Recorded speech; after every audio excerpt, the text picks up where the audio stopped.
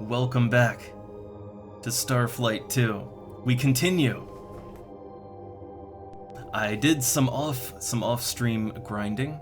We have money to work with now. The crew is much better at their jobs. They're actually functional crew members now. And we have a little bit better of a ship, but not a whole lot better. No exploration was done, only grinding us up so that we can actually have fun today. And input, I censored the screech. Also, sorry to anybody watching this in the future. Greetings from the past. I hope things are going well. I hope I hope that the mutant insects, that you're having a good time avoiding them in the ruins as you scavenge for food. But here and now, we're having a stream, there are people here, but I don't have the stream chat on the screen. For this one, I just feel like it's not really, it'd be distracting. Alright, full DOS glory here. I believe the main game is EGA. I think it's all EGA. I think the whole thing is EGA. Which is I don't play many EGA games, but this is Starflight is a very old series. So okay, let's check the bank. So you can see what I've been up to, right? I've been trading. I currently have 94,144 shinium. So the personnel, we go there. So Captain Double is still dumb as a rock. He doesn't need to be smart though. But Dr. Cedo maxed out science. Gull Input maxed out communication, so we no longer get like hideous alien noises when we talk to them. We can actually understand them now. And yeah, the original Starflight was 86, and this game basically uses like the same engine, so you're dealing with a mid-80s game here. So EGA all the way, but I think it works out. Okay, so Dr. Kilburn maxed out meds. Jay Manfield is still dead. Bug Solo though, 250 navigation. Kramer Mantis. 250 engineering. So yeah, we actually have a good functional crew now. Now let's go on over to our. Oh yeah, I bought the system scanner. I did. So we left off on the planet of the Dweenal, the weirdos, and we bought god masks from them. So I took the god masks and I brought them over to the Tandaloo Eshve, and I sold them the masks, got some good money off of it, and in exchange they sold me the system scanner. So now I have that to play around with, and that'll make exploring a lot easier.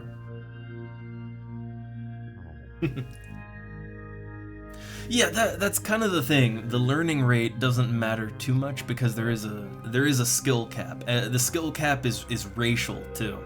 So like humans are the best scientists, and the dinos are the best communicators. Like if a human can only go up to like 200 communication, the dinos can go up to 250. And so it's kind of like the standard is 200 and the best of the best is 250. So our doctor is not min-maxed, but I don't think the doctor needs to be 250. I don't think that'll be an issue. And the plant people are just so fragile. They are just so fragile. Alright, so let's look at our ship configuration. Alright, the ISS Awesome. Now, I want to do a little thing here. So you can see I upgraded our engines, right? We're class 4. I believe we can take it to the limit now. Like, I believe we can go all the way. So, let's see, yeah. So if I sell the engines, we'll get almost 40k. To buy class 5 engines, it's 100,000 SP. But we're good for it, right? Like, yeah, we're good for that. The plant people have no endurance at all. Like they just die. They are so fragile. Like I feel like yeah, they're really good doctors, but they're kind of a liability. we don't have a you know, a plant person you know, a plant person disability you know, suit or something. We can't like put them in a power armor suit and they'll be okay. Like no, they just die. They just fold in on themselves. Like there's nothing you can do about that. I wish there was. Like I wish we could give our guys equipment or something, but it's not that kind of game. Alright, so yeah, I want to get those class 5s. It'll make exploring a lot smoother. Trading too, because we can load up more cargo. Though I don't think we have the money to worry about that. Like I don't think we can buy that much cargo. So okay. I sold my engines, which it would really suck to not have enough money to buy new ones. But okay, and let's buy the class 5. Alright, we still got 32,000. I mean, we could upgrade some other things, but like here's the thing, right? At this phase of the game, where we can't really afford, you know, we can't afford good missiles or lasers or anything like that. If we engage in combat in any form, we're just gonna get wrecked. Like we're gonna get absolutely wrecked. So at this phase of the game, it's better to just sort of worry about, you know, speed, right? Like worry about getting around and escaping. Don't worry so much about fighting back. So I'm not wasting money on like the lower tier armor and weapons and all that. That's not, it's not really gonna do you much good. Yeah, we'll be doing the standard intergalactic greeting soon enough, but not just yet. Not just yet. We've got to do more exploring, more trading, and we have to figure out how to make more money. But we also need to find, well, you know, we have to explore. Oh, also, the planet, that one planet that we evaluated, turned out it was in fact habitable. So we actually, yeah, we actually did get some money from that. I think it was like 30,000.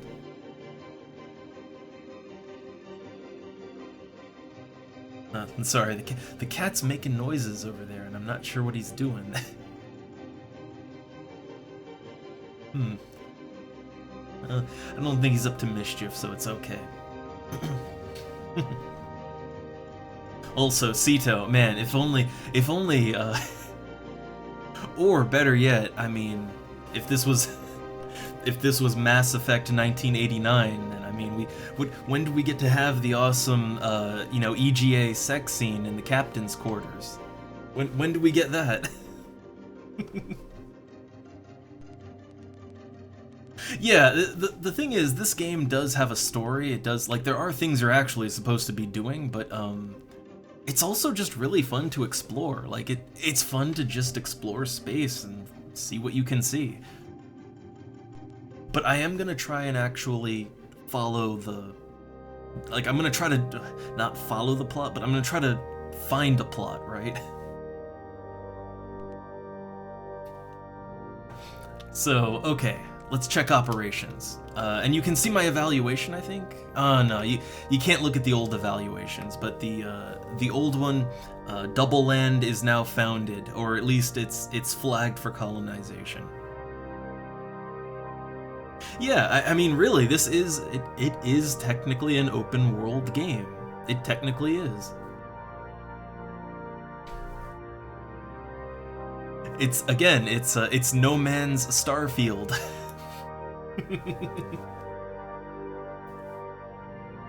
Or No Man's Starfield Dangerous. There you go. It's just everything all in one. All right, so let's check our notices. I actually haven't checked the notices in a while, so. Huh.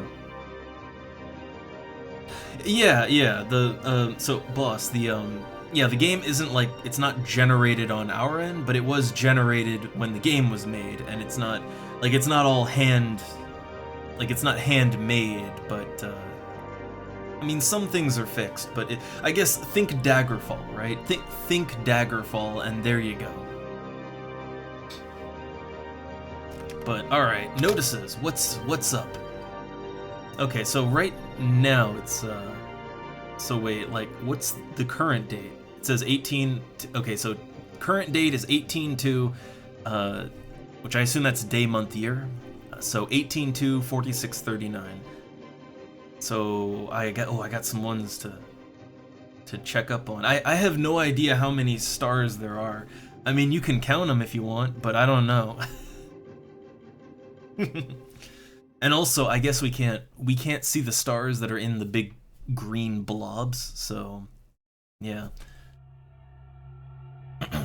Okay, so 22/01/4639. Special congratulations to Cadet Fexitutex, winner of the highly coveted Robin Williams Memorial Funny Fella Award. Oh man. Oh. Fexi is the first Veloxy to ever win this award. Oh. 23. Important. It has come to our attention that there exists in this region of space a star system in which ruins of the ancients may be found. Do they give us coordinates? We have also learned that there may be races that actually maintain a commerce in Endurium. That's the currency from the last game. You are hereby warned that disturbing the Endurium or engaging in any manner of trade involving Endurium is most strictly prohibited.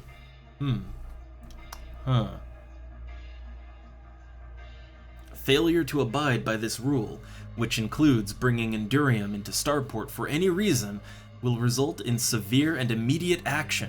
Oh man. So apparently there's some ancient ruins out there somewhere.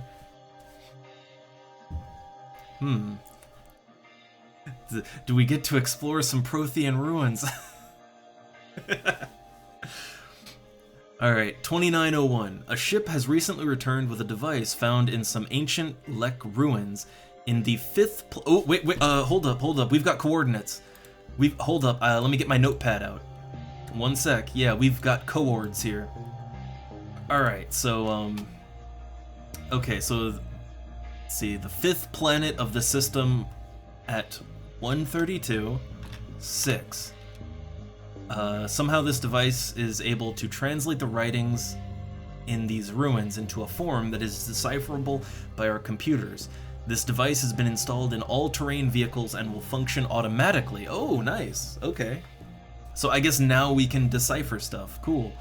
Because somebody found it. But, the 5th planet, there's supposedly some ruins. So, 5th... I'm just making a note here. 5th planet. Ruins. Okay, there we go. I just saved that. All right, but we have a potential thing to check out, I guess, right? Okay. Oh, they found the beacon.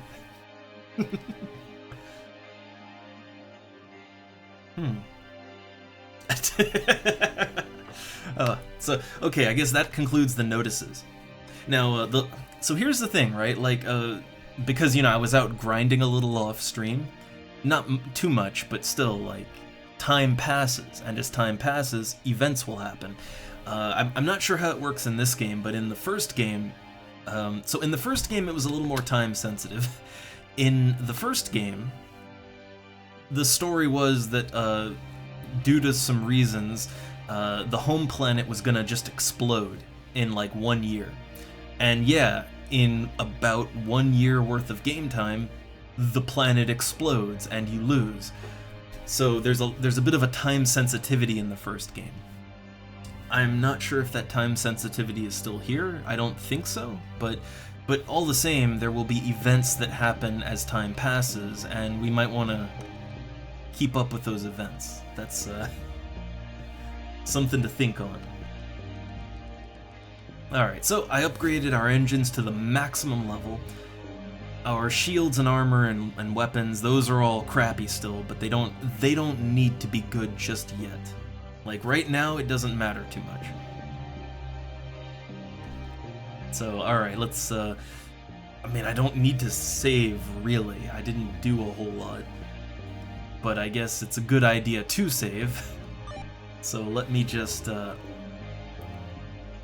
save the game real quick. So save game and resume.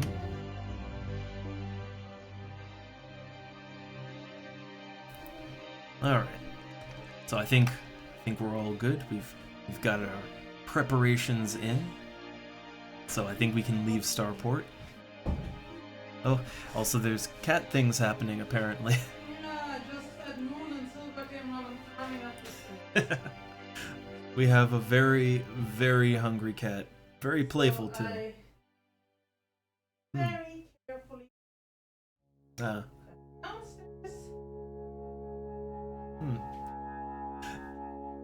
Our cats may or may not be up to mischief, so... But I think they're good for now. Alright. Okay, so all that, let's do space. So, to the docking bay.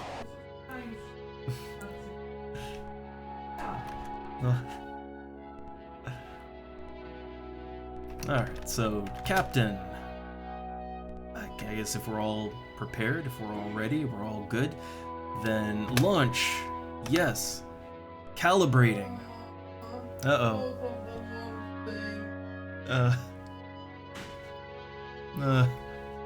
Man. Oh, the cats.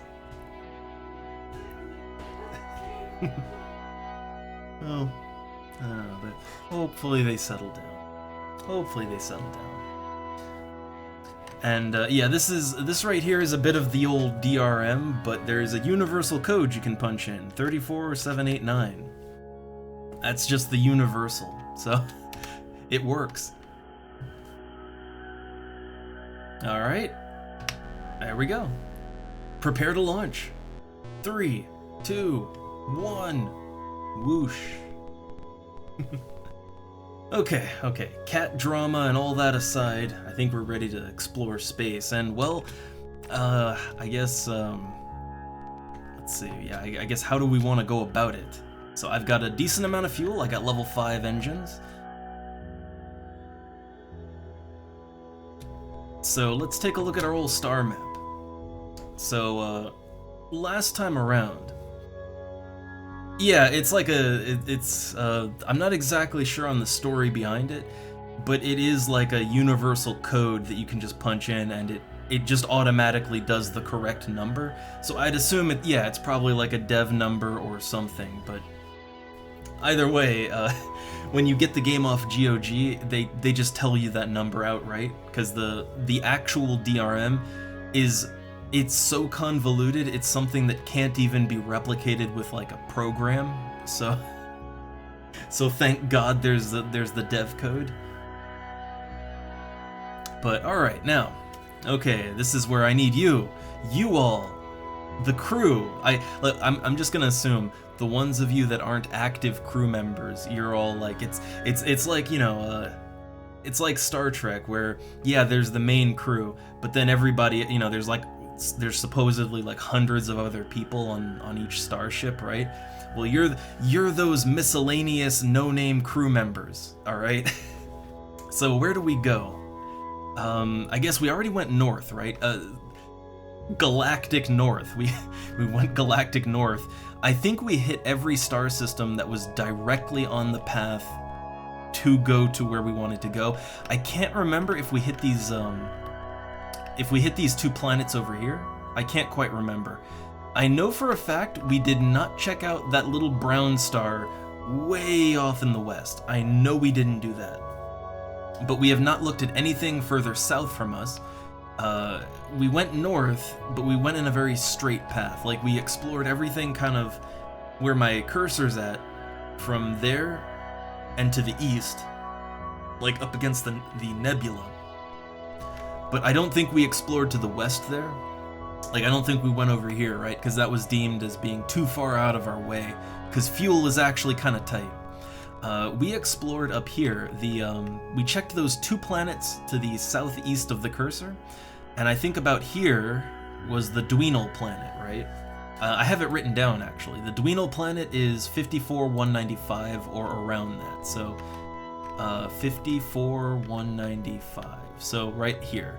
So I think we checked out everything kind of in that cluster. We didn't go any further than that. Like, we didn't, yeah, see, if you keep scrolling, there's more to the northeast, directly north. There's some planets over on the other side of the nebula, or some stars over there. So there is more to explore kind of in that northern region of space. I'm avoiding, again, we want to avoid the nebula. We don't want to go into the nebula not right now.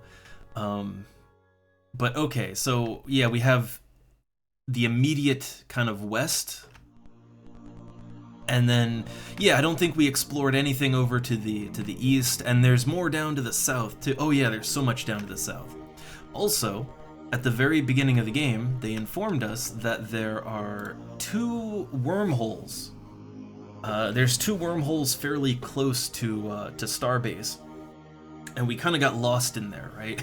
Like, we got lost really bad in there, and then we got shot down by the Spemen. So, yeah, it's dangerous in there.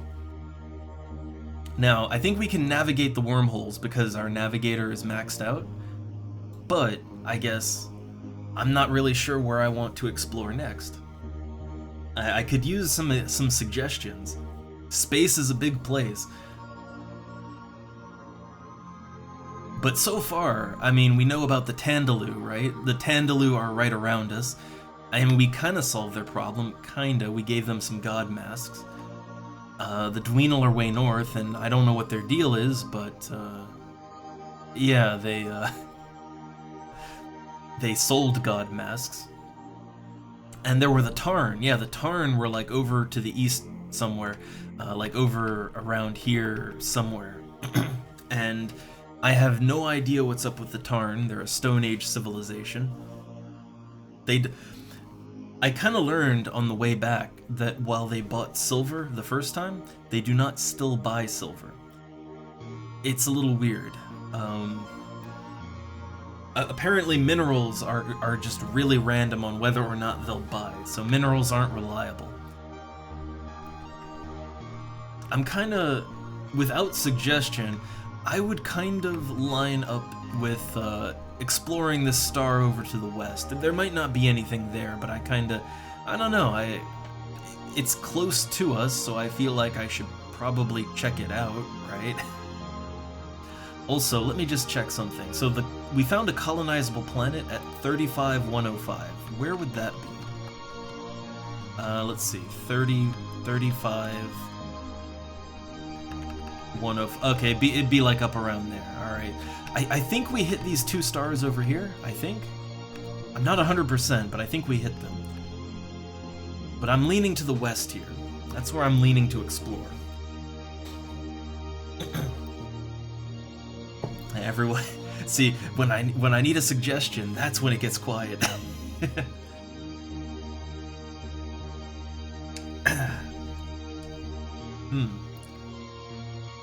Well, yeah, but part of me wants to go exploring the wormholes again, but I feel like that's probably, I mean, it's the only path the game has actually suggested to us, right? The ones near, that's up here, right? Okay, we did. Yeah, the ones we didn't do the brown one over here, right? And I guess that would sort of be the only other star in our immediate vicinity that we didn't hit. Well, I mean, I guess it's as close as the ones to the east and south, too, but, you know, it's on the corner of the map, so that feels a little more like I should check it out. I don't know.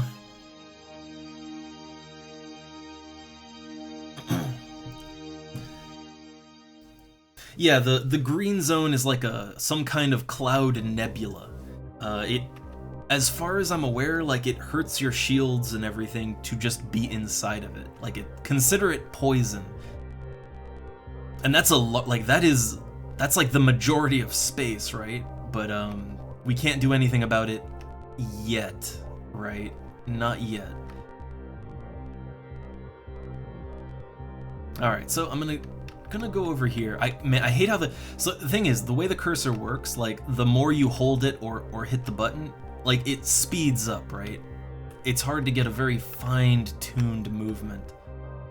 And yeah, you have to move that cursor with the arrow keys, not the mouse. There is no mouse yet. The mouse hadn't been invented yet. Or at least not commonly. People didn't use it much. Alright, so we want to go to 276, but once we check that out, I'm not really sure where we're gonna go. Open to suggestion. Alright, so this one, let me just double check where we're going. Destination is, yeah, 276. So we want to go a little higher, and straight west. So we've got better engines now, which I'm not sure it really makes me any faster, but I believe I use less energy now. Like, I think we're a little more fuel efficient, I think. Ooh, motion detected. Okay, so first off, I earned the system scanner. So this is what the system scanner does. When I hit F6, scanning. So yeah, it'll pretty much immediately show me any blips on the map as to where things are. There might be something where we're at, but we'll see.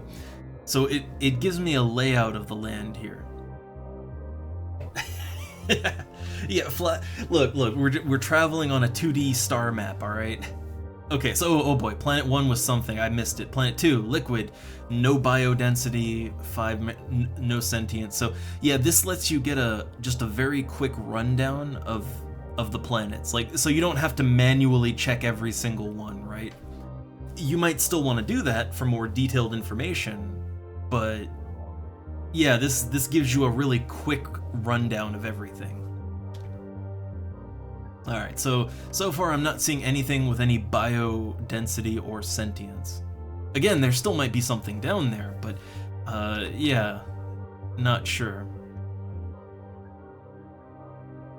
None of the planets really look like they'll have anything, but they might. Okay, and apparently there's something around here, right? Yeah, something's here. So, we're being scanned. So what is this thing? Science officer, sensors. So yeah, okay, so we're not in Tandaloo space, right? We're not in Tandaloo space. I don't think the Spemen go out this far. Like, like, what is it, right? And minerals are kind of not too useful in this game. You can still trade them and everything, but they're not, they're much harder to trade than the first game. Alright, so what is this? So the object constitutes nickel, molybdenum, and platinum. We get a quick look at what the ship is. I'm not sure what I'm looking at. Can I get an analysis? It's a vessel, it's a scout ship, 0.6 times the size of our ship. Class 1 equivalent shields. So, okay. Receiving. Oh, it is the Tandaloo. Okay. Hey, we can talk to them now. Ah, yes. Well, new disciples. Greetings and blessings of the Tandaloo Eshve. I am Commander Hum of this most hallowed vessel. You have heard of our teachings, and you have come to learn from us. Let us now begin. So, right, we can actually fully communicate with the aliens now. So, let's do that, right? Now that we can actually, like, yeah, let's be friendly. Yep, Captain Double of the Starship ISS Awesome. Peaceful mission. Ah, well, it really makes no difference one way or the other, but we were just wondering if you were friends with the other Tandaloo, the Eshvara. So we're not friends with anybody, right? Yeah, like, we're friends with no one. We don't take sides, alright? We're neutral. Ah, well, lamentation of lamentations. If only the most valuable thing were once again at the center of the universe. It is the fondest dream of every Eshve. Then we could once again perform the Thdak Brig with a sparkle on our interior surfaces. So even though I can fully understand them now, Yeah, they're still a little weird. They still, you know, communication's hard. Perhaps I shall now tell you of the Thdak Brig Ah. Is it in fact the case that you have come here to learn of the Thdak Brig Ah? Sure, why not? If you do not mind my asking, have you in the past sold god masks? Yes. Also, oh god, I already forget, are these the Eshve or the Eshvara? Oh god, I already forgot. Such is the strength of our faith in Thdak Brig Ah, that we do not require of it that it makes sense. In fact, we prefer that it does not. Huh.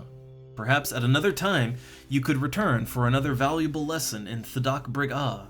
Yes, just so. I don't understand what just happened. Okay, so these are the Eshve. Okay. Which I did, I sold the god masks to them. I could have sold the god mask to either the Eshve or the Eshvara. I went with the Eshve. And really, it's just because they were closer at the time. Alright, so I guess the Tandaloo are the only ones in this system. So, I mean, the scanner said everything, but, you know, you can always go in and get a closer look if you want.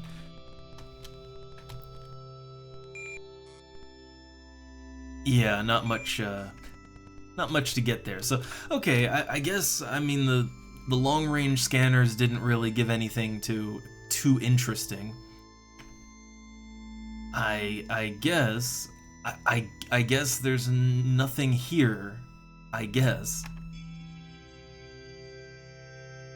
I mean, there might be, you know, there might be habitable planets or something, I don't know. Like, what's this planet look like? Well, no, wrong atmosphere. It's got water, but yeah, good mineral content. But again, minerals are very hard to trade in this game, like really hard to trade. So yeah, not quite worth it. All right, well, I guess that one's a bust. Alright, so where to next? We have a decent amount of fuel, we got money. But you know, fuel and money both, like they'll go real fast as we explore, so... Yeah, the atmosphere not quite settleable there.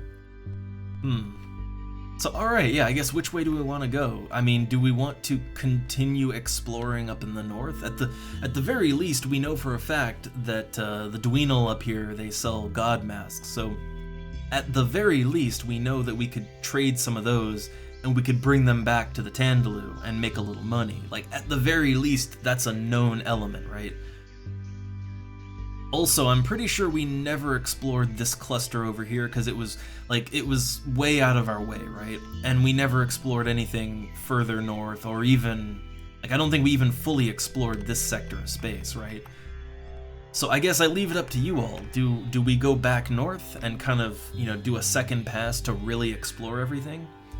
Or, see, there's a blip at about 20 something. Let's see, so 20, like, further south or north? It's like this is about 20, and then I mean, like oh, there's like a, I mean, there's like a lone one like right out here at 2041.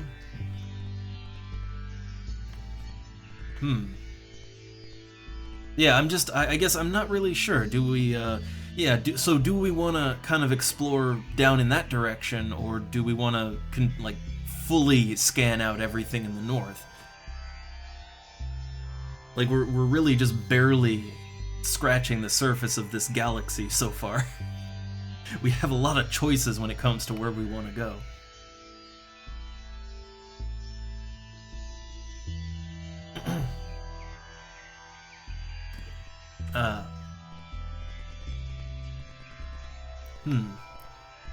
I mean, how many planets are down here to the south? I mean, there's not that many outside of nebulas and stuff. So I guess it wouldn't be too hard to explore everything down in the southwest corner. Okay, well, again, without further suggestion, I don't know. Like I guess yeah, we could just kind of fully explore our corner of space. So 2041, and then we'll work our way down to the southwest. But 2041. I just need some baseline to start with here. Also, we gotta be careful not to accidentally run into wormholes, because our navigator is good now. But, you know, space is big, and I don't want to get lost in it. Okay, there's motion detected. I'm very cautious about motion in space, because it might be like the Spemen or something. Alright. Scanning! Planet 1. Okay, when they say Planet 1, I assume we're working from the inside out. So it's molten, low mineral density, nothing of note. Planet 2, molten, 100... Okay, so Planet 2 has 100 mineral density, that's real good. I'd have to check and see what the minerals are. Gold is still worth something. Like, gold, if you see that, go for it. Because that's bought fairly well. Okay, so Planet 2, remember that one. Planet 3 is just molten, no minerals. Molten. A gas giant. Okay, and there's some motion going on. Yeah, there's motion over here. Before I check that out, yeah, what is the actual mineral composition of this planet over here? Like, we know, yeah, it's a molten planet, but what's actually down there? Okay, cobalt, silver, and tin. Silver's not terrible, but my experience so far is that gold is really the... If it's gonna sell, it's gonna be gold. That's the thing, there could always be more, but right now there's no evidence of anything more, right? And we have a lot of places to check out, so... Alright, so I'm trying to get a scan on, like... Yeah, there's a ship here somewhere. And I'm really curious to see what that ship is exactly. So we're... Okay. What do we got? Okay, science officer. Sensors. What do we got? Friend or foe? Is it the Tandaloo? Is it Tandaloo? That looks... Yeah, that looks like another... It's the exact same design, right? Like, that's gonna be a Tandaloo ship. I'd assume. Yeah, yeah. Ah, yes. Mysterious signs and ambiguous portents have foretold of your arrival. Nothing you can do or say can surprise us, for we are the Tandaloo Eshvara, and our wisdom is the wisdom of Thdak Brigah, so the Eshvara. I do want to try... Like, I want to try and get something out of them. Alright, take our advice, shun and despise the Eshve. They twist the truth with malevolent perversion, and will attempt to sell you their false religion. Okay, can we question them about, I mean, how about other beings, or the past? I don't think we asked about that before. Exactly 16,407 flowerings ago, or 800 of your years, our sun brothers, the Loar, came to this most holy region of space in order to learn from us the way of the divine ceremony. Yes. Oh wait, do not be afraid. I thought there was more. Okay, so, okay, we learned that the Loar came, right? Have you ever destroyed any ships of the, no. No, I have not. Oh, experiments. Hey there. Welcome to space.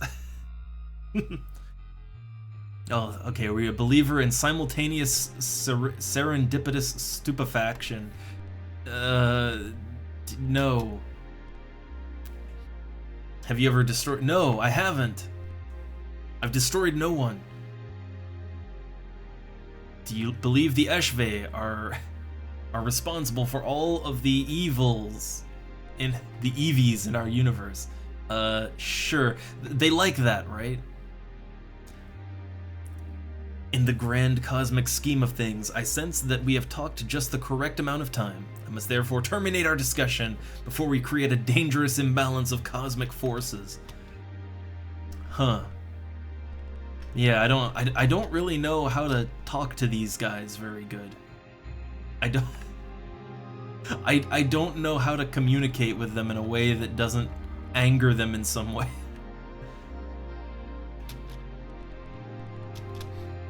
Alright, so I guess we're still technically in Tandaloo space then, right? I'm not really sure where Tandaloo space ends. They seem to have quite a few stars. Alright, so there wasn't really anything terribly of note in that system. I guess the main thing to make note of would be that there were some planets with good mineral contents, right? So if you need certain minerals, so minerals are used to repair your ship. Yeah, if you need repair materials, then I guess there you go. But otherwise, not really anything there. Yeah, that's I need to end more conversations like that. Yeah, oh, look there, we've talked for just the correct amount of time. Gonna have to cut you off. Alright, so let's go to 425. So there's two stars there that look a little bit promising.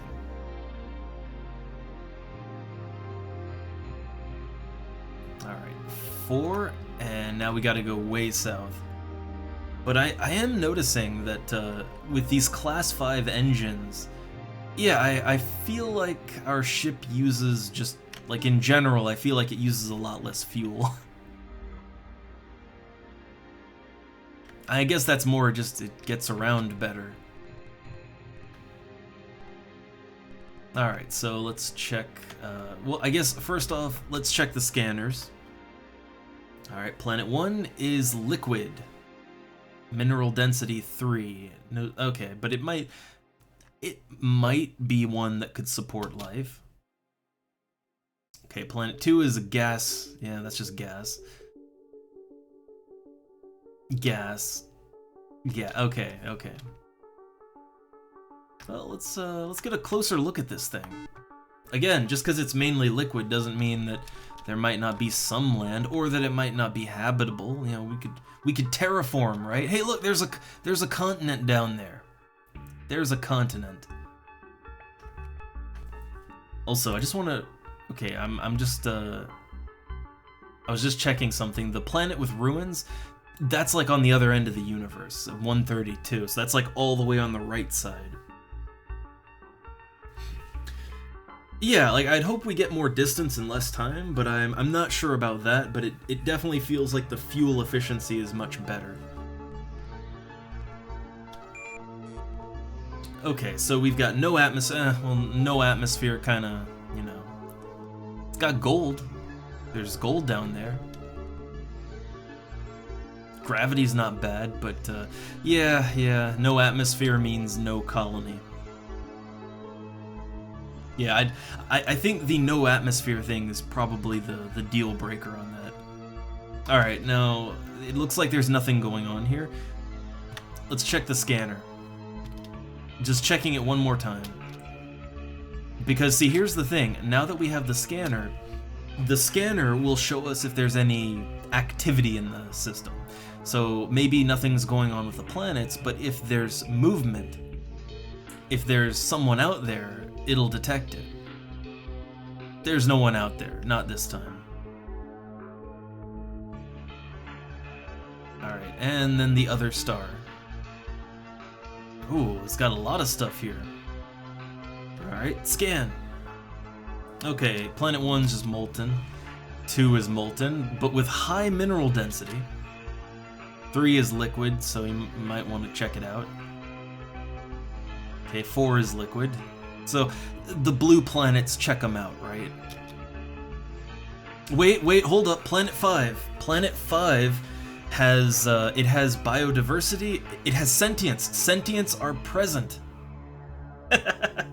Oh no, God.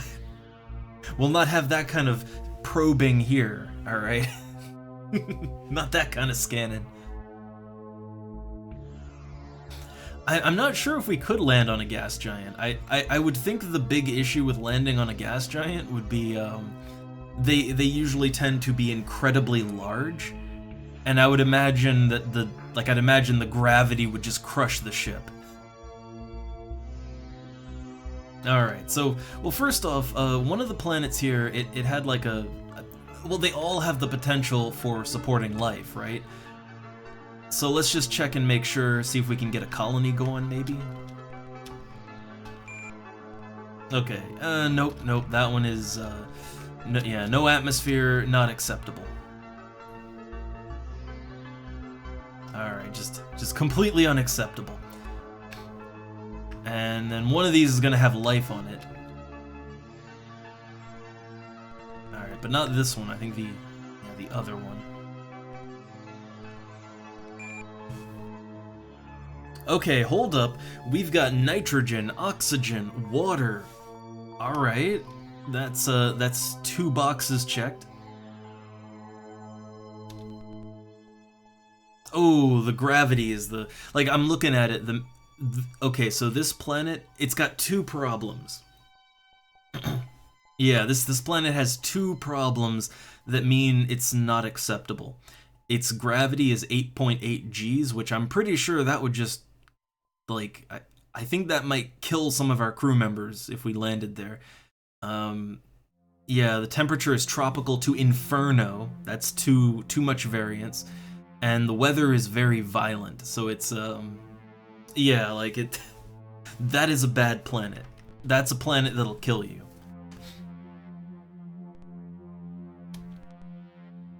Alright, but one of the planets had good minerals, right? It was it the second molten one, I think? I can do a quick scan.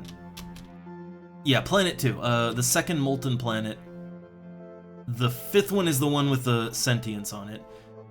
Which that would be, I'm counting the rings. 1, 2, 3, 4, 5. Yeah, that'd be the one kind of on the northeast. The blue one on the northeast. Okay, but this planet right here, it's got the good minerals, right? So let's check that out. Oh no, we need some L-core. Alright, so they've got iron, platinum, and silicon. Honestly, the iron and platinum might be worth it, but gold is the one I'd really be looking for. So, nah, no dice on that. Alright, let's check out this planet. What do we got here?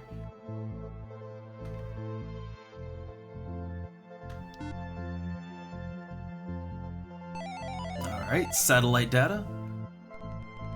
Okay, so who's down here exactly? Oh, we need, yep, sensors. Sensor report. So, standard planet. Analysis. Well, culture, that's the main thing.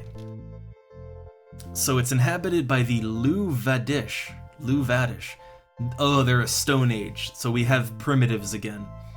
So Stone Age society, sparse population, depressed economy, they bargain a little. So they are a supremely arrogant race of tall, broad-winged, furry scavengers. Appearance is all important to the Lu-Vadish, and they adorn themselves in elaborate fashion. Man, they're very, fashionable cavemen. So they will sell jeweled Xiao Xingtays. Jeweled Xiao Xingtays. And delightful fungus chews. Hey! We heard about those in Starport, right?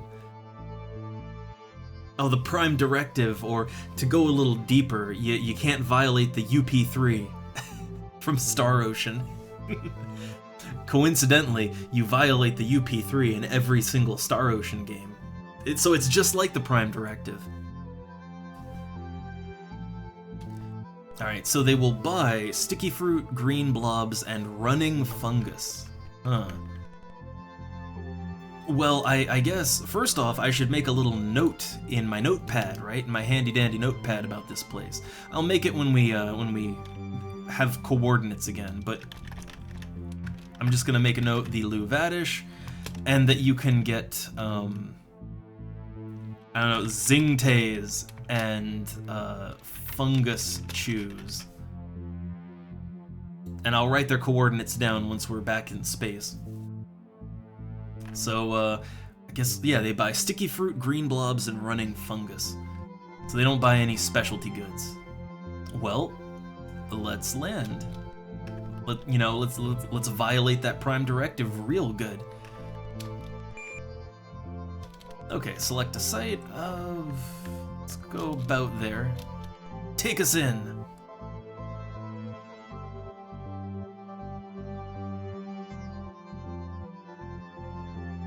Oh, I love that 3D view every time. Okay, safe landing. Disembark. Get to the Mako tank. Oh, I'm just surrounded. Let me just maneuver away from that. And let's take a look at what's going on. A tall, willowy, two-legged creature, vaguely humanoid in shape. Its two slender legs bend in the reverse direction of a human's, and supports a small body with bulbous upturned insect-like abdomen. It has long human-looking arms and a noseless humanoid face. Its body is covered with a fine downy fur, dark blue-gray in color. The creature seems to be an herbivore, and it is obviously capable of hopping at great speeds on its long legs. So nightmare fuel is what it is. Gotcha. What's this? Is that a sticky fruit? Yeah, okay, yeah, it's a sticky plant. We've encountered that before. Planets have some of them have the same stuff. Now, what's that? A human-sized creature resembling a huge three-legged starfish, with all of its legs pointing downwards, ringing the rounded top of the creature is a circle of flexible eye stalks. This creature is bioluminescent and glows a soft bluish white. When it moves, it spins like a top on its three legs. Nightly, these creatures can be seen to congregate and perform complex dances, weaving and spinning around each other. Well, so what is this exactly? It's a glowing spinner. And what are these guys? Humanoid hoppers. Can I just scoop the glowing spinner up? Okay. I figure, while we're here, let's just abduct some of the native wildlife.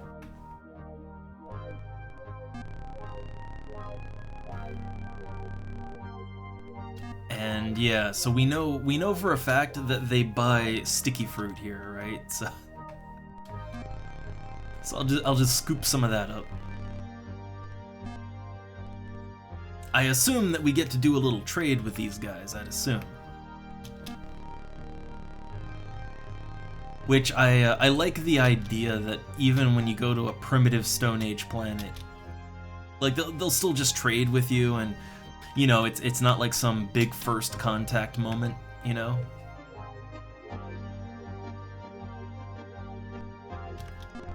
All right, so I'm not seeing any primitives around here. All right, let's check the map again. Yeah, I'm not seeing any any settlements, right? No villages, or not even any of the aliens just kind of moving around. Not a lot going on down here, but there are people, right? Like there's supposed to be sentient life down here.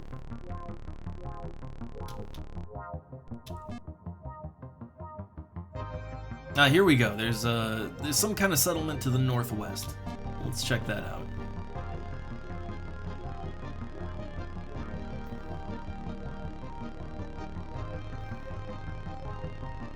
Okay, there's 3 little cave dwellings, but none of those will be, they won't sell anything. They're not trade posts. Alright, well, I'm just collecting sticky fruit. Because, hey, look, again, space is big, and we're gonna use a lot of our fuel to get around. So, buying more fuel is a good idea. Now, what the hell is that thing? An irregularly shaped, spongy fungoid lifeform with numerous branching leg appendages. It has a yellow and green, wart-covered surface and several feathery antennae. The creature seems to stand very still, then suddenly scurry in some direction. It moves with surprising speed, then stops suddenly. When they are in the same area, it can be seen that they are synchronized in their starting and stopping. So is that a... what is that exactly? Running fungus! Hey, we need that! Yeah, they buy running fungus here, too. Man, I love all the weird-ass life forms that we just scoop up into our cargo hold.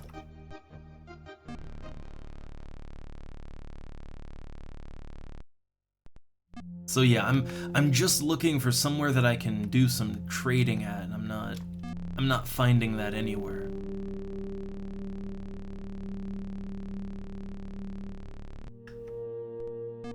So every time it says scanning new terrain, there might be oh, here we go. There is a trade post directly to the northeast. I hope we have enough fuel to get there and get back. I hope.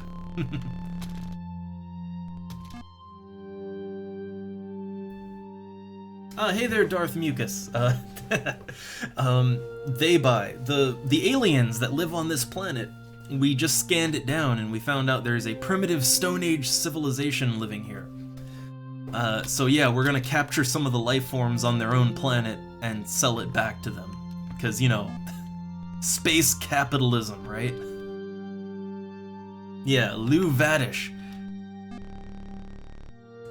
We haven't actually seen them yet, so we don't even know what they look like, but, oh wait, hey, I think that's some of them right now, right? Yeah, some Lou Vadish on foot. Little squiggly lines.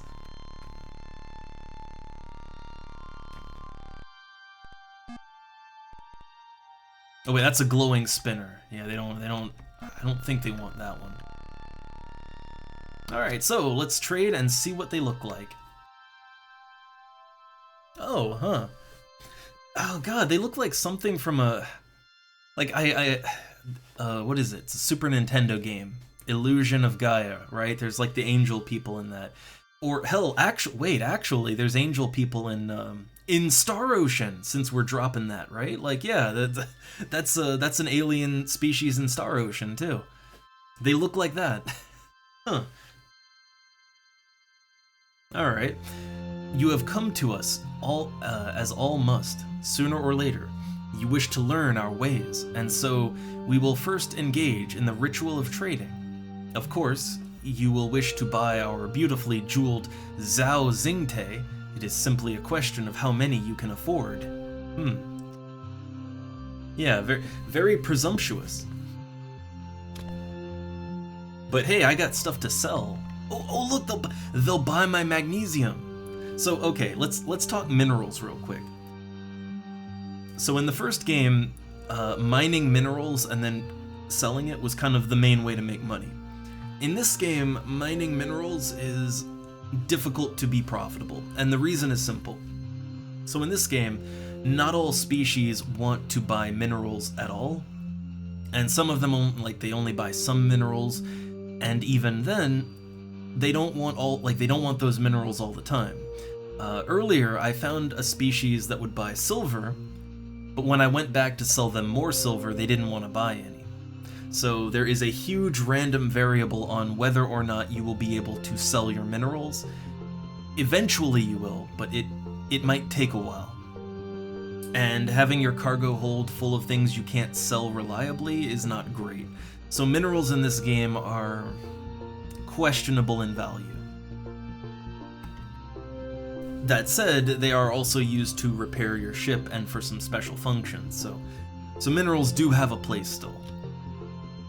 Alright, so we're selling the magnesium.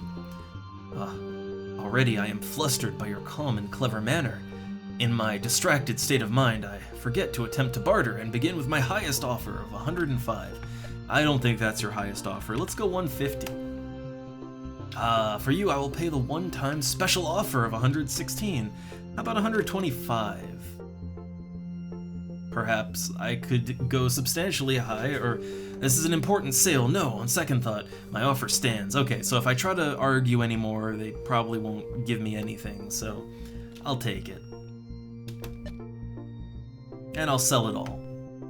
Alright, nice. A little extra cash. Now, here's the big ticket items. So, running fungus. Okay, 697. I think better. How about like 770? 753. That's good. Let's squeeze a little bit more. 760. Okay, see, there you go, haggling.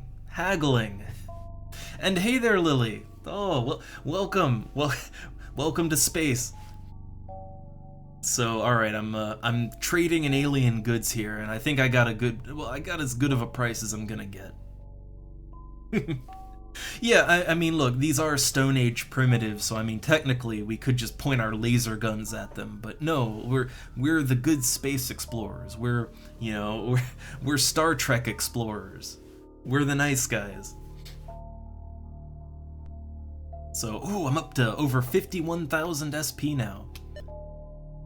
All right, and I have some sticky fruit to sell. So, how about 350? How about that? Agreed. Okay. Well, yeah, which Star Trek? I guess if it's modern Star Trek, then, I mean, yeah, you just be blowing everybody up, right? Alright, so what can we buy here? Well, we can buy fuel for our spaceship. So the reason, I've said it before, but the reason why they have spaceship fuel is shinium is just some kind of raw material that just exists in this sector of space. So, it makes sense that primitives might have shinium. Like, they don't know what it is, but they have it, right? Alright, so they have standard goods, gems, and geoforms. Specialty items, so jeweled Zhao Xingtays. I am sure someone wants to buy that. I'm sure. Huh. So that's what it looks like. Huh. I don't know what it is. Is that some kind of space bong? Alright, let's give a counter offer and see if we can go a little lower than that. How about 800? 964. Oh look, I cannot agree. You must think of my poor starving offspring. How about 950? How about that? Okay. That works. Yeah, it's man, there's some weird objects in this game that I'm like, is that a plumbus? Like that's happened more than once in this game. Alright, so I'm trying to get one. I'm just gonna buy one, and it's just in case someone wants to buy it, right? Alright, how about delightful fungus chews? So you just kind of put that in your mouth and chew on it then. Huh. Alright, 1,287? About 1,100. Okay, they're still fighting me on this. 1,170. Okay. See, look, I try to make the hot deals wherever I can. Man, it is so hard to not trade in huge amounts. Like, the number just goes crazy. Alright, and while we're here, since exploring space consumes a lot of fuel, let's buy like 10 units of shinium. Like, just enough so that our ship isn't, like, enough so that we can explore to our heart's content. I'd like to have 40k at least. So, I guess I could buy up to like 10k worth of fuel. Do about that, 18.5 units. I know they are. I can only assume that that there is nothing like a prime directive in this universe, so I assume that all the aliens in this sector just casually visit these guys anyway. Yeah, shinium is fuel. It's also just it's just sort of like a raw resource, so it makes sense that primitives might have it. But yeah, shinium is our fuel source. It's also our money too. Like shinium pennies is the currency in the game. So it's both fuel and money at the same time. I mean that part does kind of make sense though, right? Like it's an incredibly valuable resource. So I guess it makes sense that people would also trade in it too, right? Alright, so our little Land Rover here is almost out of fuel. So I'm just gonna... yeah, I'm trying to get back to our ship. There's a lot of goodies to pick up here, but I really just want to get back to the ship. Because if we run out of fuel, then we have to get out of the Land Rover and we have to manually walk back to the ship. And that's just asking for someone to die, right? Alright, so we did some good trade, we got some rare resources. I guess we're done on this planet for right now. It was a good find though, very good find. I'm gonna make a note in my little notepad document that we found this, once we leave the system. So, if we're all good, then prepare to launch, buckle up. Preparing. 3, 2, 1. Whoosh. 3D graphics. Unfortunately, no. You can only colonize. You can only flag a planet for colonization if it has no people on it. We're not that kind of colonizers. All right. We're not those kinds of explorers. You know, we're not trading in the special blankets or anything. Alright, so this one, I guess, well, we know that there's people down there and that we can trade with them. Take us out. Alright. Is there anything else, I guess, there was no movement in the sector, right? So, take us on out to the star map. So let's make a note of this place. The interstellar coordinates are 124. So let me just write that down. So 124. 124. Okay, and that's the Lu Vadish. And they trade in Zingtays and Fungus Chews. Oh no, the funny thing is, they do actually let you, if you want to. You can literally just, when you're out on the Land Rover, you can totally shoot your weapons at the primitives. Like, you can totally zap them and mow them down if you want to. It's not really productive to do so, but you can if you want to. I just wish they would let you, I wish they'd let you stun them, and then scoop the primitives up into your cargo hold, and kinda, I don't know, try to make some sort of sentient alien zoo, right? I wish they'd let you do that, but it's not that kind of game. Alright, so where do we want to go next? I think we've kind of explored this little corner of space that we have. Our home base is back in, back in this cluster over here. We have explored all the way up to the north, past the nebula. We didn't check this cluster out here. We kind of skipped this one over. And we have not explored anything, this is about as far as we went. We didn't go over here, and we didn't explore anything further north, east, or west of the cursor. So we still have that whole region of space. And I guess we haven't explored further east than the cursor right here. We've kind of just been sticking to the very west side of the map. But the map is, well, Yeah, look, the map is very, very large. So yeah, this is the east side of the map. And look, there's a whole thing over here. There's a glowy thing here, but I forget what it is exactly. Oh, yeah. Oh, okay. 1 sec. All right, the cat apparently okay, we have no cat food upstairs, so I gotta go feed her real quick. But I guess while I'm doing that, I could use some suggestions of where we go next. what direction do we explore in?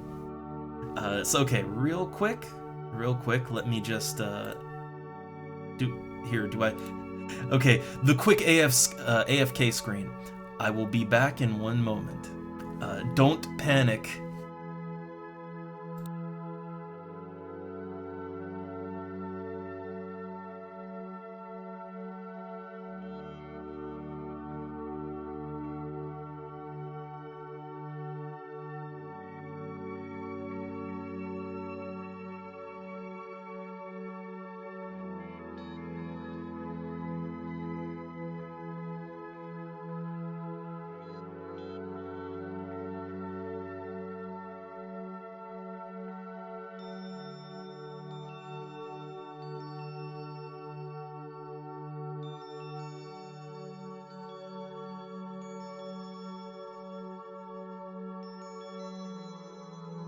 Alright, I'm back.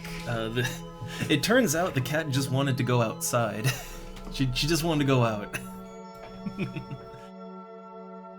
Alright, so, okay, getting back in here. Getting back in. Alright, so we got suggestions here. Let's see. So we got some for the east. I mean, you know, the big direction.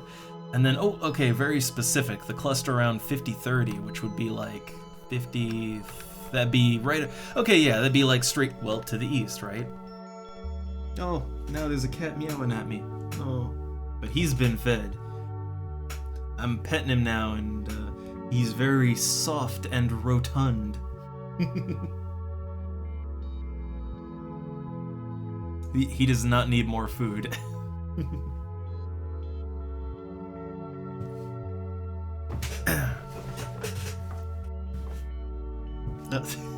Oh, I'm hoping he's gonna calm down. He's got that food frenzy. He's just sitting here staring at me and giving me the odd meow. But I'm hoping he'll just kind of calm down, and because I can't keep feeding him, he'll get fat. All right, well I think we're good for now. Oh! Now he's on the table. Oh. Now I have a big cat on my table. Oh, he is incredibly hungry lately. Okay, well he's currently just camping out. He's camping out on the desk.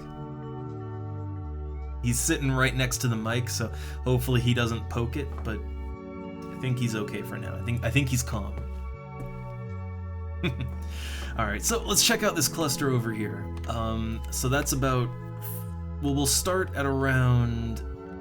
I guess the first one, right? We'll start from the northwest corner and work our way over. Or maybe we'll kind of go around and then hit the middle at the end. Alright, so 5133, we'll start with that one. 5133.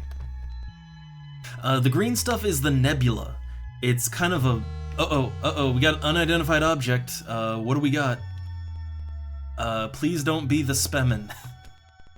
Science officer, scan him. Scan him down. Please just be the Tandaloo. Oh, what is that? I'm honestly not sure what that is exactly.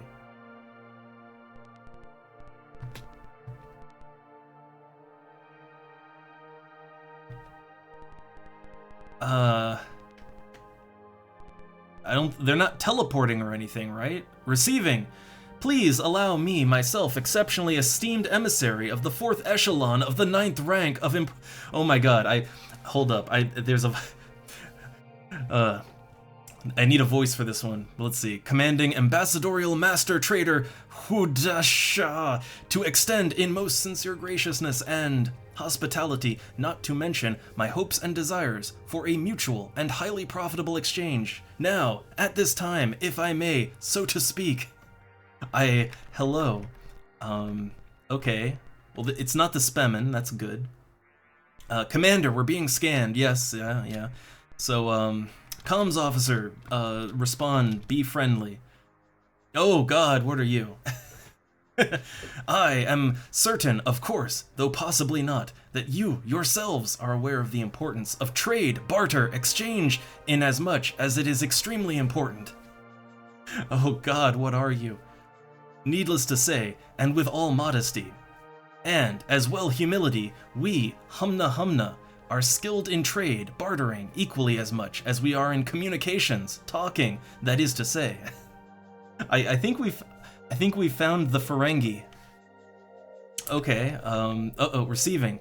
Perhaps at this time it might be advisable, and I might add prudent, to inquire as to the nature of the relationship, such as there may be, if I might ask, between yourself, persons, and the odious and decidedly scurrilous Spemen creature blobs.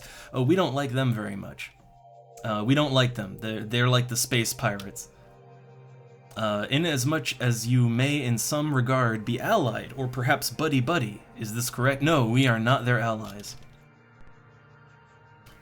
They are not friends.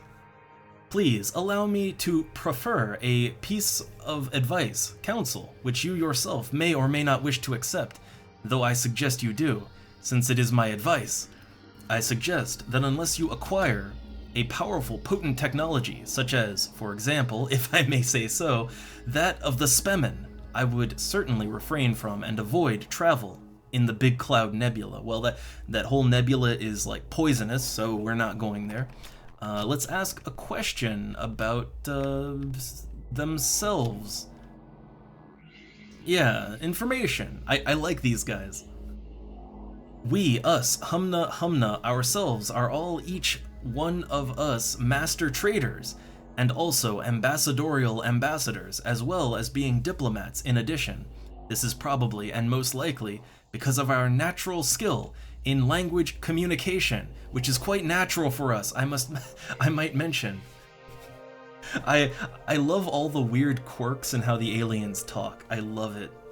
They each have their own unique thing. Okay, it might be suggested that as further demonstration of goodwill on your part, of say 17 shinium, or 17 units of shinium, might considerably facilitate discussion. Now see, they're kind of extorting me a little bit here. They're kind of extorting me, and I don't really have that much shinium. But I mean, I don't know. They don't seem, I don't know, like they're not. I guess I could, right?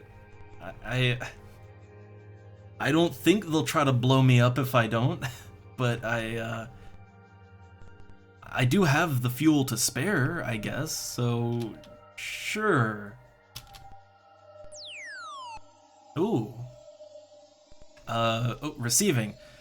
As for ourselves, I must say we Humna are not, as a general rule, impressed by obsequious kowtowing, which is unbecoming to a civilized race, I might point out. A friendly attitude is undoubtedly the most appropriate of attitudes in circumstances, needless to say. Okay, well, can I ask another question? Okay, now so they seem to want more. They seem to want even more shinium to continue to facilitate discussion. Yeah, I think no. No. Very well. Okay. Receiving. We Humna ourselves happen to know, it so happens, quite a bit about the past, I might add. This information data might possibly potentially be of some use to you yourselves if you should just happen, coincidentally, to be interested in things such as the Loar or Lek. Oh, the Lek, that was mentioned back in Starbase. Well, I need to ask them about the past then. Yeah.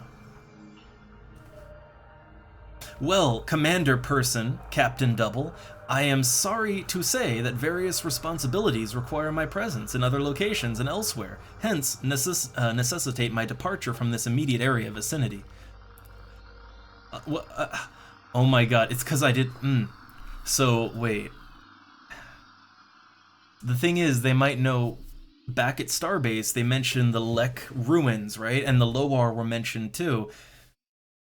Like, that feels like something that we might need to look into, right? Yeah, that feels like something we might want to look into, but apparently they might know something about it, but you gotta pay them. You have to pay them for information. I see how it is. So, like, because I wouldn't pay them, they just shut up and left. I'm not sure how I feel about these humna humna. I'm not really quite sure. I mean, I guess they don't attack us, right? So that's a plus. Also, cat just running across the keyboard again.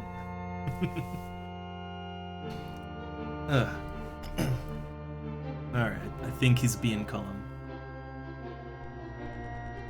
But yeah, and yeah, I guess literally they were blowing hot air, because...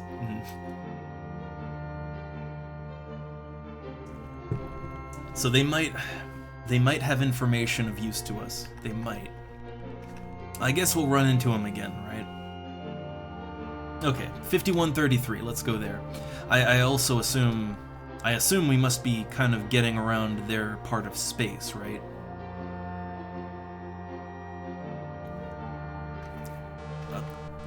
Is this them again? No, it's, yeah, so... Yeah, it's the Tandaloo. We don't need to deal with the Tandaloo. Tandaloo, not our problem. Alright, we're passing... Hey, look, yeah, here's the nebula. Real quick, I could save our game, and, I mean, like, let's see what happens if we go close to the nebula, right? So, save game. Alright, so yeah, let's test out that nebula. I mean, I don't know, I'm not, seems okay. But we can't really see anything. Yeah, like we can't really see anything in the nebula, so it doesn't really do us any good to go into it right now. I think we can fix that later on, but right now, no, we can't. Alright, well I guess now we're down here, so we're a little closer to 5229. So let's get up on the right y-axis here. Man, exploring this game and just seeing all the weirdo aliens, honestly, it's half the fun. What is this now? Wait, was there literally nothing there? Yeah, there's a star. But it looks like there's nothing other than a star here. Long-range scanners! Come on, long-range scanners. You gotta have me covered here. No. There's literally nothing in this system other than a star. Huh. Okay. Well, that's weird. Okay, this one has something. Let's check it out. Planet 1, predominantly molten. Also molten, Planet 2. Yeah, molten planets. What about that fourth one? It's got a 98 mineral density. It's not bad. And the last planet's frozen. And there's no movement in this system. So let's check out this one here. So we're always on the lookout for habitable planets. This could be one, right? It could be. I mean, it looks promising. No, I don't want to go back to the star map. I want to... Yeah, science officer, sensors. Okay, so we've got nitrogen, oxygen, but chlorine compound hydrosphere. So, yeah, we need nitrogen, oxygen, and then water in the hydrosphere. Anything else is, it's not even worth looking at the other planet stats. So I don't think there's anything of particular use in this system to us. If there is, and there very well could be more here, it would be something we have to come back with better tools later, you know? Uh-oh. What do we got?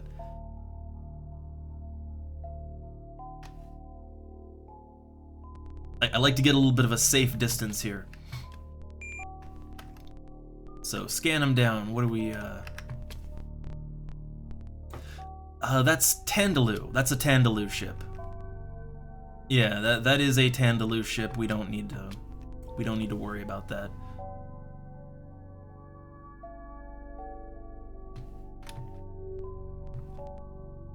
Okay, so we've hit the planet to the south, or the system to the south, one here. So let's go east and then south again.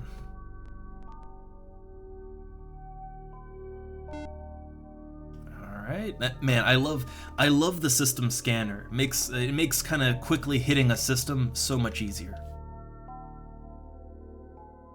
Alright, so planet 1 is just liquid 20. I mean, you still might want to check it out. Planet 2 is a rock. Okay. And I think all the rest are, yeah, you have a gas giant, and then the rest are just frozen planets with nothing really on them. Yeah, frozen planets never really gonna give you anything. So let's check this liquid planet, because it looks really close to the sun, but it might be worth it. Alright, so bridge, science, report. Oh, hold up. We might have a good one here. Nitrogen, oxygen, water. Lithosphere doesn't matter so much. Analysis.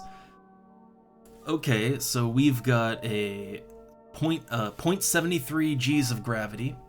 That's acceptable. Very thin atmosphere, but still, it has an atmosphere. It's temperate to searing temperature, that's acceptable, and the weather is calm. This is actually an acceptable planet, so... Alright, we can mark this one for colonization. So what's the name of this one gonna be?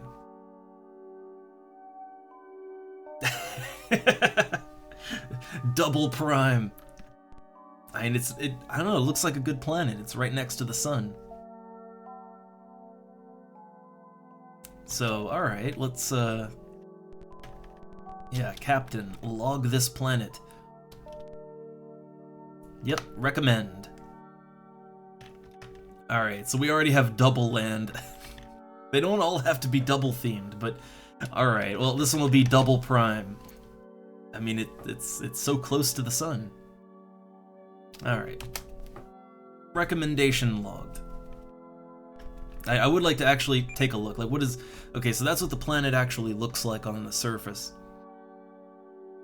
So it is mostly liquid, but it does have continents. It looks like... I mean, that might be the remains of, like, a volcano. Some kind of super volcano. I don't know. There's, like, one high point, and it looks like... yeah, that could be one big mountain or volcano, right?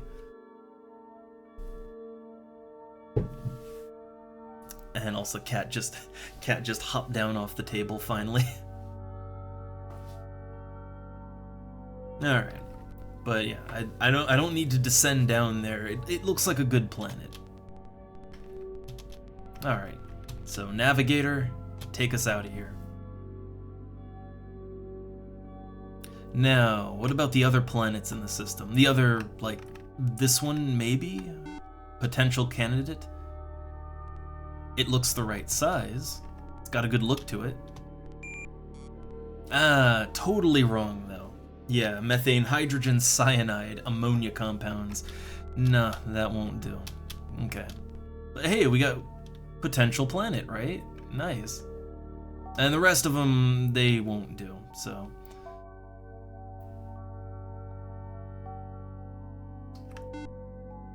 Alright, now this is a very simple system right here. So, first planet is molten, not much going on. And the second planet is gas. So, if there's nothing on that molten planet, then... Nothing really to see here. Yes, our navigator is Bug Solo. Yeah, he's a bug man. That's the thing. Our navigator is some kind of, insect alien, and he's our navigator, so he's Bug Solo. and then Krantix, that's Kramer Mantis, because he's also a bug man.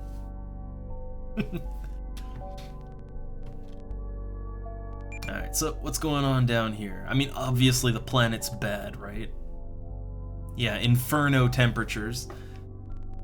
Like, whatever minerals are down there, it's not really worth it to go down, right? Like, it's never worth it to go down to a goddamn lava planet, right? Alright, and what else we got? There's one more planet. Yeah, there's one more planet we might want to check out, or one more system. And that is to the east and then a little bit south. Did we overshoot it? No, we undershot it. There we go. Yeah, we have a very diverse crew here.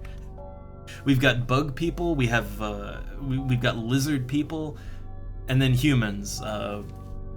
We don't have any robots or plant people, though. If it was really diverse, we'd have plant men.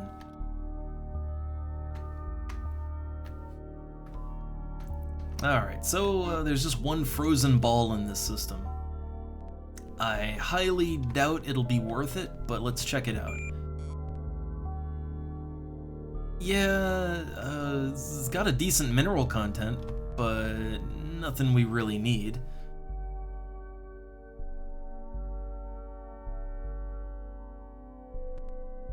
Well, I guess, first off, where to next, and then also we should save.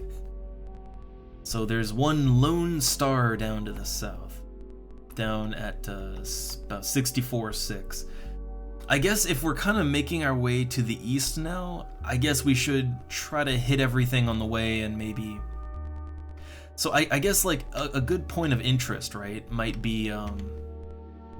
So let's say we swing down here, right? We swing down here, and then we go straight east to this cluster over here. And then we start making our way back to Starbase, right? Like we kind of go northwest, making our way back home to, refuel, or not refuel, but to just resupply, because the Tandaloo are there too. They're easy trade partners.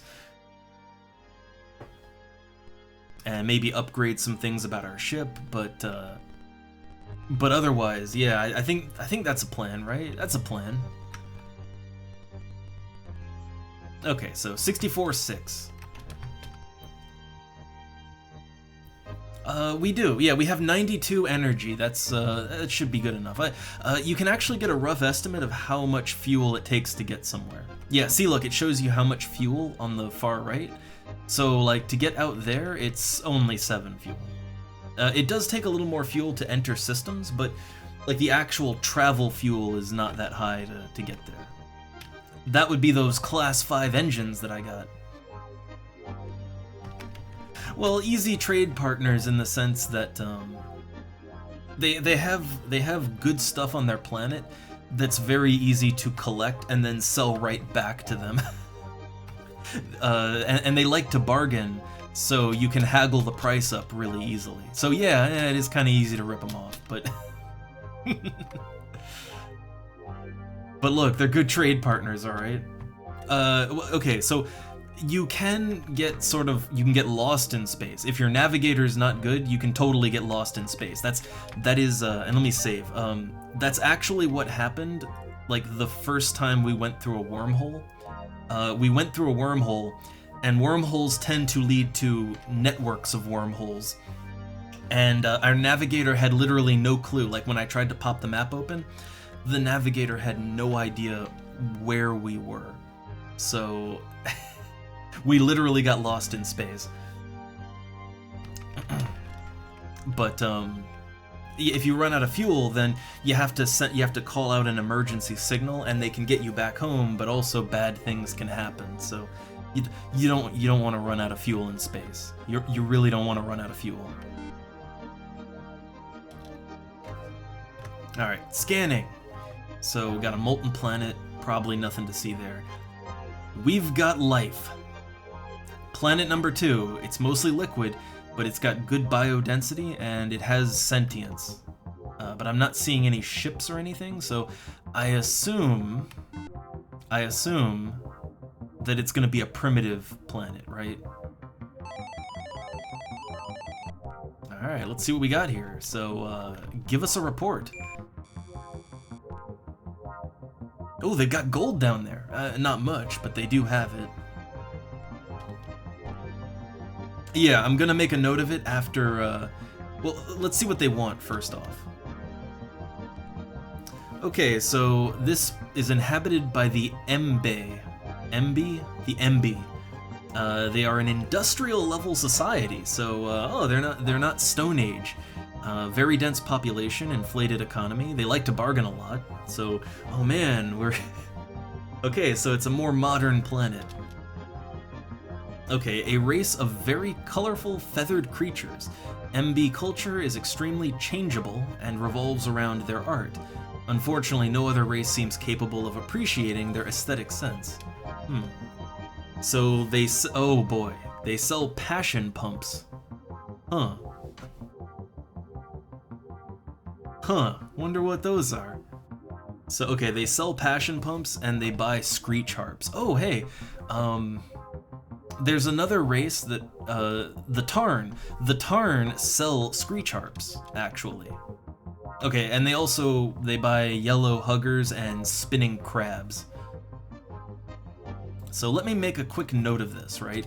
So the MB, yeah, they buy, so yeah, they buy, or they sell passion pumps, and they buy screech harps.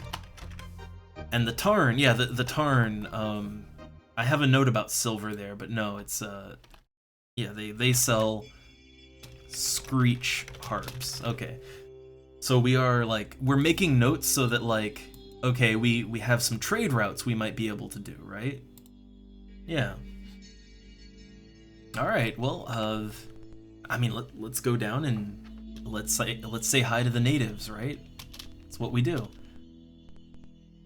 So, land us down there. I don't know, somewhere along the coastline, right? Take us in. So, a nice industrial age society.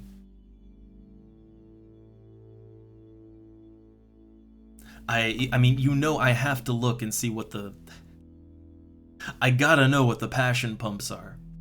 But also, yellow huggers and spinning crabs. Keep an eye out for those, because, yeah, if we see them, we scoop them up. Because we can make a little profit here. No, the universe is, there is procedural stuff, but that's procedural when the game was made.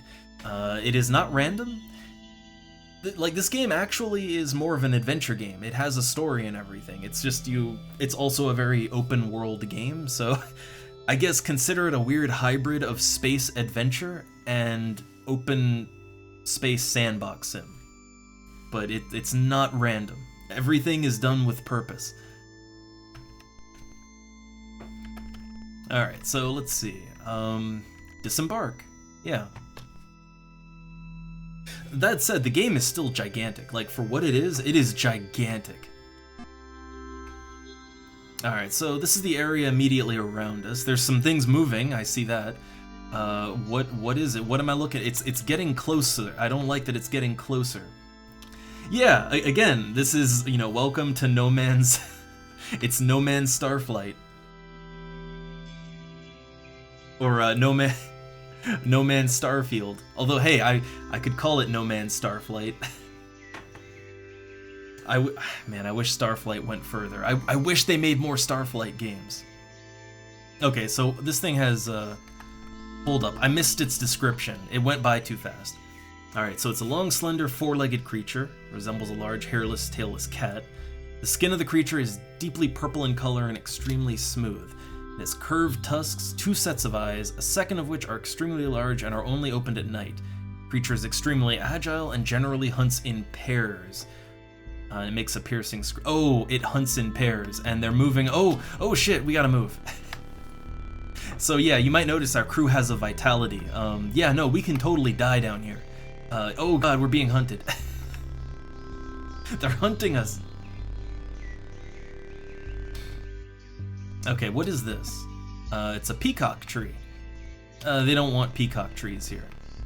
Yeah, yeah, man, so there's hostile predatory life forms down here. And hey, look, that is a vehicle right there. Yeah, so that's some MB. That means there's probably a town nearby, right? Why, yes, there is. There is an MB town to the northwest. Let's check that out. But like, man, your planet's full of like predatory creatures. Oh, look at that! They got little, yeah, look, little houses, little houses. The orange dot there, that means there's a trade post there too. All right, let's talk to him. Ooh, so that is what an MB looks like. They are really colorful.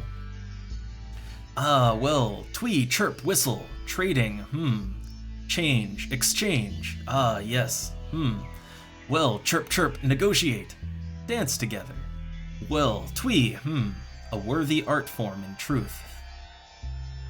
Oh boy, I think our translation software is on the fritz again. Alright, so can we sell them anything? Well, oh hey, look, we've got screech harps. Yeah, we actually have a screech harp. So I could sell them that for 2030, but what do they have to buy? Well, we can buy fuel, of course. They have lots of standard goods, but standard goods like, so the STV rating is kind of like the standard trade value. 100% is kind of the baseline, so if you buy for 232%, you're paying 132% more than normal. So these prices are bad, in other words. Yeah, these are just bad prices. Very bad prices. Let's go ahead and sell them the Screech Harp real quick. Twice as high as normal offer. But times are hard. Well, I think you can go a little higher than that. You dazzle me with your trading skill. I am confused and off guard. In my dazed state, I will pay the insanely high offer of 2,274. Ah, but you see, sir, I think you can go even higher, maybe 2,300. I trade not for myself, but for the survival of my race. For the sake of future generations, I must remain firm in my offer. And yeah, that's what a screech harp, like, it's a screech harp, right? Just a screaming harp. Alright, well, I guess I'll take his offer, since, you know, it's for the future of his people and all that. Alright, I guess, yeah, let's buy the passion pump. What is this gonna look like? Oh, it's like a heart. Oh, a passion pump, a heart. It's hearts. Okay. Oh, be wary, for my race is easily offended. Among our people, it would be considered the greatest of insults if you were to reject the most reasonable price of 2,386. Ah, but you see, about that. Let's try 2,200. Okay, he agrees. I'll take it. Alright, so I will buy one passion pump. Just one. Alright, but while I'm here, I will buy some more shinium. You know, that's our fuel, right? So like, yeah, I'll buy a little more fuel while we're here. Just 8 units, right? We're honestly doing okay for fuel.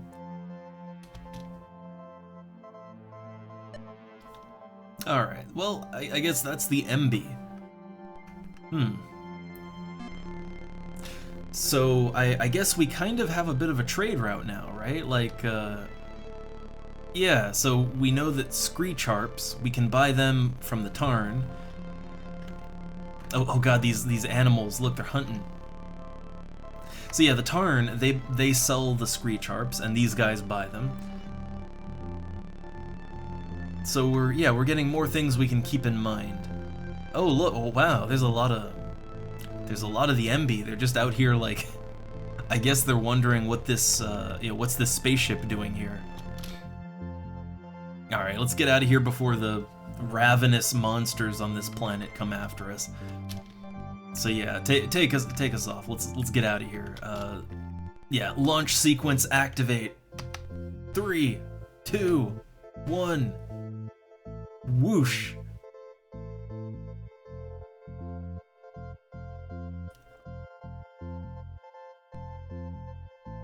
Again, I love the the landing and takeoff sequence. Absolutely love it.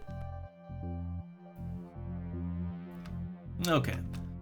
I think that's about all we'll get out of this system, but let's make a note of this one, right? So we're at like 64.6. So there is so 64.6 is where the MB are. 64.6. There we go. Just again, I have a notepad document where I'm just keeping track of anything of interest that we run into. Okay.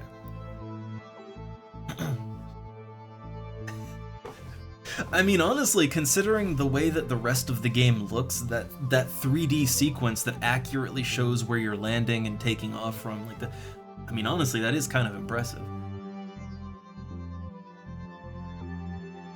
Again, it was like 1986, you know? So, okay. I guess we have the fuel and everything, so let's check out this cluster right here, starting from the planet on the south. So that is 106.14.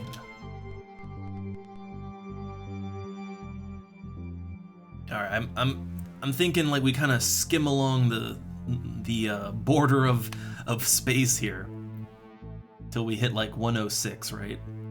And then we go north. And our energy, that's our fuel. It like we've got enough, right? We're doing okay. We should be coming up on it right here.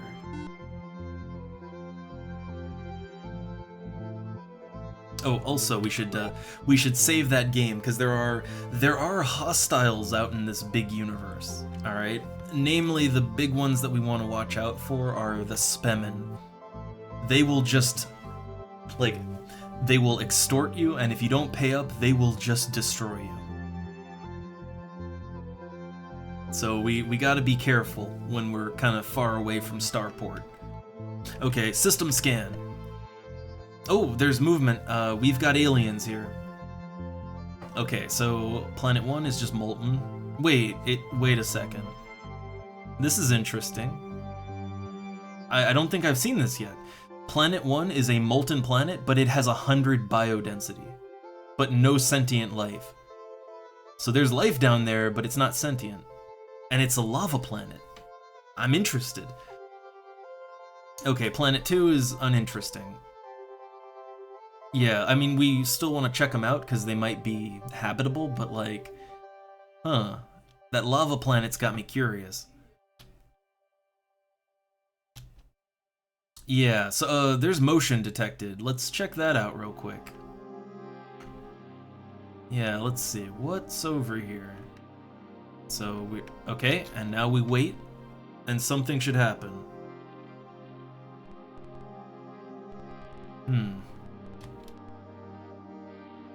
Huh?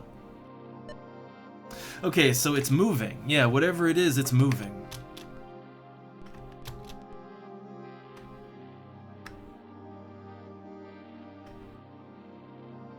So the way that discovering things kind of works is, yeah, you just gotta scan around and then see like, okay, it's still directly, yeah, here we go.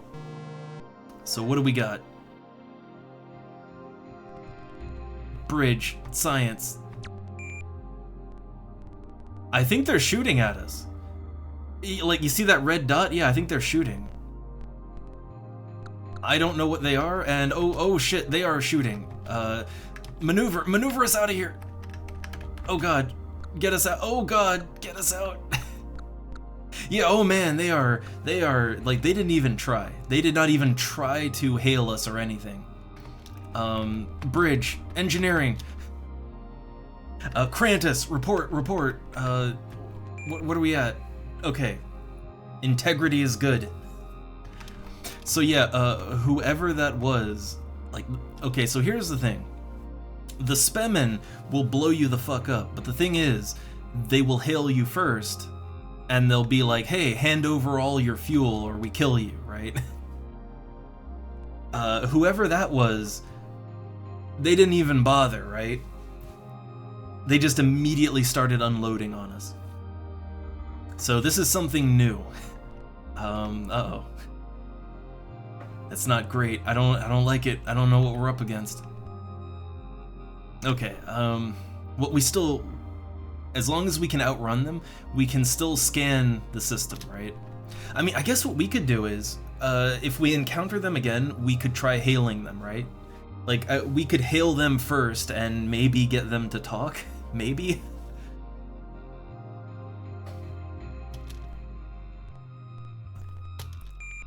But yeah, let's just scan down the planets and try to figure out what's going on here. The main thing that interests me, and I'll do that one last, but the main thing that interests me is that lava planet that has life on it.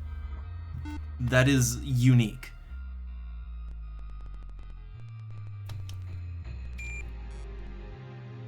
Alright, so this is also just not a useful planet.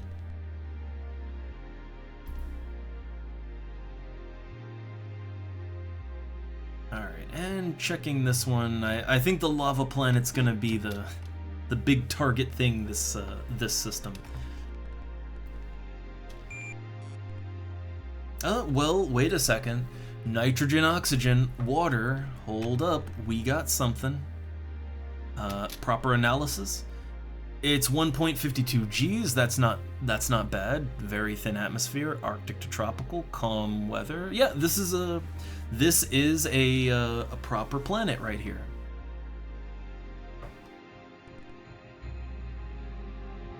So, okay, we need a name for this new planet, this new colony.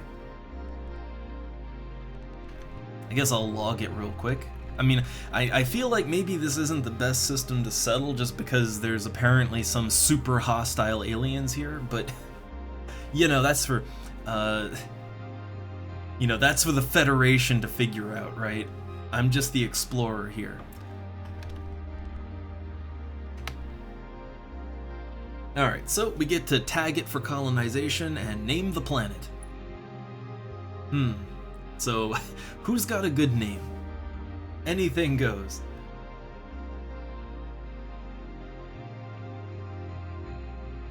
Plant your flag today. Oh, New Earth. There you go. Alright, New Earth. Alright, the recommendation has been logged. So it may or may not be an acceptable planet, but we'll see, right? We will see. Well, I feel like since hey, we've discovered a planet, let's save that one. So make sure we save game. I'm also a little paranoid, right? I'm paranoid with those hostile aliens in the system. Okay, so now this one interests me. It's a lava planet with no sentient life on it, and yet it has a 100 biosphere, which means there's life down there, right? Yeah, it has a dense biosphere. It's also got nitrogen, oxygen, and water. Yeah, like, 'cause life is down there, right? So it's got 2 Gs of gravity, which is still acceptable. It's got a thin atmosphere, calm weather, but the temperature is inferno. Inferno is not acceptable for human life, so this is not a good colony world right here. I'm kind of curious what's down there, right? Like, there's no culture, right? Yeah, no civilization detected, so, but there's life down there. So, I mean, it might be dangerous, but, I mean, let's go down and have a quick look, right? Yeah, like I'm kind of curious what exactly is and I love that we can't disembark in space. Yeah, no shit. Like, look at this thing. Okay, let's land right in the middle of the lava. No, well, I guess there's brown over here, right? Like there's, yeah, there's land. So take us in. Yeah, I feel like it might be a little warm down there, right? You gotta bring your summer clothes.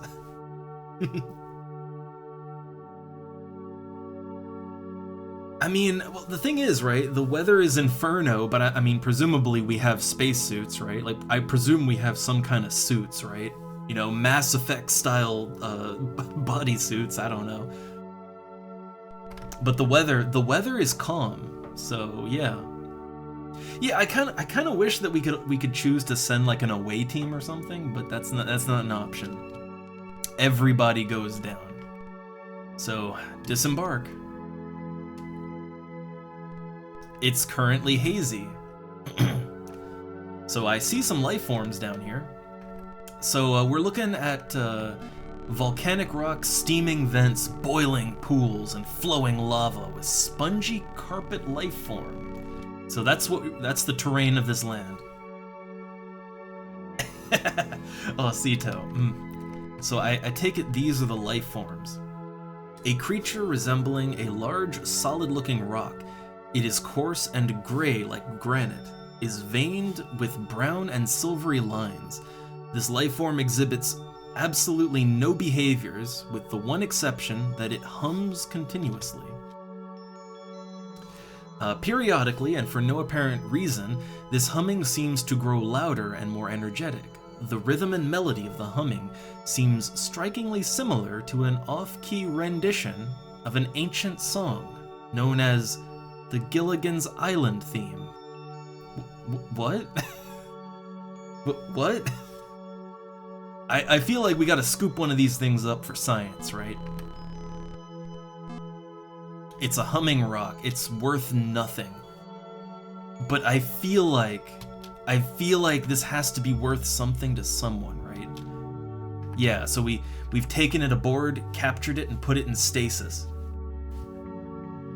I feel like someone has to want this, right?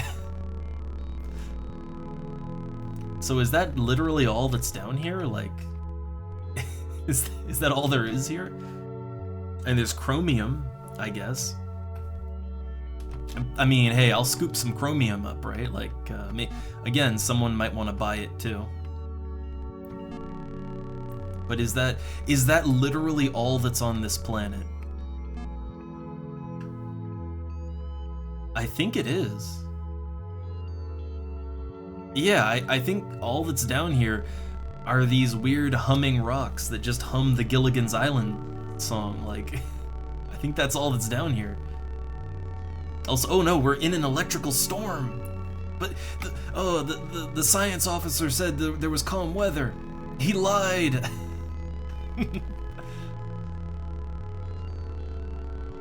Oh no, Captain Double's injured. Oh no, it's Gull input is in. We need to get off this planet right now. Science officer, you lied to me. That was not calm weather. Who would have known that it would be dangerous on the Inferno planet? Who would have known?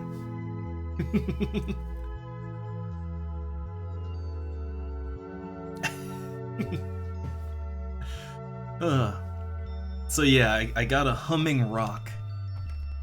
So I will give this, right? Like that is that was certainly a curiosity, right? I have no idea if there's any purpose to it, but hey, I got some humming rocks. All right, well, let's get off of this hell planet. I think I'll definitely make a note of this one. So, okay, in this system, I need the coordinates still, but there's a humming rocks and yeah, colonizable planet. And I'll make a note of the coordinates once I'm back out in space, and I can easily do that. Okay, so tab back in. It's kind of fun playing this game. Like, man, how many games do I get to play where I have a notepad file open, like, at all times?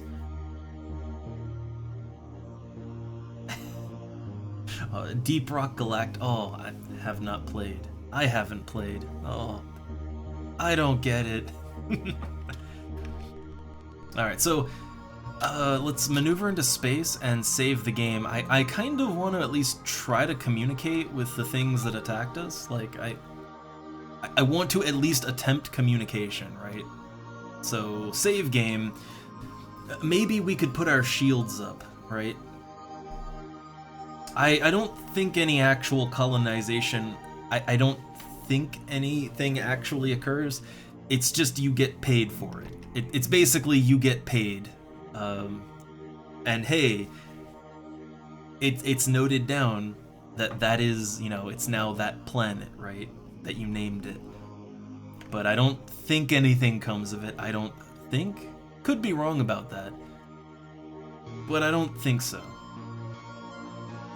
Okay, so let's wait here. Maybe raise the shields, right? Yeah, put those shields up.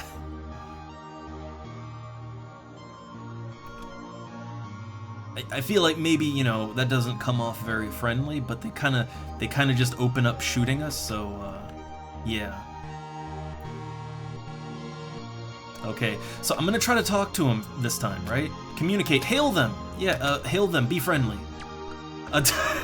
Oh god, oh, hull destroyed, game over.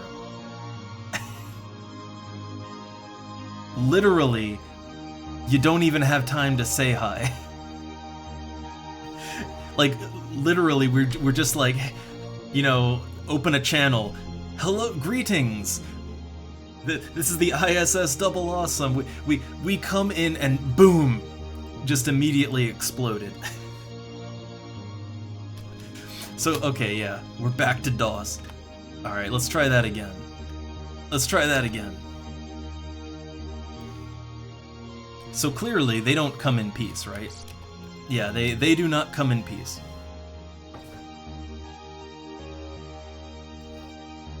Look, I tried, right? I tried to make friends. Okay, I tried to make friends with the aliens and it didn't work out for me. Oh god, is this more of them? Are they out here too? Is this them? It's them. Yep, get out. Get out. Okay, so, this is very, very hostile space. Like, this is super hostile space. Okay, but first, let's make a little note. 106.14 is where the humming rocks and all that are, so 106.14. Oh, also, we're actually getting kind of close to the Lek ruins. The Lek ruins are at 132.6. We got a message about that actually. So 132.6. Where would that be exactly? 132.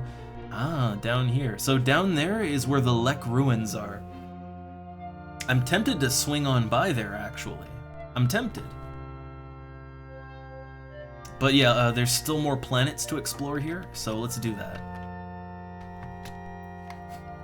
I guess whatever sector of space we're in, like, it's just super hostile. So there's no planets here. Yeah, there's no planets, no nothing. Huh. Okay. Weird. And this looks to be just gas giants. Yeah, lots of gas giants. And then one ice planet, which could be something. Let's check it out. I actually don't know if there's any rewards. Like, I don't know if you can, like, salvage their ships or something. I don't know if there's a reward or not, but we will be able to fight back eventually. It's just right now, we don't have, like, we have the shittiest lasers and shields and all that. The thing is that ship upgrades are actually really expensive. So early on, the kind of what I found to be the best strategy is early on, you just fully upgrade your engines so that you can get around easily, and also you can escape easily. But yeah, it like unless you have pretty much the best weapons, you don't really stand a chance against hostile enemies. So early on, I don't even bother with weapons. Like, I don't even have them. They wanted something, I forget what exactly, but they mentioned some of the aliens that Starbase mentioned, the Lek and the Loire. So I still think we need to find the Humna Humna because they seem to know something. But I don't really know where their planets are. Alright, what do we got here? So it's hydrogen, helium, and nitrogen. So it's not quite right. Yeah, the temperatures are bad too, so this is not a planet we can actually work with. And then we didn't go to that one, right? I don't think so. Let's check it out. Okay, one planet. Is there anyone with us in this system?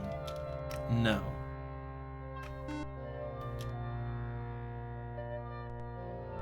Okay, what do we got? No, not appropriate atmosphere or anything. Okay. So, alright, so here's what we know, right? We know for a fact, because Starport told us, the Lek ruins, so some ancient civilization's ruins, they're over here, right, where the cursor is. That's not super far away, it'd take 4 fuel to get over there. But we are kind of getting out there now. Also, we don't know what's over here, either. So I don't know, I guess here's the question, do we want to push further east and check out the ruins of some precursor civilization, or, we just don't know what's there? Do we want to do that, or do we want to kind of start working our way back to Starport? You know, back to civilized space? I'm a little torn on it, because, I mean, let's see, how's our fuel doing? We're down to 86 units of shinium. We do have good money, though, right? We have money to buy more fuel if we run into another faction. I'm not sure. I am really curious to check those ruins out. I am pretty curious, I will say. And there's like 5 planets. I mean, there's the one, right? There's the one main planet, but there's, or the one main system, but there's, yeah, there's 4 systems around it. And who knows what's on those.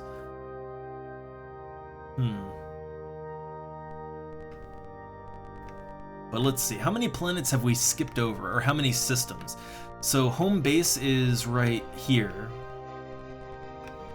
So there's what? There's these 2 systems, and then there's kind of 3 on the way back home. So there's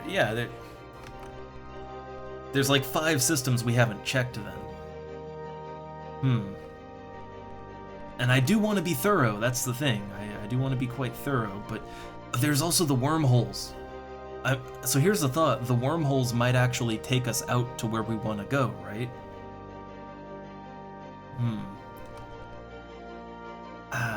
I don't know, it's a tough one. It's a tough one. I think as far out as we are, we should start working our way back to home base. Like honestly, we should work our way back. And maybe check the wormholes out, because they might go the way we're going. Oh crap, these guys again. Yeah, I know how it plays with them. I know how it goes. Alright, so let's just get away from that part of space. It's a very dangerous part of space. Alright, so 8930. Let's check that out, see what's over there.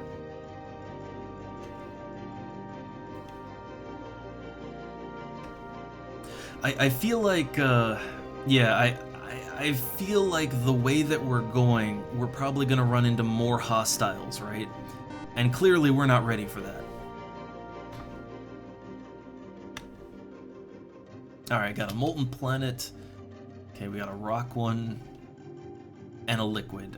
The molten's probably not worth checking out.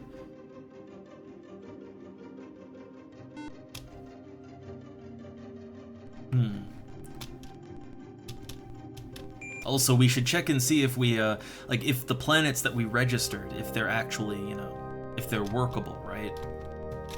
If they are, then we'll get paid very handsomely. I think, for the first planet we found, I think I got paid like 30,000 SP. Like, it was very worth it. Alright. The composition of these planets, completely wrong.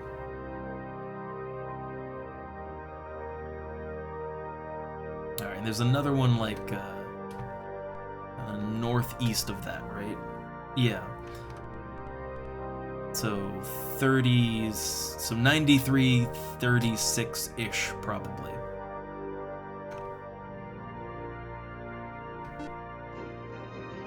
Ooh, lots of blue planets here. That's promising. There's also some movement in the system. I'm paranoid about that. Okay, planet 2. That's liquid. Mainly we're looking for biodensity. Biodensity is the important one. For our needs, anyway. Okay, so planet number 5 has biodensity and it has sentience. So planet 5 is a liquid planet. Okay. Alright, so there's some species is here. Let's check that out. I'm gonna hit all of the blue planets, and, you know, maybe there's one we can hit. We can colonize, right?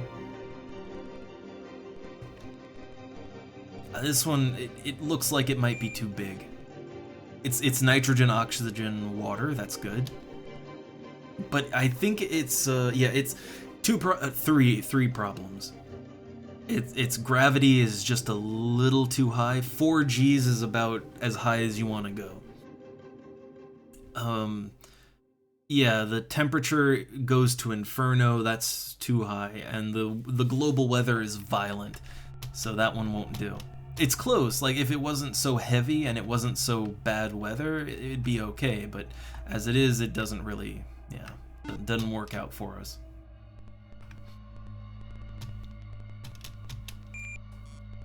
And that one is, yeah, that one is just completely wrong. Alright, so there's life here. I think on this planet right here. Let's check it out.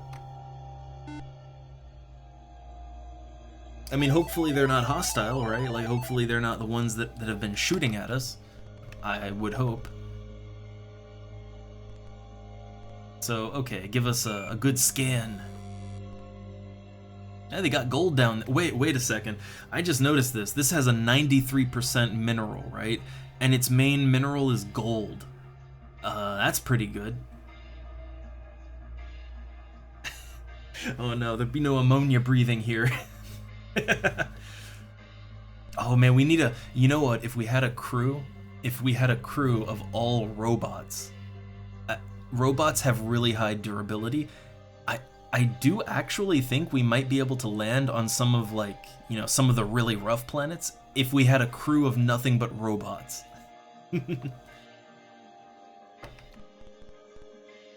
I might want to make like an alt robot crew. Alright, so let's see. Okay, what's the culture down there? Oh hey, it's the Humna Humna! Okay, good, yeah, so what about them? They're spacefaring, obviously, they're dense population, their economy is level, they like to bargain. Alright, an exceptionally talented race of master traders and ambassadors, known to be extremely fair and wise. We also happen to be the creators of these trade buoys. Oh, nice, nice. So apparently the Humna Humna are the ones that, like, make the weird cultural analysis trade buoys. Okay. So they sell data crystals and they buy livelongs. Okay, well, I guess I'll make a note of this. This is an important one, right? The yeah, the Humna Humna. So they buy livelongs and they sell data crystals.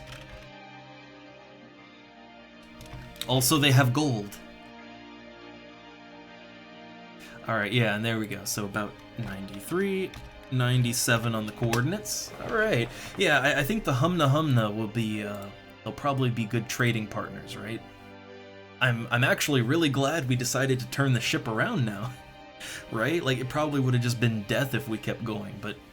Alright, this is a good find. Oh, they also buy delightful fungus chew.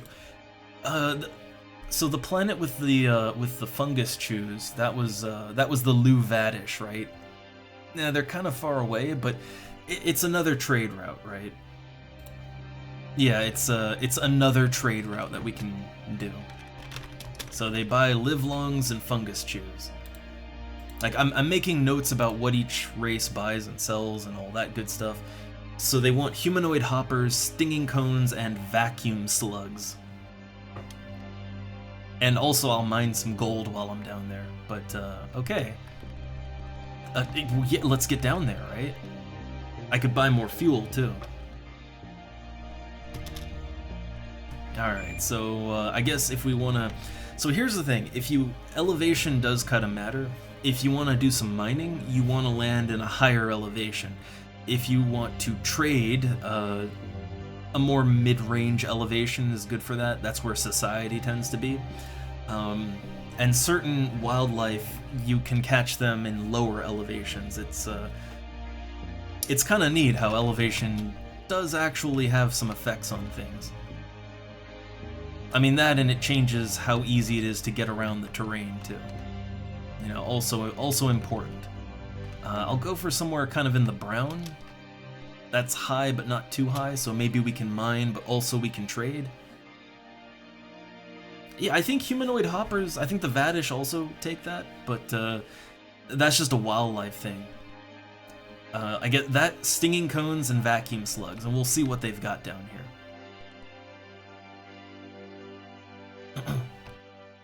Well, I see some minerals. I'm hoping it's gold. I'm hoping there's some gold down here. Alright.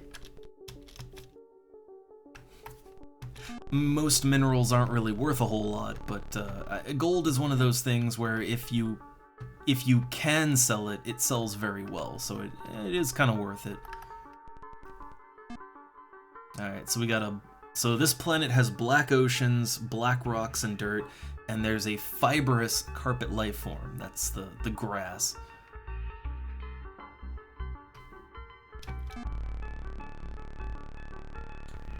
Alright, so our ship is up here, right? But, or no, it's some...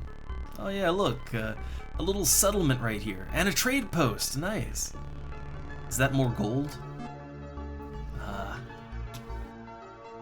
So yeah, it's good. They probably won't buy gold here, but let's trade. So yeah, the Humna Humna. Oh man, so we get like a full body look at them now. So they're just worms, just big ass worms. All right, we are the important ambassadorial ambassadors and significant emissaries of the Humna Humna. Hello and welcome for purpose of trading exchange. Okay, so they'll buy the delightful fungus chews. So I'll sell those for like, I don't know, $9.90. Oh, nice, cool, good price. Yeah, they're just slug worms. Ugh, disgusting. Ah, hey, I've got some humanoid hoppers already, just on me, right? It's okay, they'll buy those. I think I can go a little higher. 500. 417. Maybe a little more. Okay. Oh, they're slurms. Alright, I guess let's see. What do they have for sale? Ooh, they're actually selling metal weapons and armor kind of cheap. I might be able to flip that around. Like, it's under the standard trade value, but it's not much under it, so I think I'll hold off on that. So yeah, they sell data crystals. Okay, I'll buy them. Try to buy them for less. Wow, they really caved in on that one. Okay, nice. I'm getting them for a decent price.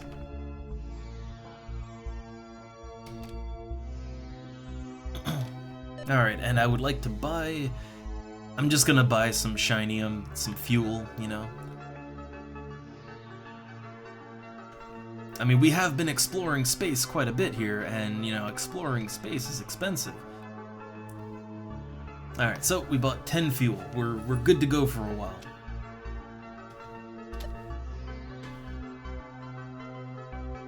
So, okay, but there's a thing they really wanted to buy, right? And that's the live long. So if we run into live long, which I'm assuming that's a reference, right? I'm assuming if we find that, we might open something up with them, maybe. We'll see. Alright, let's go ahead and lift off. I think main thing is we know where the Humna Humna are, right? So we know where they are now, we know what they want, and we know what they sell. So that's a start. And they've got gold too. They've got so much gold. So let's hope we can find someone who actually wants to buy gold, right? That's the hard part.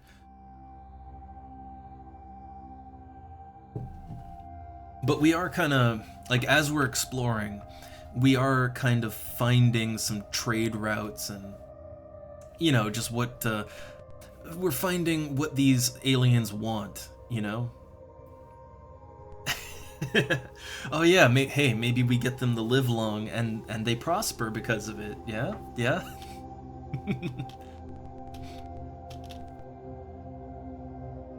Also, if there's any Humna Humna in the system, I mean, I would kind of like to press them for information, you know?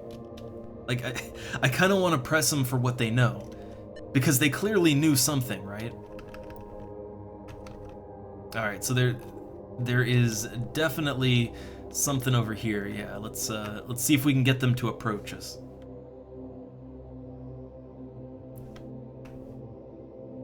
Alright, they're here. So, like, we should be running into them at any moment. I'm just waiting. I'm waiting for them to say hi. Here we go. Okay, so, comms officer, hail them. Be friendly. Yep, the Humna Humna. Oh god, I hate their names. Okay, so yeah, we know their greeting, but now let's question them. I'd like to know about the past. Alright, interplanetary trade barter exchange is not doing so good these days, if I may say so, and in fact is doing rather poorly as well, I might add. Things are not as they were back in the golden age of trade, which was around 450 of your years ago, in the past before now. Okay, so we know that trade right now is not good and it was better. Okay, how about trade? Certainly, you must no doubt be aware that trade information concerning trade is certainly sacred, and by the way, confidential. Of course, we are most amenable and also willing, in fact, to share this information data with friend relations whom we trust. No offense, I'm sure. So they don't trust us, so I guess we have to trade with them, right? And hey there, Taquan. Yeah, the weekend, it's on the schedule. The weekend is more miscellaneous stuff. No MMO stuff.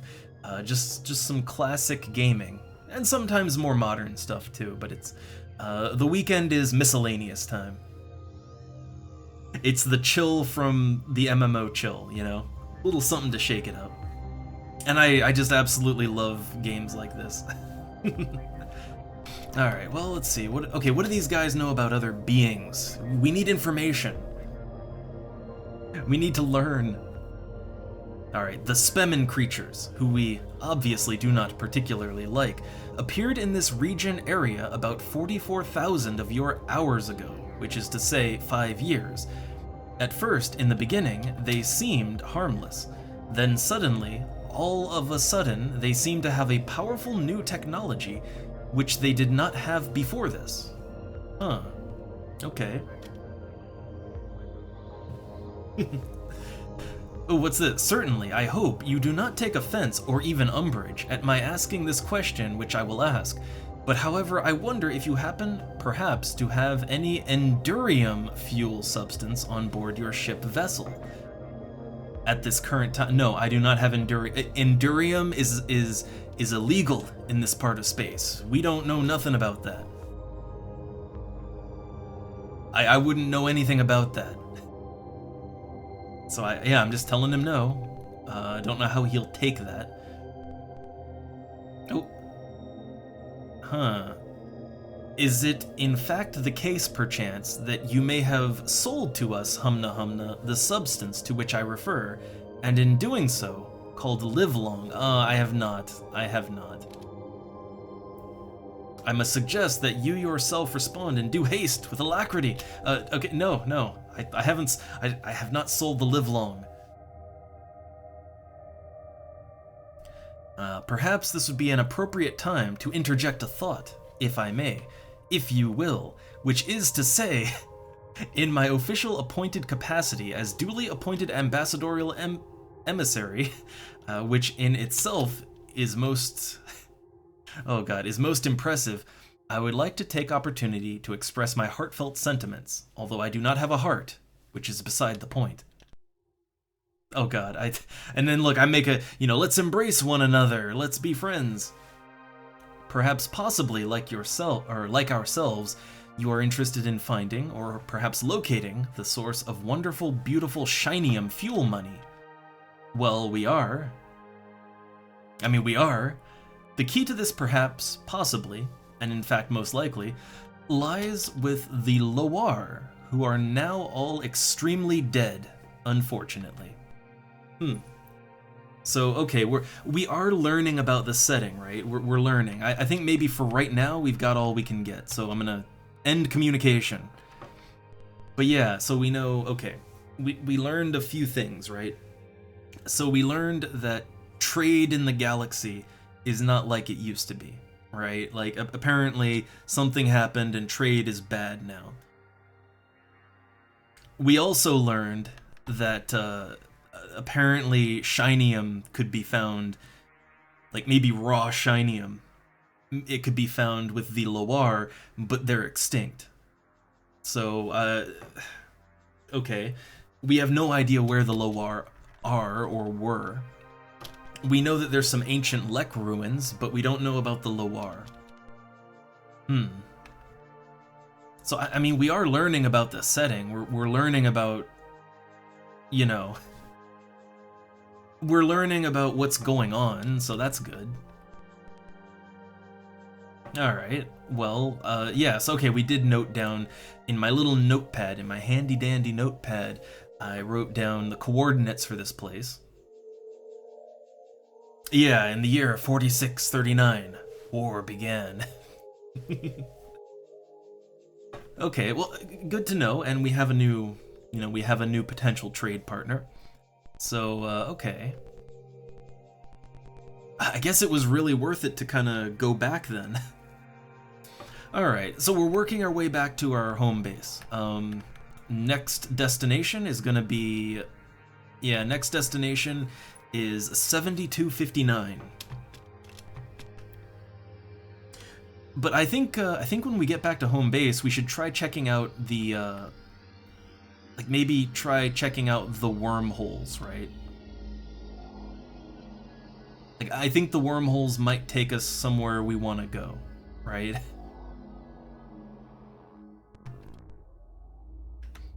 Alright, so from here, yeah, we just keep on going north. Interstellar north. Ooh, lots of planets. Long-range scanners. Alright, got some high mineral density on the first planet. But they're all molten. Okay, the liquid planet, I think that's the one we're going to want to check out.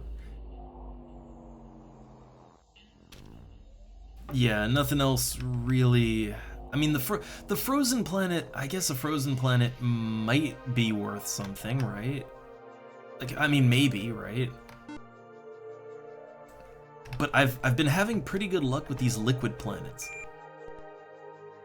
Okay, it doesn't have an atmosphere. No atmosphere, no colony. Okay, and then let's check out this ice planet. And it's got land on it. That's good. Hydrogen, helium, and nitrogen. Nope, that won't do. So none of these, yeah, none of these planets are really acceptable. And the molten ones, they're going to be way too hot to. No lava colonies, right? Okay, so oh man, there's two systems that are kind of equal distance from where I am right now, but I mean, I want to hit both of them, right? So we're gonna kind of double back around. Just trying to line this up. So 7474, let's check that one out first, and then we're gonna go east and south, hit that one, and then we go back to home base.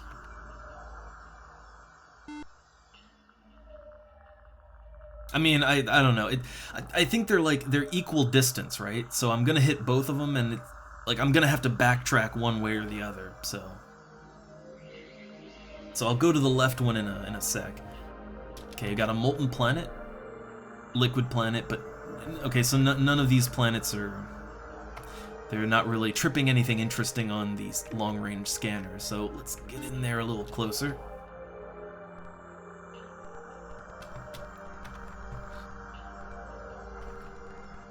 Alright, sensor scan, no atmosphere. No atmosphere at all. Yeah, no, like, none of these are, like, they're equidistant, but neither distance was really too long, so I think it's, it's okay to hit both of them.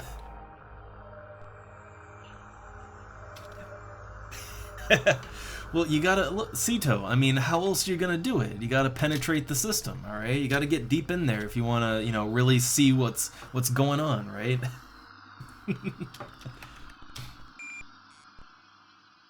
Alright, and again, not an acceptable planet. So from here, now we go left. So, star map. Okay. So the next planet will be at about 52, 59, around there. Getting some movement, but at this, I'd assume it's the Humna since we're kind of in their space right now, right? Man, just going through the void of space. But fuel-wise, so ever since we upgraded to the level 5, or the tier 5 engines, I do feel like our fuel efficiency is so much better now. I kind of feel bad for making that trip way up north, because like that, with the shitty engines, that probably wasted so much energy. Alright, so we got liquid planet, not interesting. Gas planet, not interesting. Yeah. Alright, so the only thing that might be of interest is the liquid planet. And that's only because it might have the right setup for a colony. It's got water, but yeah, water, no atmosphere. Can't really work with that.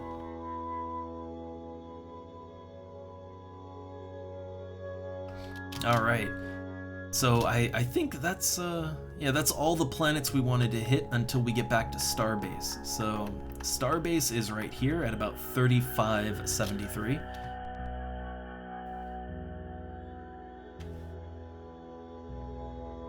And once we're in Starbase, I mean, there's not... I'm trying to think what all we want to do there exactly. We want to check our messages, that's one thing. Like, we definitely want to check messages. Alright, so here we are. We're back in Home System. Alright, dock at Starport.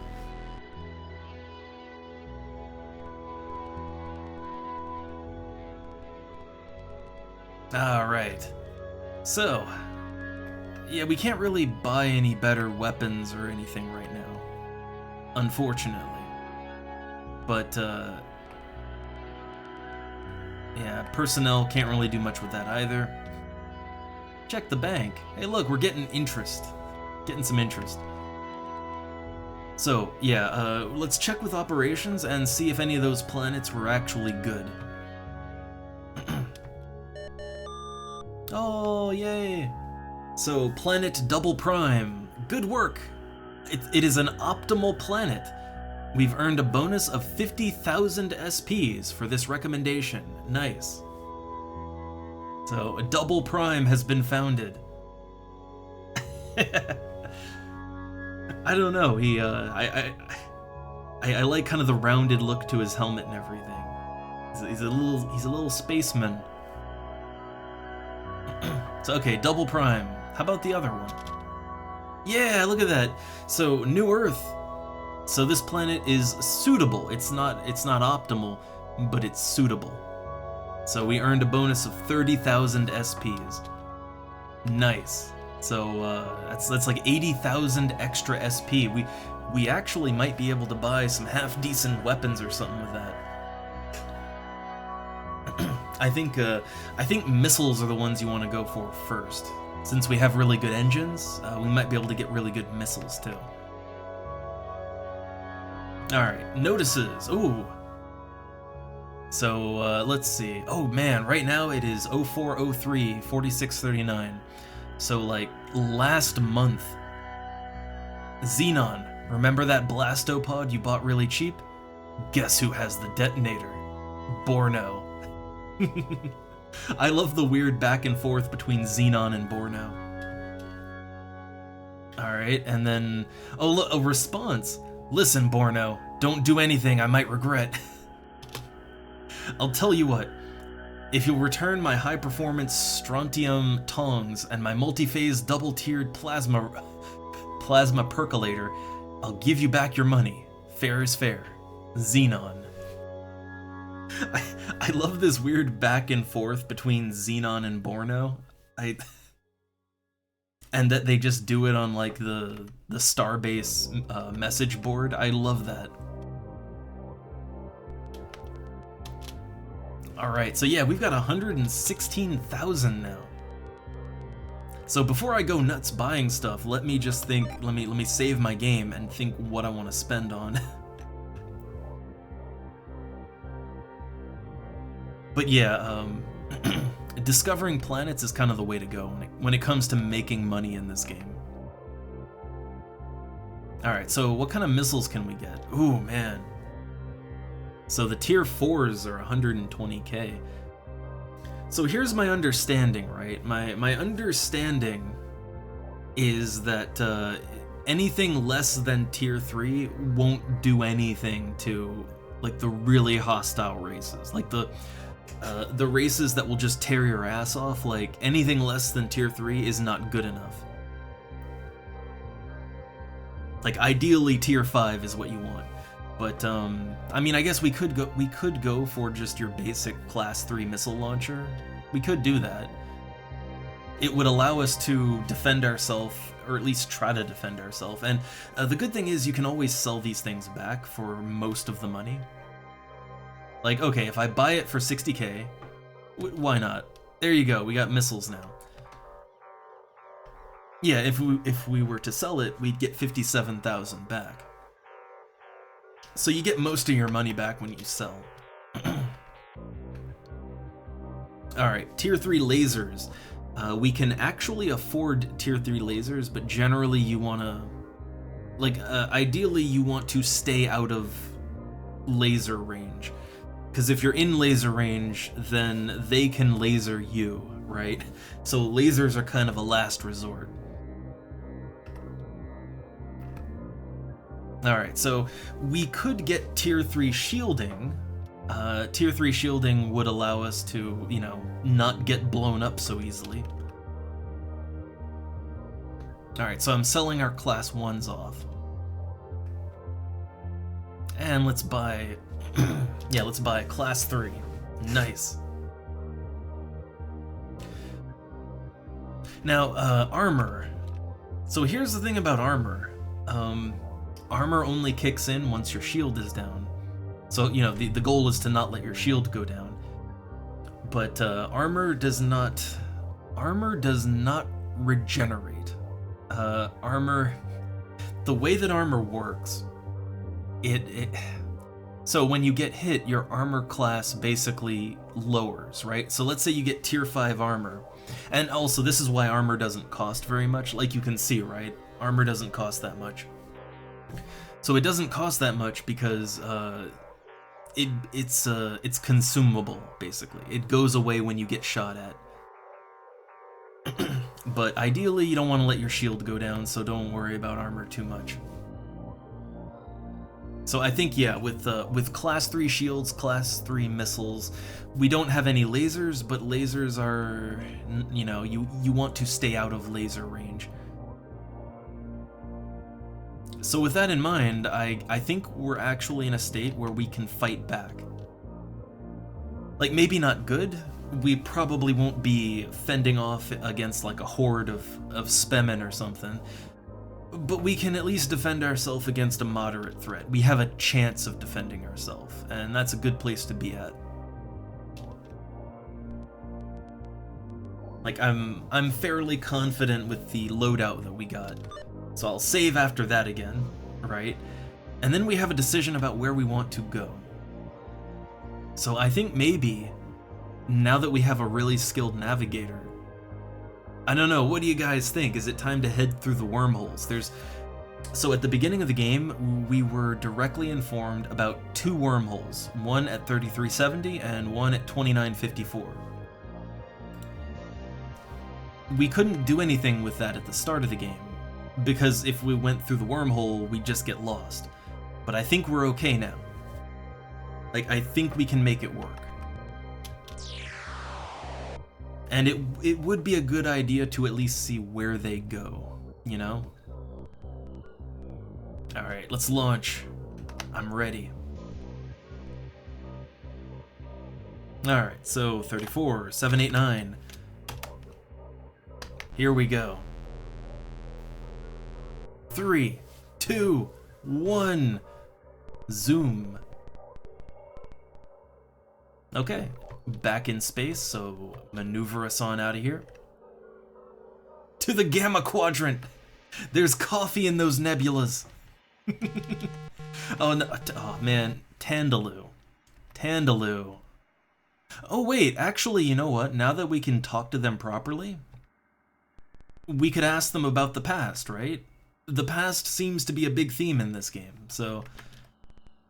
Like, I mean, it's one of the questions you can ask about. So, hail them. I want to talk about stuff. Yeah, please identify.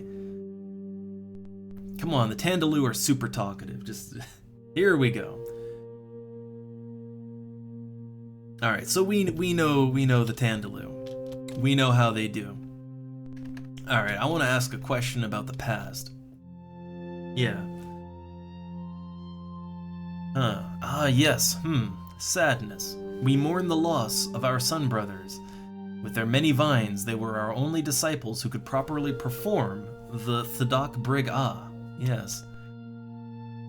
And then, oh, wait, was that all? Like... Hold up. I think I'm accidentally going to the menu. Accidentally went to the menu. Okay. I can't back out of this, so I guess I'll just friendly. I was pushing buttons a little too quickly. Can we ask a different question about maybe general information, right? The second lesson of Thadok Brig is the law of sanctity of the 207 divine inspirations. This law, indisputable as it is based on the first inspiration, which clearly states, all of the other inspirations are divinely inspired, and this one is too. Huh.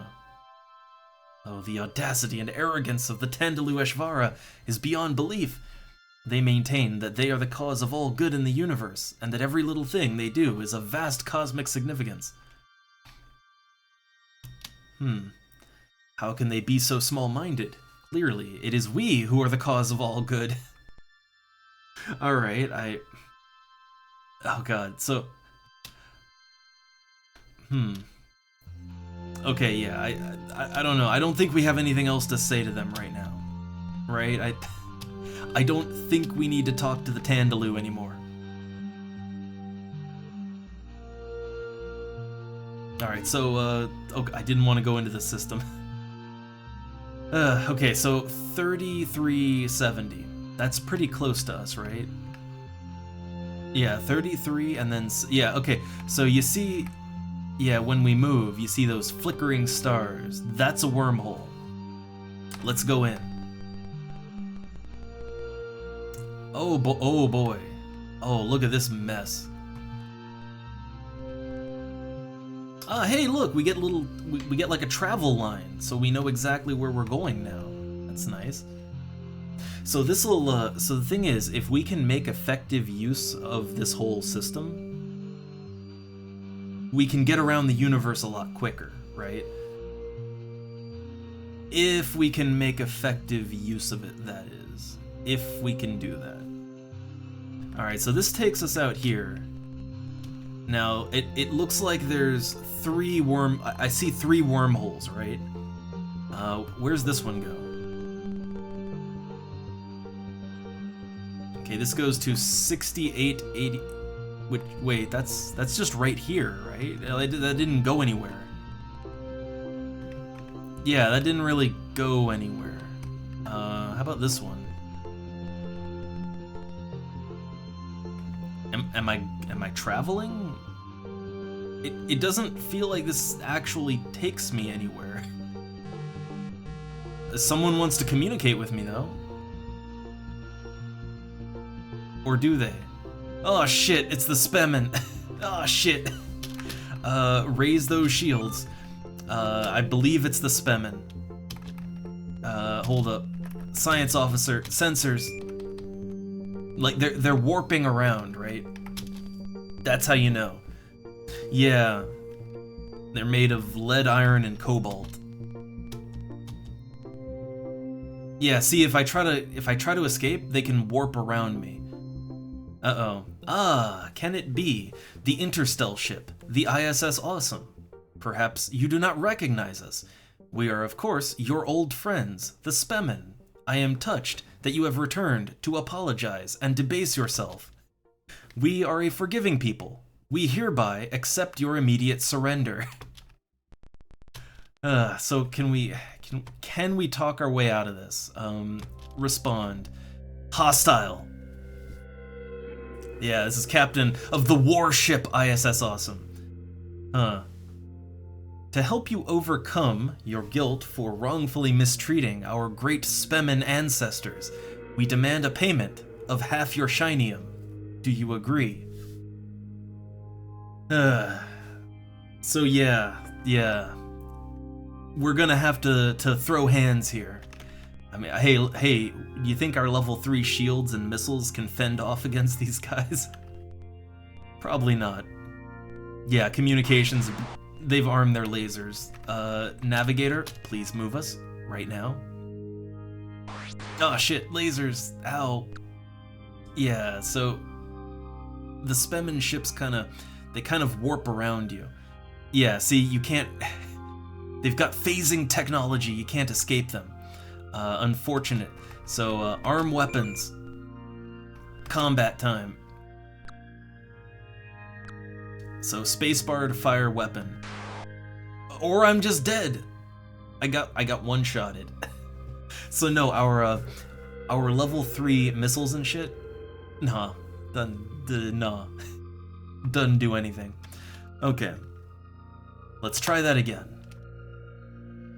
So you can kind of see why I didn't even bother investing in weapons and stuff, right? Like you can kind of see why I didn't even bother. I don't think I even hit anything. Like literally one single missile just blew me right the fuck up. Like I did not even get a chance.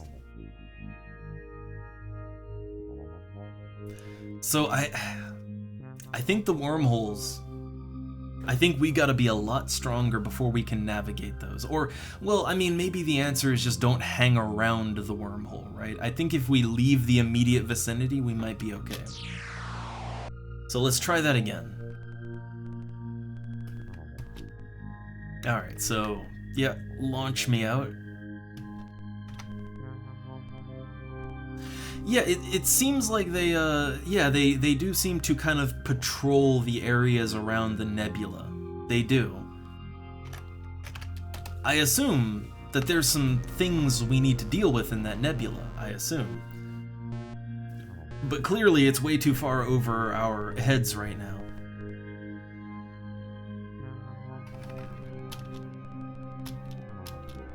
Alright, so what I'm gonna do is I'm gonna try. Oh god. Tandaloo again. I mean, there is another, so there is another wormhole at 2954. We could check that one out. So let's see, that would be 29.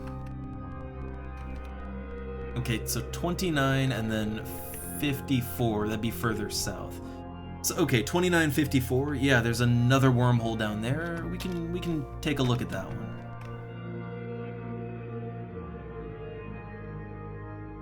Okay, so we're going right past that one. I would kind of like to have it marked on my map, though, you know? So yeah, let's save. Oh, Sito. Are they guarding the center? So okay, I'm just gonna go through just to mark the area on my map, right? So I'm just marking it on my map, and I'm going right back. I thought that would take me right back. It clearly did not.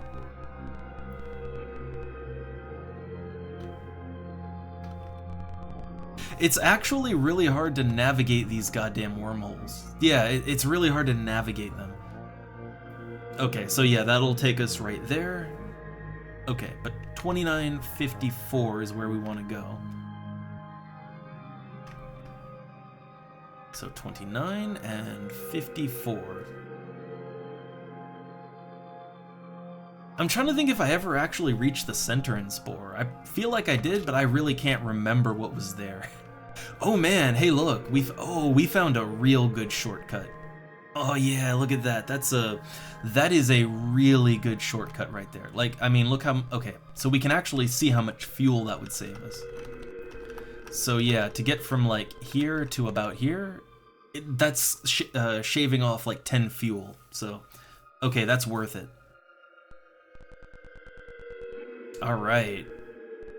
Well, hey, actually, that puts us really close to that little cluster of stars where we know the precursor civilization's ruins are, right? They're on one of the planets in one of those systems down there. So 131-7, we'll start with that one, but I mean, hey, since we're here, right? Since we're here, I think that's a good place to start. And let's save again, because when we go through the wormholes, it marks it on our map. So we want to have that marked down.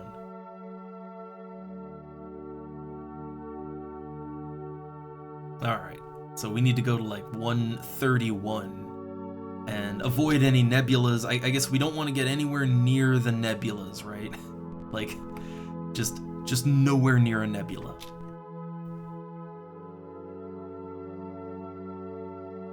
But I suppose now that we have the, now that we have the navigator all skilled up for it. I guess really we should try to make good use of wormholes, right? Because it clearly it saves a lot of fuel to take them. Alright, so we should be running into some planets here, right? 131, and oh yeah, way down. Way down. Okay, we're getting... Uh-oh, something has intercepted us, like directly intercepted. Please don't be the Spemen.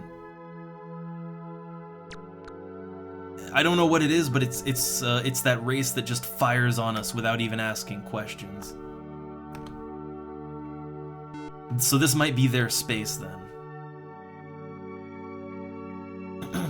Okay, so molten planet, liquid planet, and then the others are gas and ice, right? Oh, wait, hold up. Hold up, there is both life and a civilization on the frozen outer planet. I was not expecting that. Didn't see that one coming. Alright, but I'm just gonna scan this one down real quick, just make sure we can't colonize it. Okay. I think generally you can't really colonize planets in in systems that already have life in them. Yeah, so who's living on an ice planet? Like what is this? That is a very large planet too. What's the gravity on that thing? So it's, of course, it's got all the right things that you need, but what's the gravity like down there? 3.7 Gs, subarctic to temperate climate, violent weather. Like that is, that's a rough planet. So who's living down there? So it is inhabited by Nelsons. They're a Stone Age civilization. Oh, so they're like going through some kind of ice age down there. Moderate density population. Yeah, they only bargain a little. A simple, wholesome family race. The Nelsons believe in hard work, good, honest, down-home values. Okay. So it's, yeah, the Nelsons. Well, let me make a note of these guys, right? So, the Nelsons. I guess let me, just typing up some notes here. So, the Nelsons. So, they sell gas slug and charm babies. Charm babies. And what do they buy? Let's take a look here. So, they buy poison gliders. That's okay, so they don't buy anything special. Yeah, I assume they're cave dwellers, right? I would assume. Well, their planet is really hostile, but yeah, let's go down there and check it out. I guess I'll land kind of. I guess I'll land kind of around here and hope there's some life.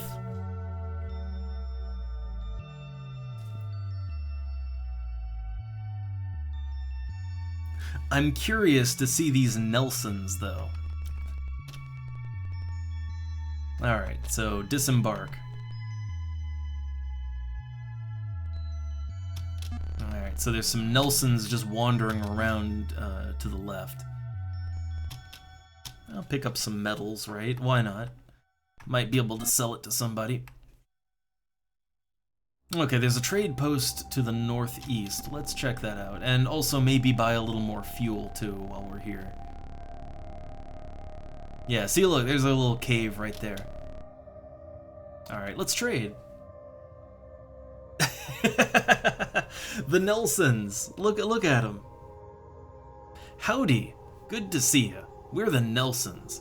If you're looking for a whopper of a good deal, we may just have, in stock, another gas slug.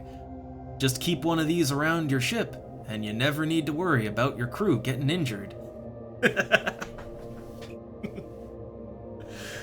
It's just the Nelsons. Alright, did they buy anything I have? I love this game's sense of humor. Like, you have this, like, you have this really kind of in-depth space exploration sandbox, and then and then you just have this, right? Or the planet with the weird just humming rocks that just hum the Gilligan's Island theme song. I kind of love the game's sense of humor about it.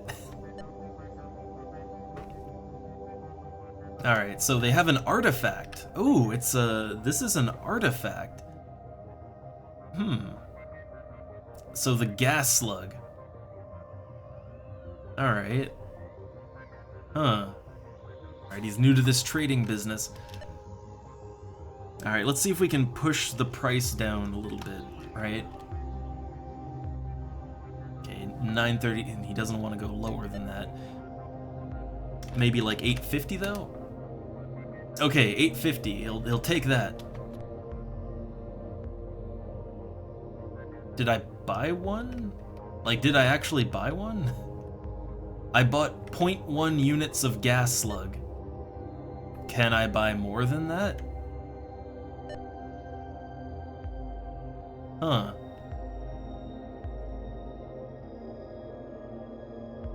Well, I don't know. I've got 2 gas slugs now. I'm not sure what it's, Yeah, I'm not really exactly sure what that's, for. Well, they've got specialty items. Charm babies.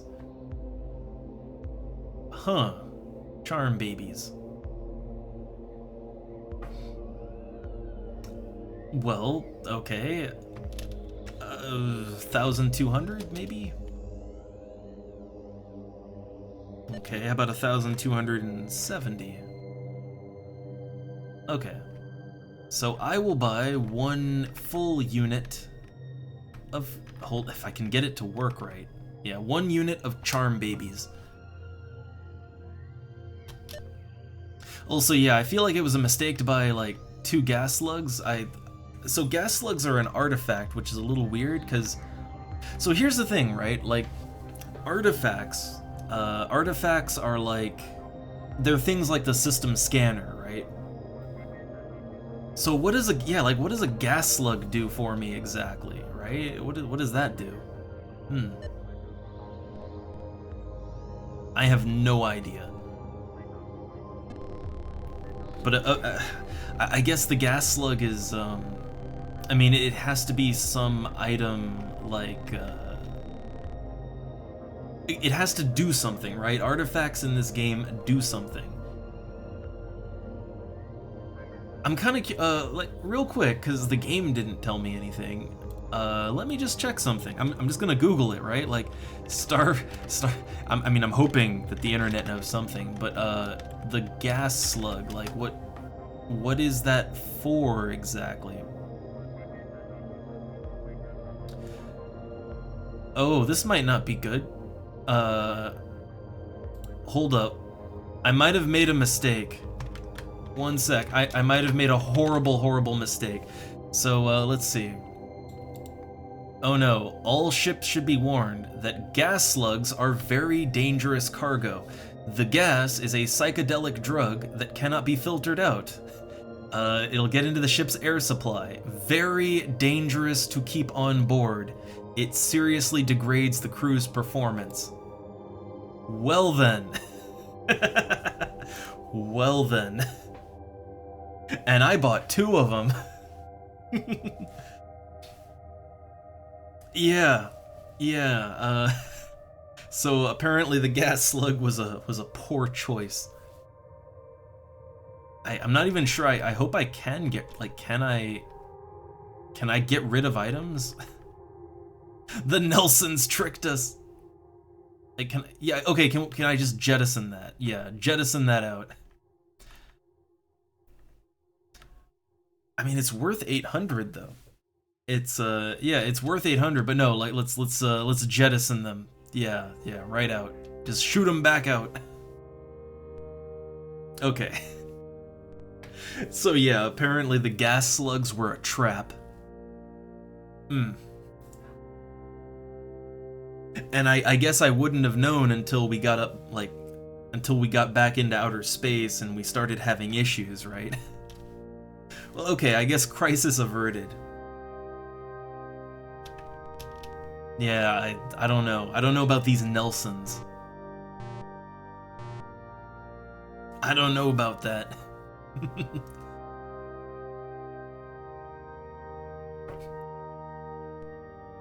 Man, what a strange little planet. See, it's moments like this that I wish we had like some kind of planet buster on our ship, and it's like, you know, we get back up to the ship and it's like just nuke it from orbit, right? Bad planet.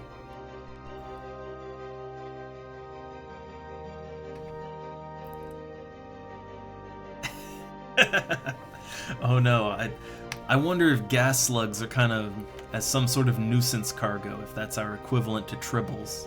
I wonder. Oh, I should have bought fuel though while I was down there. I didn't buy fuel. Alright, so I want to check, so that planet was like, what, about 131.7? I just want to make a quick note of that. So 131.7. So that was the Nelsons. I gotta say, yeah, that was a bit of a trap. A little bit of a trap. Alright, how about this system? Okay, got a molten planet, liquid planet, and a rocky planet. None of them look interesting on just a glance, but let's check a little closer. I love all of the strange things though in this game. And see, that's why it's a good thing that this isn't a randomly generated game, because yeah, stuff like just finding the Nelsons, right? Like that is a very purposeful thing, right? Wouldn't have it any other way.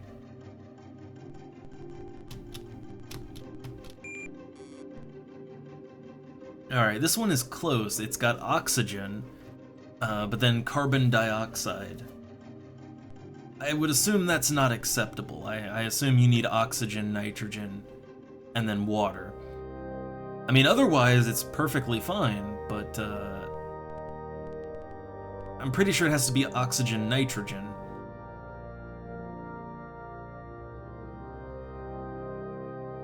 Alright, nothing to see there. So how many planets? Yeah, there were like 3, right? Yeah, there were like... I think there were 5. There's one kind of to the southeast, I think. Alright, got a molten planet and a rocky planet. So the main thing that we're here for is in the main, like in the central system, there is supposed to be some ruins at a very specific location. Like on a certain planet, right?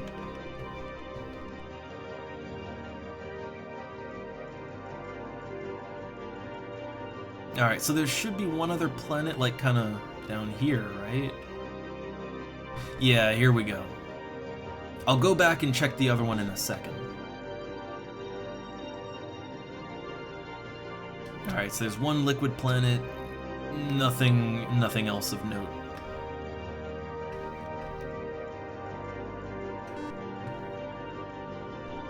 That is a very large liquid planet. Very large. Yeah, and not quite right. Alright, so before we hit the star map, let's take a look. So we're looking for planet... Okay, so at 132.6, which should be the middle, the 5th planet is the Lek ruins. We learned about that, so let's see if we can go and hit that up. So 132.6. And it'll be on the 5th planet. Let's do a scan. Okay, 3rd planet's the rock one. 4th is liquid. So the 5th planet has a biodensity. It has a biodensity, but no life, or no sentient life on it. And it's the only one with any biodensity. Okay. So I take it that's the one we want to check out, right? So there's life, just not sentient life, and I guess we're looking for some ruins. I'm not really sure what to Like, what am I looking for exactly? Alright, so, I mean, of course it has all the right, you know, it has all the right things, right? It's, yeah, this planet is totally colonizable, it's just, well, I mean, it's an ancient civilization's planet, so we can't colonize that, right? Like, that wouldn't be right.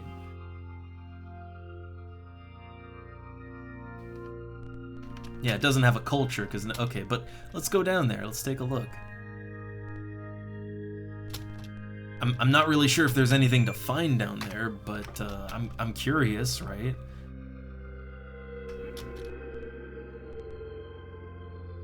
Oh no, New Cetopolis. Well, I mean, yeah, let's take a look what we got down here. So there is life, right? Yeah, there's life down here. So muddy brown oceans, black coarse sand, moss-like carpet life forms. So where are the ruins at? And also what kind of wildlife is down here? Like, what's that? A tangled bush-like life form appears to have some kind of webbing, similar to a spider's webbing. All over and through it, the bush's branches are twisted and oily, and inside it can be seen pods with small gray flowers. When this bush is approached, it gives off a dense cloud of tiny, stinging, self-propelled spores, which swarm onto the approaching creature. Quick, scoop it up into the cargo hold. It's an oily spore bush. I mean, it's worth $750. Oh, you gotta use the stunner on this thing. Oh, man. It's a wily bush. Alright, so we zapped it. And scoop it up. Yeah, we'll just take that into the cargo hold.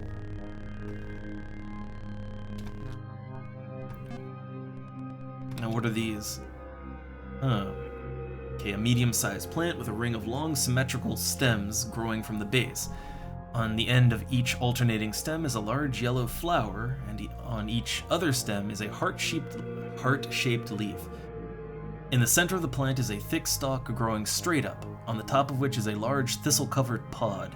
This pod is hollow with many holes, and in it lives thousands of tiny symbiotic flying creatures which pollinate the plant's flowers.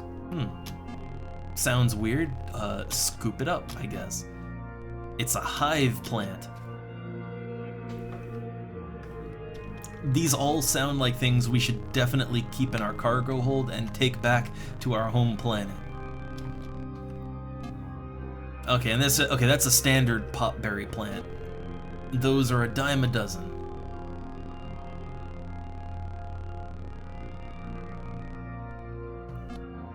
Okay, that's a single leaf, nothing new. So where are the ruins at, exactly? I'm looking for ruins, and I'm not seeing ruins. I mean, I guess we have to actually find a place where there's civilization here. Or where there was, right?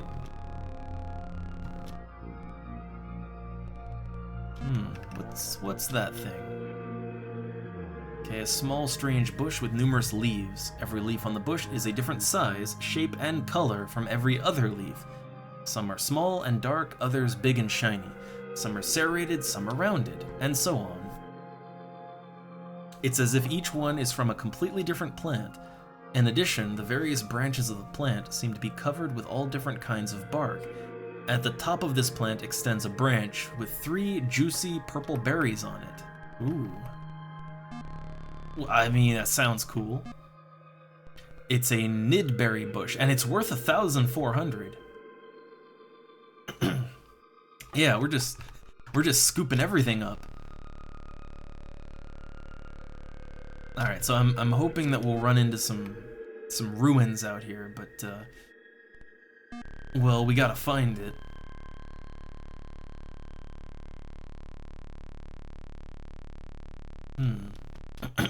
So they do have some things to mine. They've got platinum. Yeah, I'm scooping these nidberry bushes up. I mean, they seem to be worth quite a bit. Alright, and I'm constantly checking the map just to see, like, you know, is there anything out here? We might have to, like, take off and land from multiple places. Okay, wait, that looks different. That might be a ruin.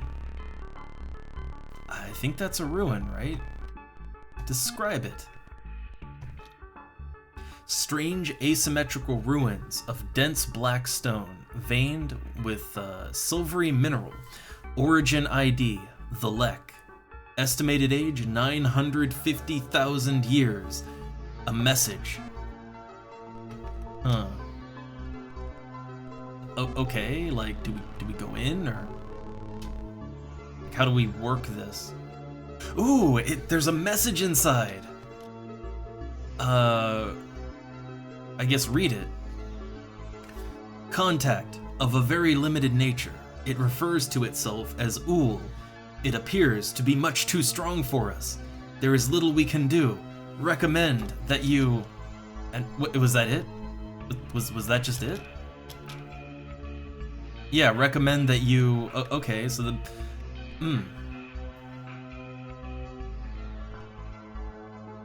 Okay, I guess record it then. So is it like in our... Okay, yeah, I see. It's in our messages now.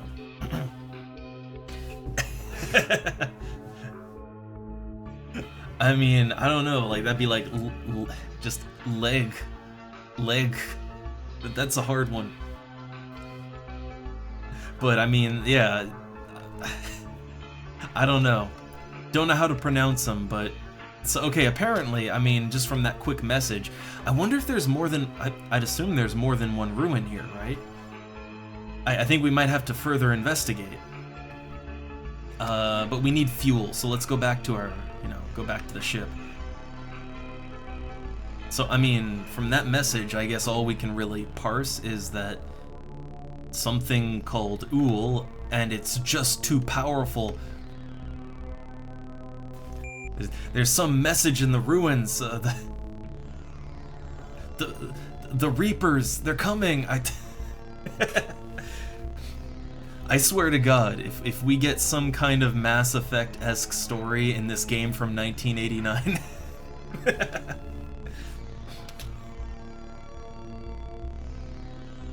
Alright, so I'm just gonna refuel real quick. Maybe... I wonder, let's, not disembark, actually. Let's hit another site on the planet, right? Like, yeah, let's go up and land on a different place, and let's see if the... Like, I'm wondering if the ruins will all have the same message, or if there, like, is there only one message on this planet, or, like, if we look around, are there more, right?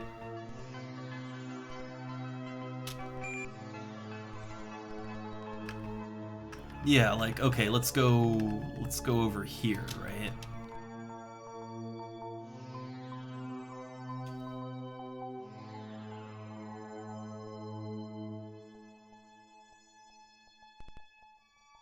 Yeah, so I gotta know if there's gonna be more.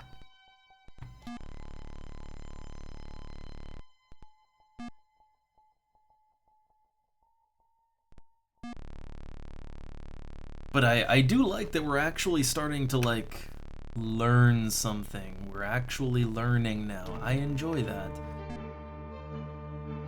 I kind of felt that before we were just sort of randoming around the universe and, well, you know, trying to find good trade partners and all that, but for the most part, we were just randoming around, and there wasn't a whole lot of purpose to it other than make money, but I do feel like maybe we're stumbling into some kind of greater plot now.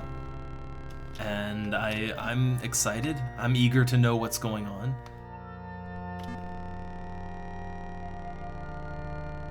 That said, man, moving around on this planet actually eats fuel really fast. Yeah, finding the actual ruins might be a bit of a problem.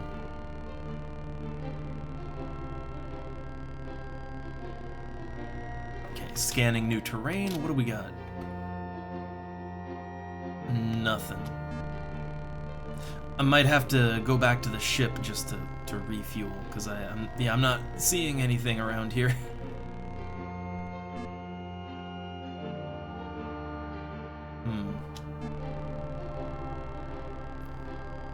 Yeah, I have to be mindful of the fuel.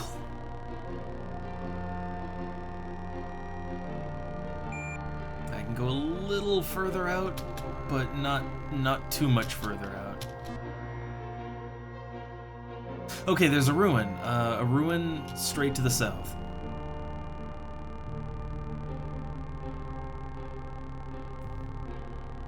Alright, is it any different than the last one? I think so. Maybe? Read it. Okay, yeah, here we go. Breakdown of our entire civilization. Panic. Mass suicides. Have attempted to flee in colony ships. There simply hasn't been enough time. Yeah, no, the Reapers came, right? Like, it was the Reapers, right? I gotcha. Alright, let's record that.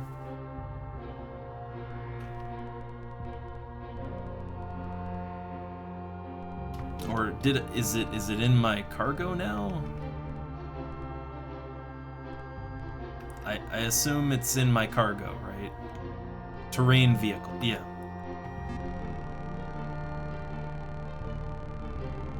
So I'm really curious to know now. Like I think we can learn the mystery here. Yeah, we need some kind of voicing for this, some kind of proper voicing, but look, I got you all covered. Alright, I guess let's launch up again. So we are uncovering some sort of mystery. I'm not exactly sure what it is, but it's something.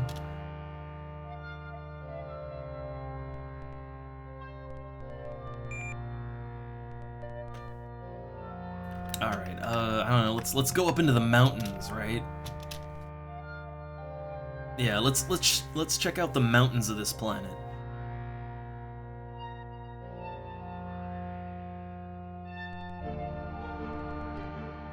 Alright, disembark.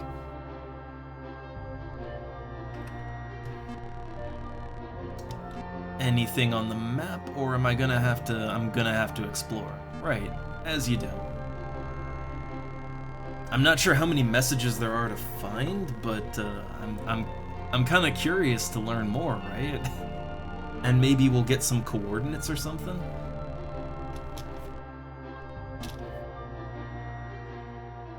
Alright, still nothing. I'm just going like straight south right now because it's, you know, it's easy to lose track of home, right? So just go straight south. We should be okay. I'm not finding anything, and my energy's already getting pretty low. What I'm noticing is that, yeah, it definitely is harder to move over high elevation terrain, right? I assume the terrain is rocky and, you know, really bumpy and just a nightmare to move over, so it eats more energy to do it.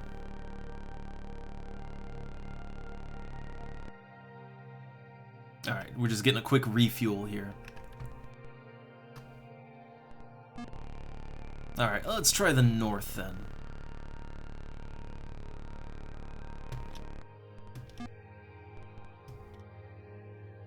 And, you know, capture some more nidberry bushes while we're here. I figure somebody must buy them. Okay, we're scanning terrain. No, I'm not seeing anything, but I guess maybe going straight in one direction isn't really... Yeah, I guess maybe that's not the way to do it, right? I don't know, I do seem to have slightly better luck when I... So that blue thing on the map, it is moving directly at us very quickly. It stands out. Something's come. Oh, what the fuck is that?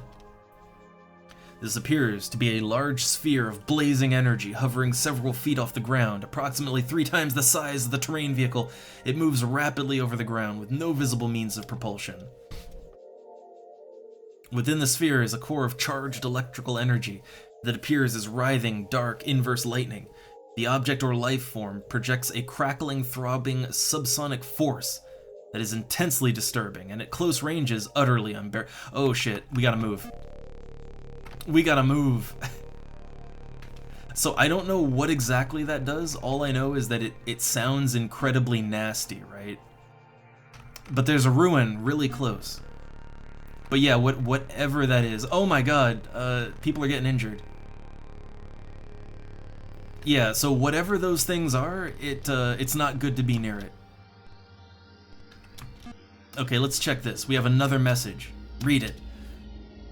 To protect the halls of memory from those under the control of the Ool, cannot afford to let them have access to all the information there. Wait a second. So, okay, so there is apparently some great threat, some force, some alien force that just is unstoppable, and they're all getting in the colony ships, and oh look, they might possibly destroy it, or use it for destructive purposes, have created the Guardian Fortress satellite. The Citadel? You mean the Citadel? Wait, there's people under the... You mean they're indoctrinated? What? Are we actually in Mass Effect 1989? Okay, record that one. Like no, really, this... When you break it down, I mean, this sounds a lot like the plot of Mass Effect. Like, I mean... Like, it's getting dangerously close now. Are these Prothean ruins? Like... Ugh. Man, if only the Nelsons were in Mass Effect. Would have been awesome.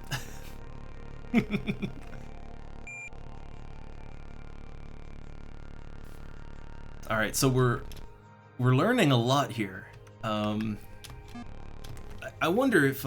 so that log went on for a little longer than the other ones. I'm kind of wondering if the other logs maybe also go further. Can I check my cargo?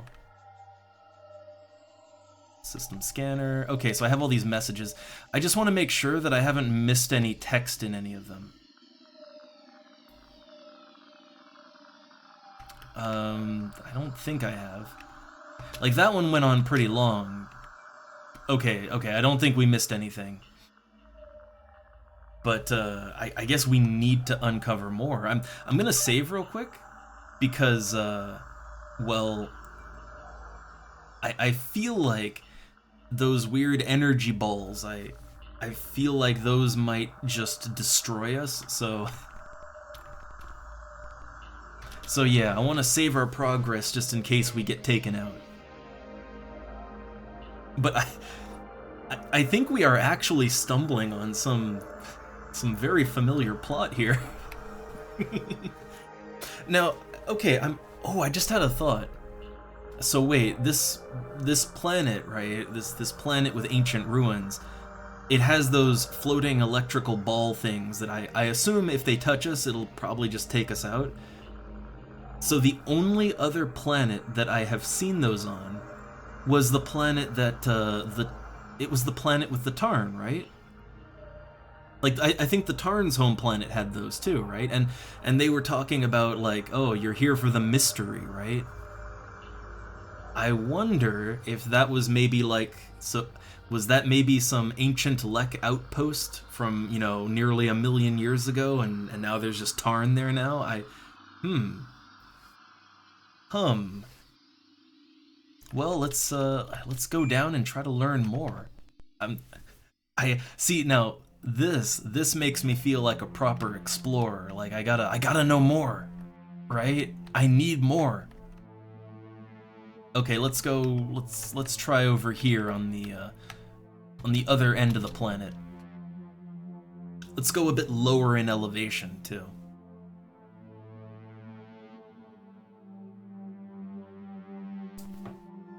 All right, disembark.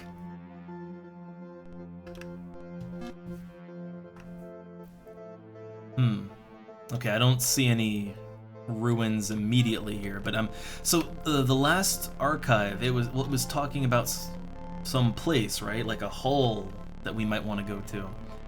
I'm wondering if we probe deeper, if we might uncover some actual, like, coordinates, right? Yeah, I'm wondering if we might actually get the coordinates of wherever their halls of knowledge are, right? Okay, we got another ruin. Southeast.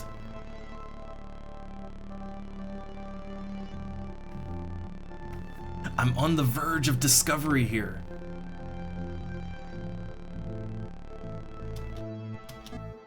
Alright, let's check this one. Only system in the nebula. Halls of memory. Vital that it remains protected. Was that it? Was there no more there? Okay. Okay, what they're saying is that it is the only system in the nebula. The halls of memory. Okay. So apparently in the nebula, apparently there's only one system in there, which is a little disappointing, but okay, so apparently there's only one system somewhere in the nebula. I mean, there are multiple nebulas, so I assume they mean the big one, right? Okay, so there's one system in there, and that's the Hall of Memory. So we gotta find that.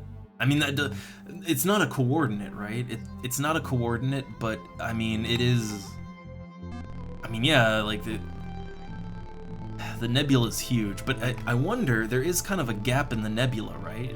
There's a gap in it. So okay, oh man, man, Darth, we have stumbled into Mass Effect. We have stumbled into Mass Effect. Yeah, so we are on the planet with the Lek ruins. It's some kind of ancient civilization from nearly 1 million years ago, and like we're getting we're kind of scavenging through their ruins, and we're getting text logs. I mean, I'll go through what we've got right now. All right, so here's what we got so far. I'll start from the very first one. Okay, here we go. So yeah, we've found 4 logs so far. Alright, so the first one. Contact. Of a very limited nature. It refers to itself as Ool. It appears to be much too strong for us. There is little we can do. Recommend that you... breaking up. Alright, next one. Breakdown of our entire civilization. Panic. Mass suicide. Have attempted to flee in colony ships, but there simply hasn't been enough time. And then the third one is very interesting. To protect the halls of memory from those under the control of the Ool, cannot afford to let them have access to all the information there. They might possibly destroy it, or use it for destructive purposes. Have created the Guardian Fortress satellite. And then the last one we got was, yeah, the one we just got. Yeah, only system in the nebula. Halls of memory. Vital that it remains protected. So yeah, we've stumbled on a bit of a plot here. I mean, what I gather is that it's basically a Mass Effect scenario. The Reapers came, the Lek are all gone, but like, I guess they had some kind of halls of knowledge, some sort of citadel-like satellite, and apparently it's in the middle of the nebula somewhere. I assume it's in the middle, right? Like it's... So yeah, there is an actual plot happening here. I mean, like, honestly, just from those little text logs, it is very eerily reminiscent of the plot of Mass Effect. But yeah, look, they're good RPGs. Play them now. All right, so I mean, I feel like we've got enough information to work with, right?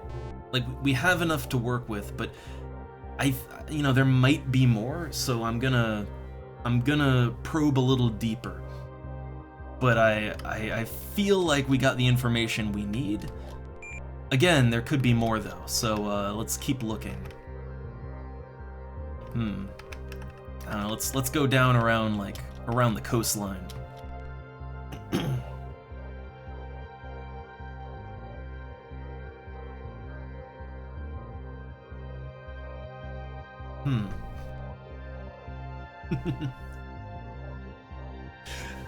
I do wonder if they would allow me to log this as a planet, but I feel like I feel like the fact that it is a previously inhabited planet, and also that it has those weird floating death spheres, right?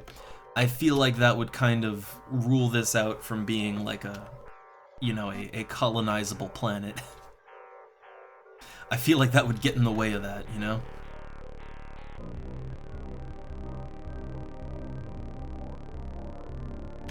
I feel like the floating death orbs would probably get in the way, you know? The colonist probably wouldn't like that too much. Alright, so yeah, I'm just exploring around till I find some more ruins. And I think like a good search pattern is kinda, yeah, to go out a bit, but then to sort of explore in a circle, right? As new terrain loads in. I feel like I have the best coverage doing that. But I don't know, we might have found all the ruins that we needed.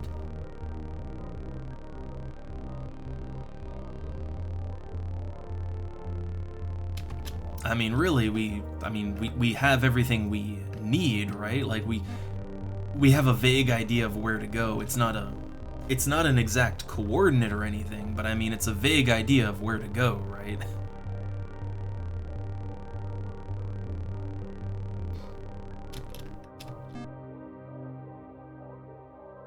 Alright, just periodically checking, especially when it says, like, scanning new terrain. That's when you definitely want to check the map.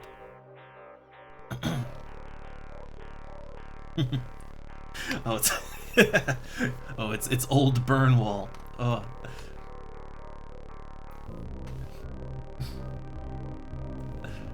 I don't know. I think like we should respectfully leave this ruined planet, right? Respectfully leave it as the graveyard that it is.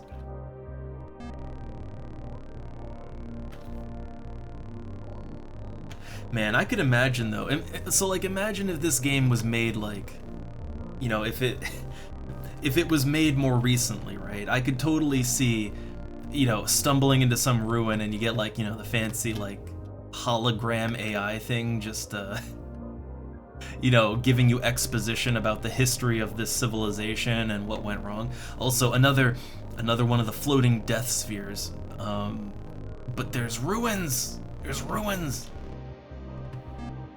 Okay, let's check it. Ooh, have discovered a continuum flux path that leads from the Hall of Memory to the Anomaly.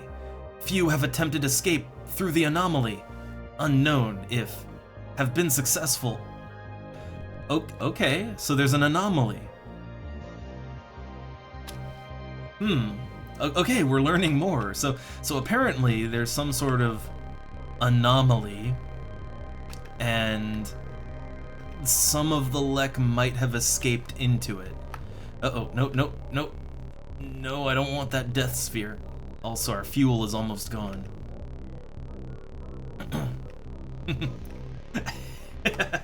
Oh, Sito. Well, yeah. So, okay, I guess there's a... So, okay, I mean, we know two things, right? One, the Hall of Memory is important. We probably want to go there. And it's in the nebula. I assume it's in... maybe it's in the empty part of the nebula, right? Like, maybe it's in the part that isn't covered by the nebula. And then also the Halls of Memory link to the Anomaly. So, I mean, I wonder if that would be like the... There's one thing that stands out on the map And I wonder if it would be that.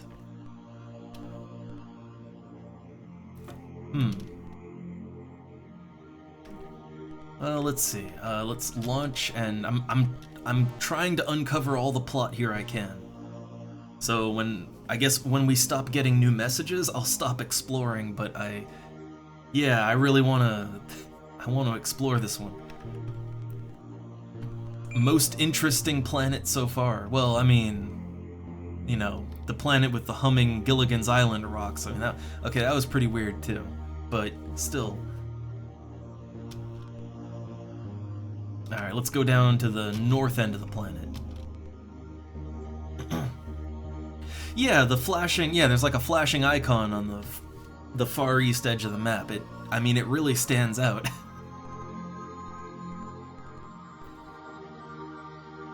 I mean, if that's the anomaly they're referring to, I mean, I don't think it'd be the wormholes. We know about the wormholes, and that was mentioned, right? So it wouldn't be a wormhole.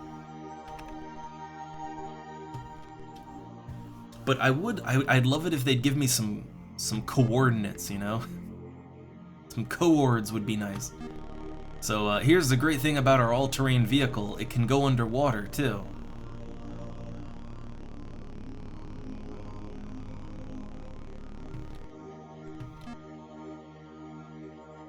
Okay, so there's another one of the floaty death balls over there. That might mean that there's ruins.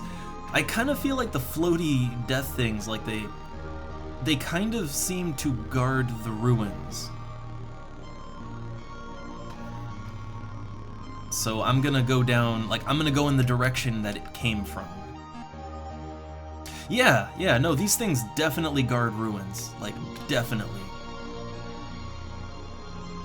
Yeah, it's all terrain. Okay, 13. What do we got? Not long before, Last of Us. Last of Us will be forced to choose between suicide or psychic domination. We are lost. Gave key to the Guardian satellite to the Dweenal. Perhaps someday, if any of us have survived, rebuild our civilization. They gave it to the Dweenal? Those guys? Hey, we remember them. Then I think we might have to go back up to the north end of space, right? We might gotta go back there.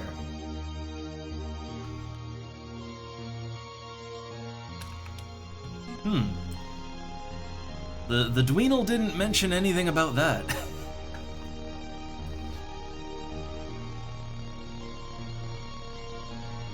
I'm trying to remember. What did the Dweenal want exactly? They sell god masks, but didn't they want something else too? Maybe we have to trade them the thing they want? And they'll maybe, I guess, give us the key to the Guardian satellite.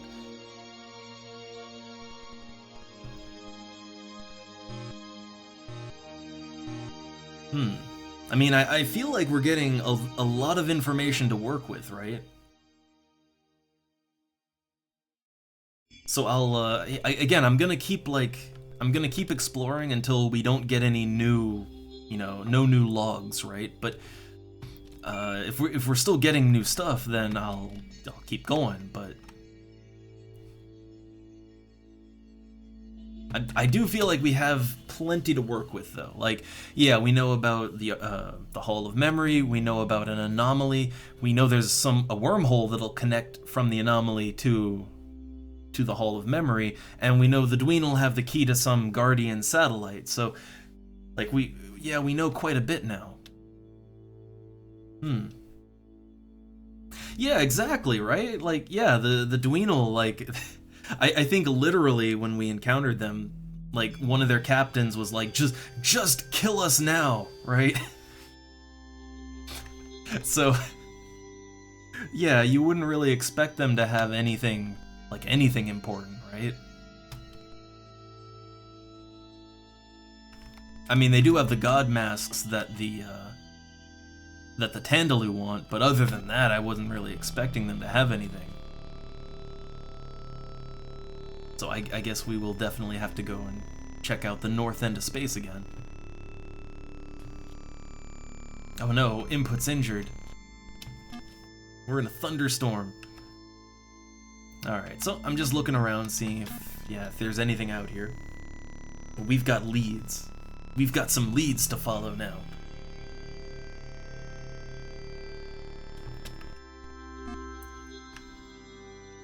Okay, no ruins around here. I kind of feel like we've got everything we need, but again, we'll see.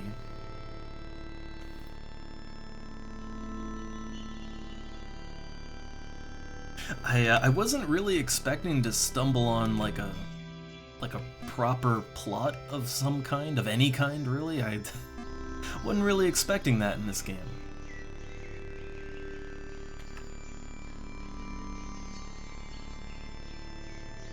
Alright, so I gotta be mindful about fuel and all that, but just scanning around.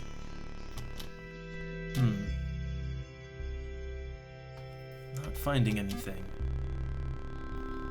I guess when we stop running into ruins, right? Like that'll be when we found everything we can find. I guess. Oh my God, Sito. Yeah, there. Some kind of, some kind of servitor race, keepers, if you will, of a thing.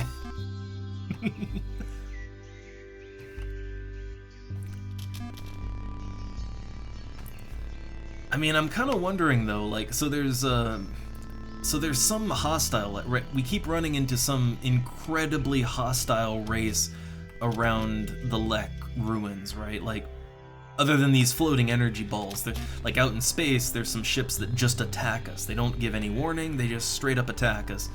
And they kill us with extreme prejudice.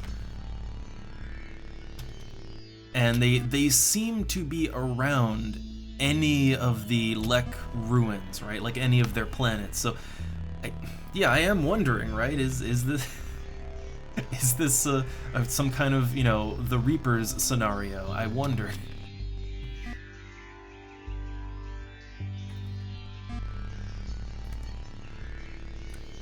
All right, so I'm not finding any more ruins. I think we might have uncovered all the mysteries, maybe. Maybe. I'm just gonna go a little bit off in this direction just because we didn't check this way, not really. And on this terrain, we have really good gas mileage on the vehicle. Oh wait, hold up, we got some shit here. I'm just going around it, but they seem to guard ruins, right? So no ruins, no ruins. Yeah, I think we found it all.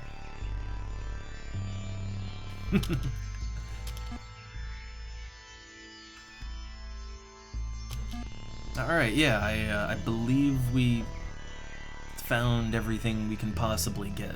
Maybe, I hope. I hope we're not missing anything. If we missed some text logs, I'll be upset.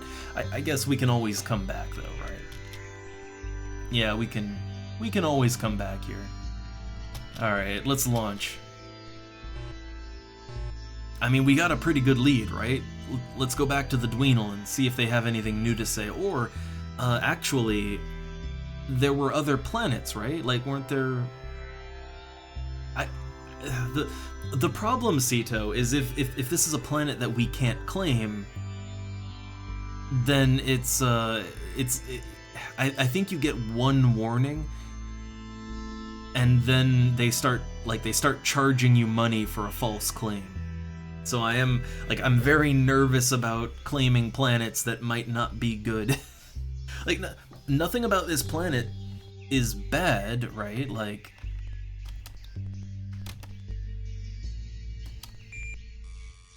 I mean, I think, like, yeah, it has all the right setup for a good planet. It's just, yeah, I don't know. I mean, we can try. I think we get one warning, right? I'm pretty sure we get a warning, so... Yeah, let's try. Alright, so we'll try and log this one. All right. So I think, all right, it'll be Old Burnwall. All right, we'll see. We'll see. But I feel like the fact that it's like it's basically a graveyard planet, and also that there's strange floating energy orbs that will just shred up your vehicle. Like I feel like that would probably, you know, that would make colonization a problem, right? I would think.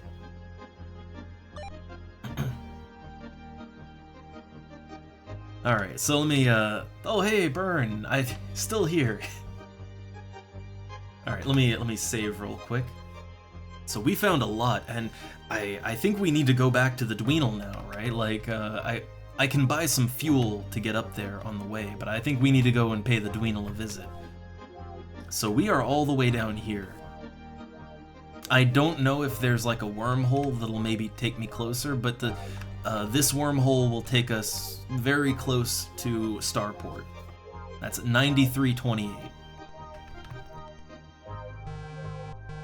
We already checked the... Well, I mean, we didn't check the other planets, but they didn't seem to have anything. Also, this sector of space is just... Yeah, it's just full of these guys that just unload on me instantly, so I'd rather get out of that sector, you know?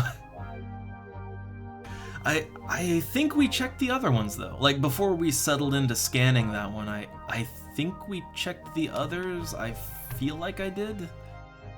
I feel like I checked them. Alright, let's see. 9328. Alright, gotta remember that. 9328. I feel like I checked them, though. Now the nebula... I don't know, we can go... Oh, there's motion... Wait a second. There's a system there. Hold up. Is that on the map? It's not on the map. There is something that is not on the map right there. I wanted to go back to home base, but... I mean, we gotta check it out, right? Gotta boldly go. Oh my god, we're in the nebula. Yeah. Oh man. Scan the sector. Okay, planet 1 is just molten. Planet 2 is liquid. Planet 3 is frozen. Oh man, so, okay, so there are, like, so when the thing said it's, like, only system in the nebula, well, clearly it's not, right? Okay, so there are other systems in the nebula. Oh man, this looks weird.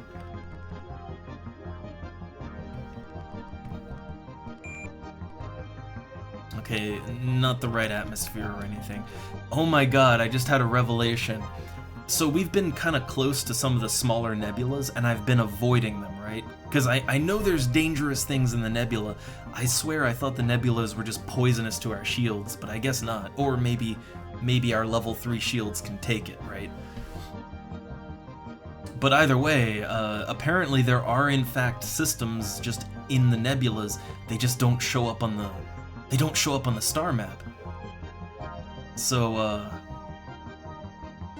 I guess we actually might want to check out some of the other nebula, like the smaller nebulas, right? They'd be a good place to look at. Oh man, this kind of opens up a whole can of worms. Like, there's a whole parts of space we just haven't checked out yet. Yeah, like, I wonder if there's more in that nebula, right? The thing is, it's not on the map, though. Let's go a little deeper. I'm really worried, though, that we're going to encounter some nasty things in here. Also, it is really hard to navigate because you can't see shit. Yeah, I can't see where I'm going. Like, there's no reference, like, there's no little white stars going by or anything. So I think I'll stay out of there for now. Alright, I'll stay out of that for the moment. Alright, so yeah, 9328. But good to know that there's stuff in the nebula that we need to check out.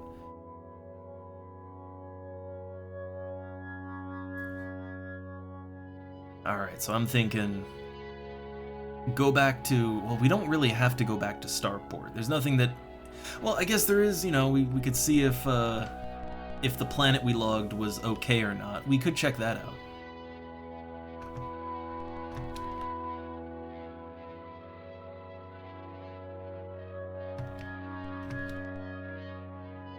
Alright, so we keep going north, and then east, and we'll be back home. Yeah, so there's the other wormhole, which I still feel like we must be able to do something with that, right? We gotta.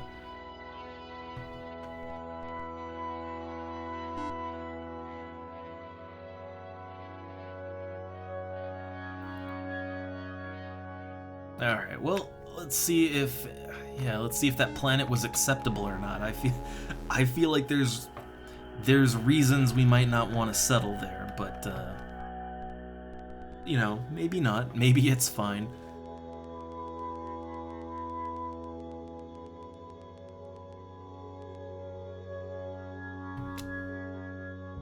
Oh wow.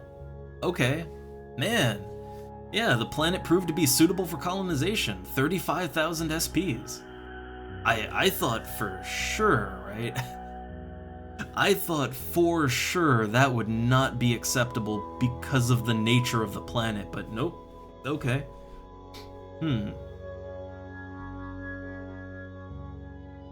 Yeah, I thought that, like, yeah, I thought that there would be, like, I definitely thought there would be things in the nebula, right? But I thought that there would be something I'd have to do to kind of clear the, you know, clear the fog of war, if you will, right? I mean, I think there still might, but because it does seem really awkward to actually move around in there, and like none of it shows up on the star map even after you go there, so it's kind of like without having specific coordinates, it's gonna be really hard to actually find anything in the nebula. Like, it's actually gonna be some real exploration to find anything in there. Yeah, I feel like the colonists might have a hard time when they get down there and they're being chased by death balls, you know? But I guess it's fine. Alright, let's see if we missed any notices, right? While we were out, you know, while we were out exploring. Ooh, we did. Huh. Renowned Thrin diplomat, Thrin Thriss, will be giving a lecture this Thursday night on board the ISS Mediator on the subject of alien psychology and diplomatic techniques. He will be covering such topics as getting the most out of your obsequious posture, aggression through non-aggression, and applied misdirection. He will also be speaking on his latest book, Nobody is Wrong, But I'm Right. It starts at 0700 hours.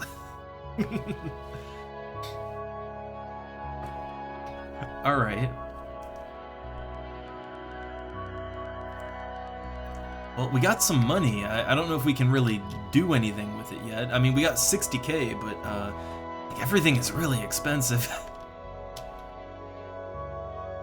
I feel like our ship just gets annihilated whenever we get in combat.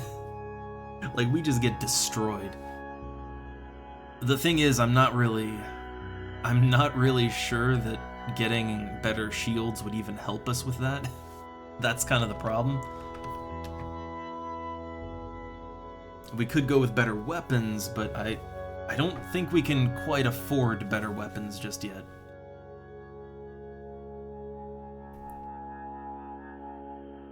Yeah, I feel like for right now, I mean, we're kind of as good as we can do. For right now. Alright, well, back out into space, I would like to pay the Dweenal another visit. Now, we only have 32.40 energy, which isn't really good, but we have money. We can buy more fuel on the Dweenal home planet. So, you know, that won't be an issue. Alright, so, Captain, let's get out of here.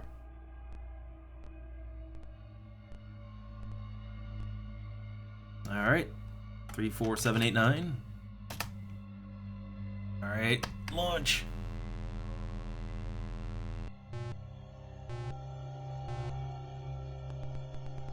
Yeah, Class 5 should be a lot better. I mean, I'm hoping it is, but we can't afford that yet.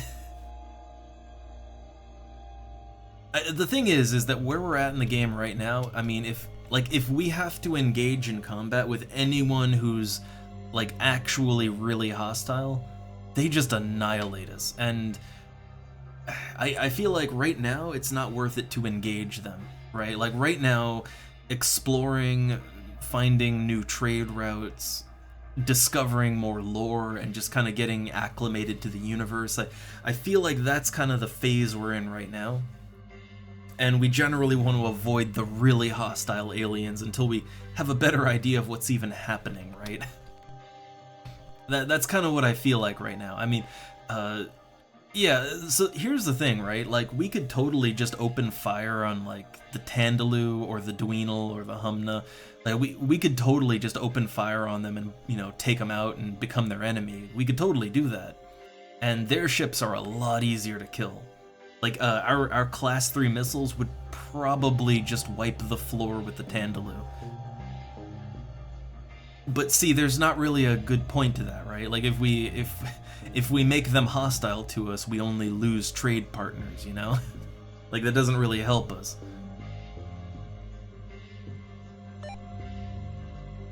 And any of the actually hostile aliens in the game, like, they come ready for war, right? So yeah, anything less than Class 5 isn't gonna cut it. Alright, so where we're going is all the way up here. I have a note about the exact coordinates. So they are at about 54,195. 54,195. That would be like all the way up here. So yeah, 54,195 is where the Dweenal are at. That is all the way, just all the way over there. It's a long way, but I think we're good for it, right? So 54,195. I do feel like we cover ground a lot faster, like not just that we, yeah, you know, I feel like not just that we have better fuel efficiency, but I actually do feel like we just cover ground better. Yeah, like it'll only take 14 fuel to get there. But here's the thought, while we're going there, you know what we haven't explored yet? I mean, look, we are still explorers, right? So, this cluster that starts at about, yeah, 9,148, we have not looked at that yet. And it's on the way, right? It is technically on the way. It's a little out of the way, but, you know, I do kind of want to check that out. So, 9,148.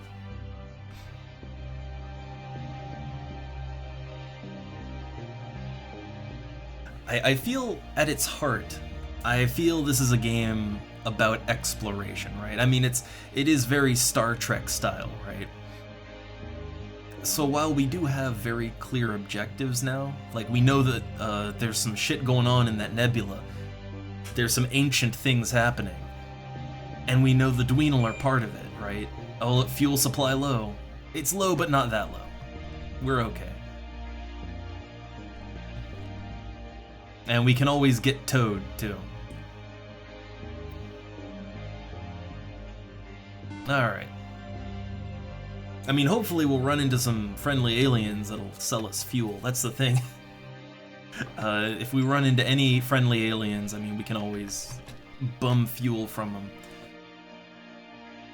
Okay, we got a rock planet, liquid planet. Yeah, no, we're mainly looking for biodensity. It's the main thing we're looking for. Alright, see you later, Ceto. We'll find Cetopolis one day.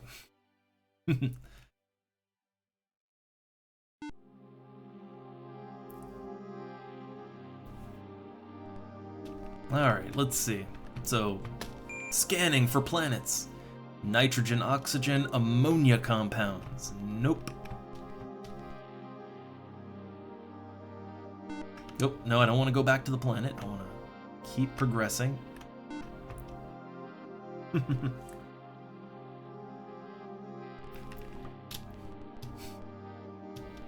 Alright. Methane, hydrogen, nope, nope.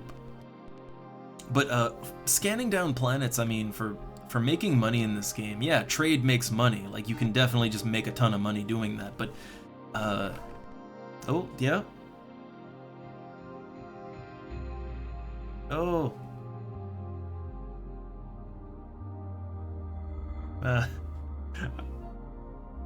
All right.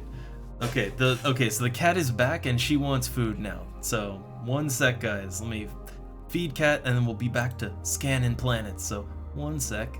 One sec.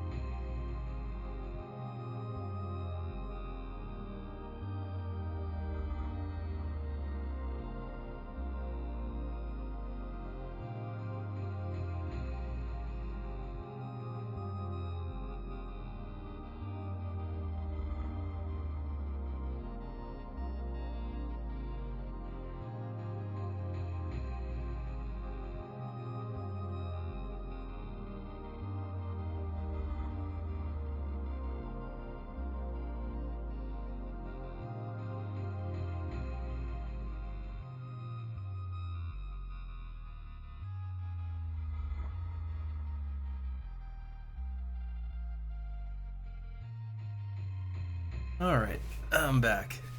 Cat all fed. All right. So let's see what we got here. Not acceptable still, so nothing good here. All right. All of those were just a bust. So there's 3 more systems to check out. 7151.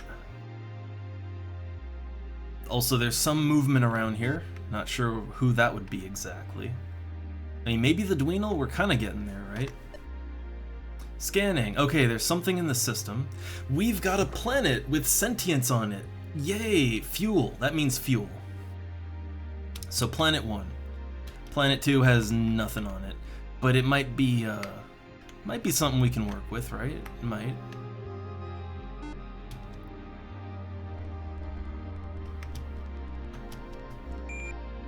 Nope, it is not.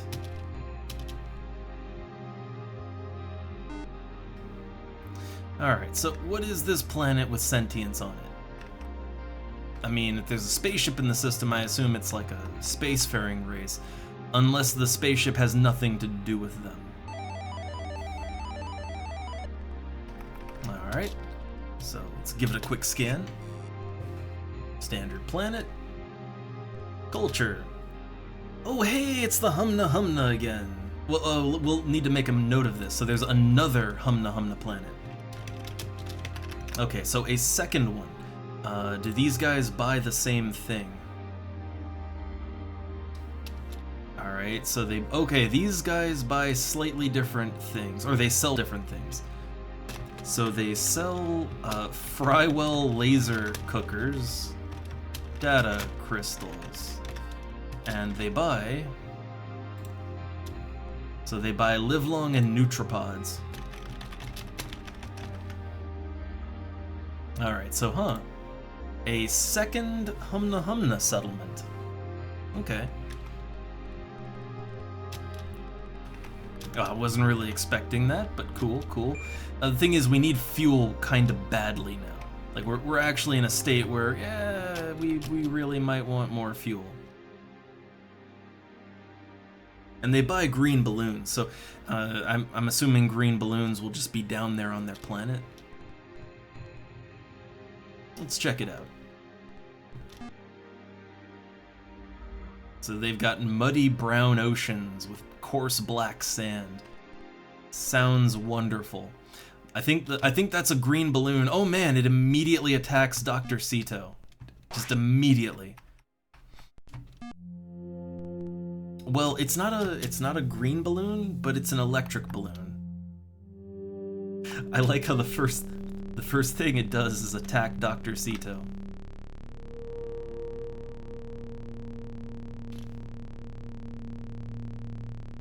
Alright, I saw they had a settlement up here, but it looks like that's not a trade settlement. I kind of hate it when they have like, yeah, they have like a proper settlement and everything, but it's not one that has any trade around it.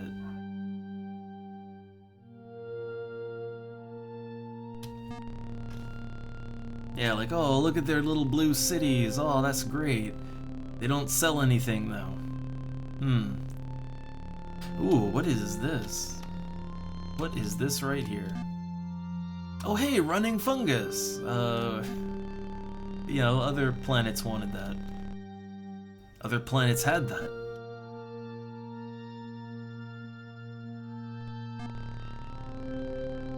Alright, no. Yeah, there's lots of civilization, no traders though. I have a little bit of a desperate need for a trader right now.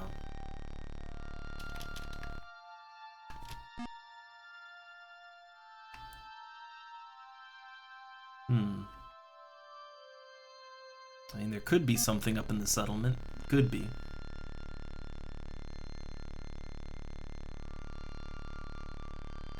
No.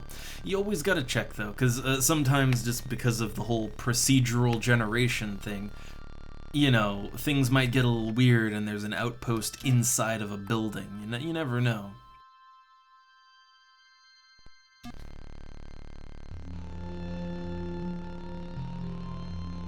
Now that's gotta be a green balloon, right? Yeah, that's a green balloon. I should have looked at a description of it, but, well, it's a green balloon, right? It's in the name.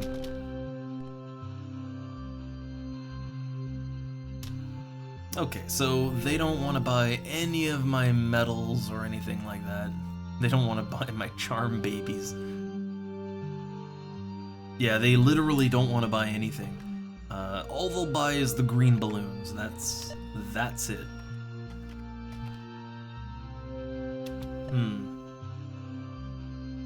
460. Okay. So what is the Frywell laser cooker? I assume that's like cooking but with lasers, right? It's a microwave, but with lasers. Alright, and we're buying it at the standard trade value of 100%, so... yeah, not really getting a bargain there. Okay, none of their standard trade goods are really worth it. So we need a lot of fuel. Like, I'm gonna be honest, right? We're hurting for fuel right now. We need a lot. Like, actually just buy a lot of fuel, right? Like, 50 units of fuel. It sounds a little hefty, but... and that is 25k, ouch. But if we do some trading, the Humna Humna a little further north, right? Like, these ones don't sell the, they don't sell the God Mask, but, well, the Dween'll sell the God Mask. I don't know why I confused them, but... yeah, like, these guys, I'm not sure who will buy what they have, but we go a little further north, we get God Masks, we buy those, and then we take that back to the Tandaloo. That's a fairly easy trade run, right? Like, at the very least, we should make a little money off of that. A little bit. You know, a bit of a money multiplier, if you will. Alright, let's take us out of here.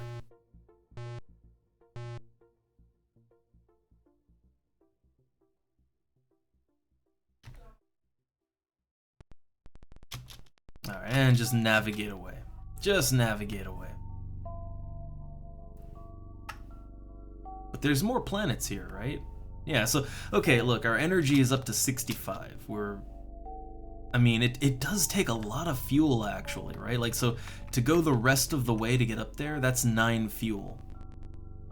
And then to go back down, right? Like, so, I mean, to go back down is gonna be, yeah, to get back down here, that's, I mean, I want to say it's probably gonna take about 26 fuel or more. It's,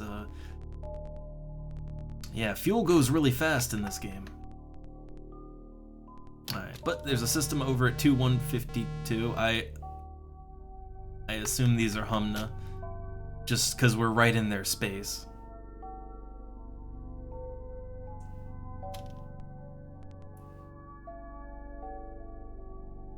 So there should be something over here, right?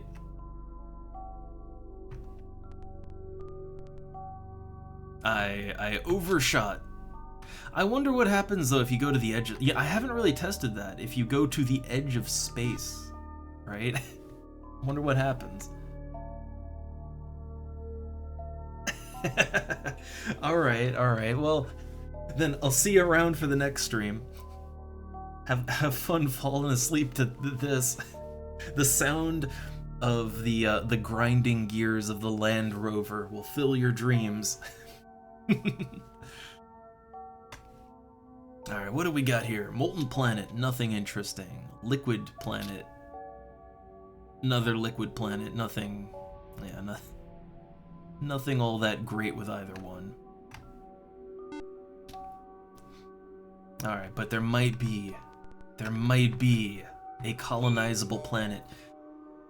Oh, we've got promise. Nitrogen, oxygen, water, analysis. We've got liquid, 54 Gs of gravity, which is a little light, very thin atmosphere, calm weather. The temperature ranges from tropical to inferno. I feel like the inferno range might be an issue, right? Like, I'd say this planet is good except for the inferno part. I don't know. I don't know if we want to risk this one, right? I feel like while the low end of the temperature is okay, the inferno part, that's gonna be an issue. I feel like that would kind of keep this from being properly colonizable, but I don't know. Do we risk it? Do we risk it? I'm feeling like I want to play it safe, you know? Yeah, I don't want no penalties or even a warning. So I mean, it's there, but I'm gonna back off from that one. I'm gonna back right off. All right, and did we? My goldfish memory. Did we check this one? Let me just make. Why not? Just make sure, right? Nitrogen, oxygen, water. Way too high a gravity, and also the weather is bad, the temperature's bad. It's not. This isn't. No. That wouldn't. Yeah. Yeah, I feel like you don't want to risk. You don't want to risk taking a penalty, you know. All right, and then the last one in this cluster is 12158. Oh, there's a wormhole here. I'm gonna save my game, and also maybe let's check the planet, or check the system out before we hop in a wormhole. But we've got something to explore.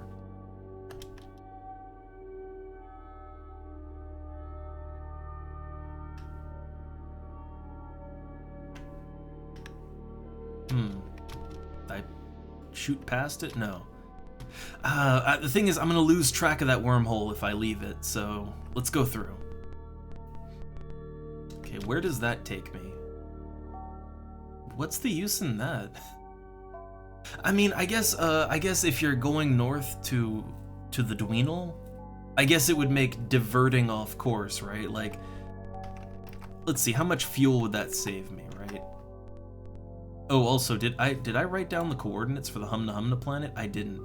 The Humna Humna, they were on the first planet here, right? Like at 914. They were in the first system, right? I think they were in the first system. So 9148.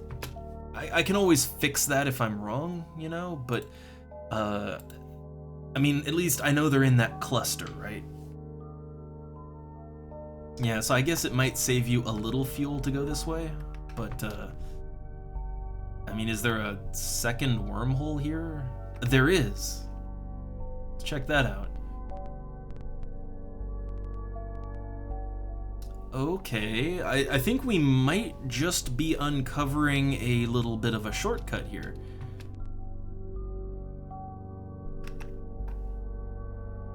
Okay, it looks like that doesn't go anywhere else.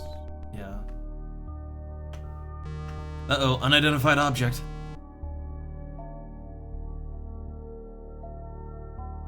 I mean, they're not shooting. I don't know who they are. Let's take a quick look. I think that's the Humna, right?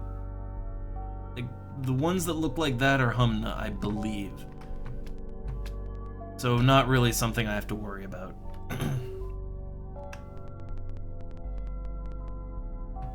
Okay, so did I... Okay, yeah, so I think we just found a little bit of a shortcut. So while it doesn't really go anywhere per se, yeah, if you go over to this end of space, you can kind of... I mean, it's kind of... It might save a little fuel. I don't even think it would save that much, but it's something, I guess. Alright, well... So I need to talk to the Dweenal again, but also I don't think I fully explored their space. Like, I think I hit their planet, but I didn't really do a whole lot over there. So 38,190. But before we do that, I didn't hit this one because the wormhole, I didn't want to miss it. So 12,158.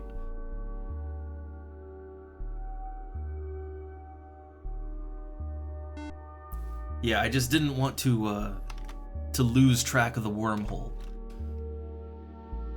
And it is a good thing that we stopped here. So there's another planet with life on it. I wonder what it is. It wouldn't, I mean, could be more Humna, right? But there's no ships here. So what do we got? Culture. The Chichifa, a Stone Age society. They don't trade. No trading. Huh. A race of highly prolific, small furry creatures with long upright ears and puffy tails. Extremely aggressive. They will swarm to any heat source and attack. Recommend caution. So, you can't trade with them. Is there anything, like, on their planet that might be of interest? Not really? Yeah. So, it's a race of little... yeah, The Chichifa, so a race of chinchillas. Okay, I'll make a note of this. The Chichifa, they don't... So they don't trade, right? Yeah, they don't trade. They're highly aggressive. So I can't do anything with them, right? So for right now, I'm just gonna mark that down as a bit of an oddity, but yeah, I can't work with that. You know, if I can't trade with them, there's not really a whole lot meaningful I can do. So that's at 13,158. 13,158. Just made a quick note of that. Alright. Yeah, I'm not really sure what to do with that one, right? Like, yeah, what do I do with a Stone Age society that doesn't trade and is highly aggressive?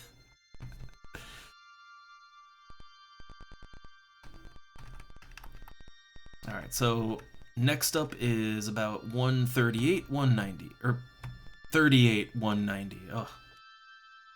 My brain.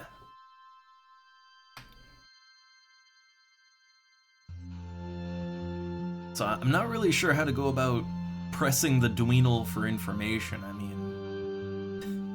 yeah, how am I supposed to get anything out of him?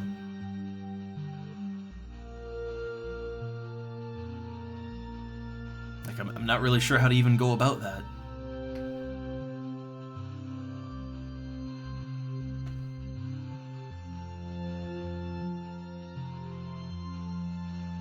Well, I don't know. I do know that I want to explore around their space still. Like, there's more to see there. Alright, so just checking out their planets. I'm mainly looking for biodensity. If there's no biodensity, then not really anything to see.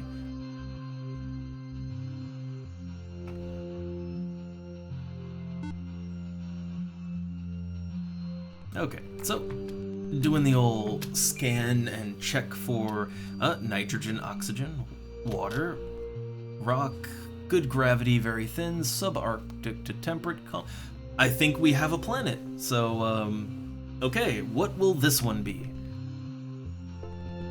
We have a good planet here.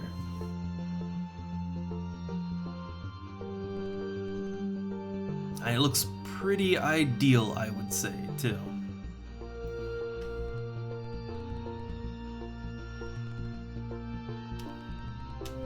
So, okay, log in that planet. Yep. I feel bad naming Cetopolis without Ceto here. I think Cetopolis has to be named by Ceto. Oh, do we have Inputonia?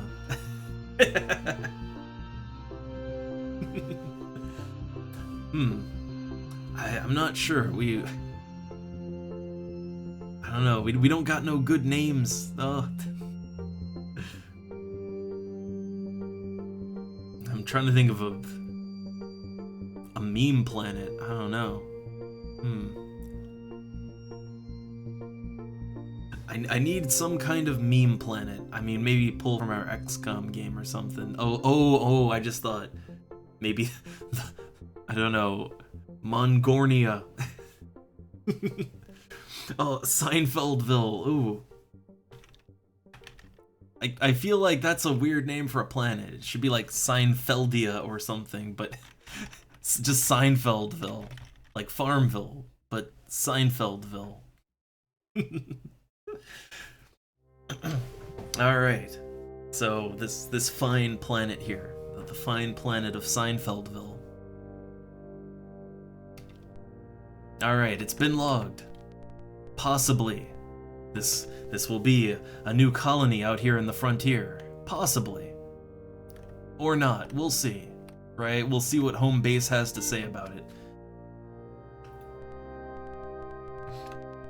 Alright, I highly doubt there will be more than one planet we can colonize here. I feel like they wouldn't do that, right? But maybe. I mean, it has a good, I mean, the gravity's a little low, but it has everything else you need, right? Like, it's temperate to searing. I mean, searing is hot, but it's no inferno, right? I feel like that's still acceptable. Like, I think that's within the good range, right?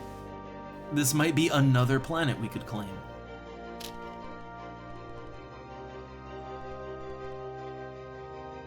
Look, at worst, we just have to, at worst, like at absolute worst, all it'll mean if we really fuck it up is that I will have to do a bit more off-screen grinding, right? Like if we go into the negative budget, then it's like, okay, I'm gonna have to shoot a whole lot of electric balloons on the Tandaloo planet, right?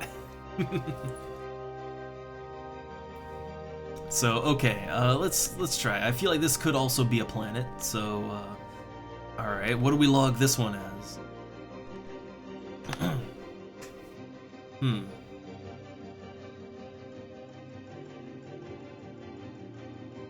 I'm trying to think here. Well, I guess, okay, look, if we're going for personal memes, maybe. We don't have a Bubsy-themed planet, right? We don't have a Bubsy planet. So I don't know, like this would be Bubsy Prime. The home planet of the Bubsies. I feel content with that.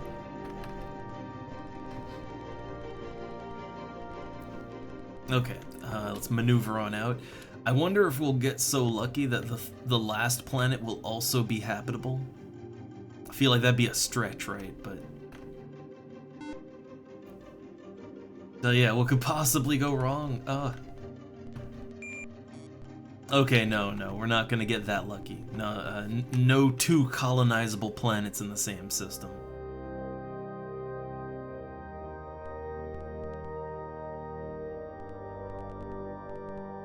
Alright, so the Dweenal are at 54,195. That would be a little higher up, right?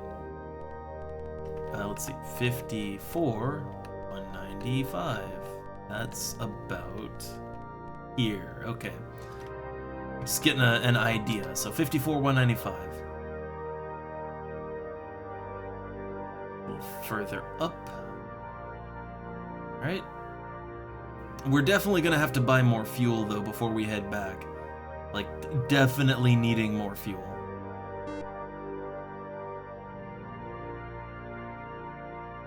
Oh yeah, I wonder, I guess if we're gonna talk to the Dweenal, we kinda have to talk to them like... Yeah, we've got to talk to them in space. So let's try and yeah, let's try and communicate.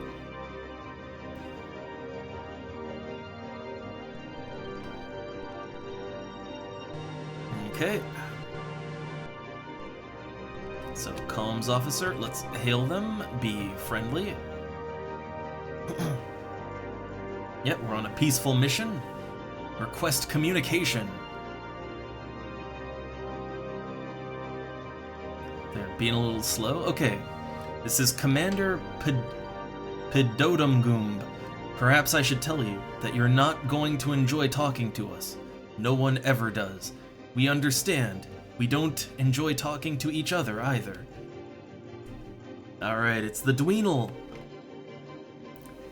We perceive that you have some nidberry bushes. Could you please be so kind as to give them to us?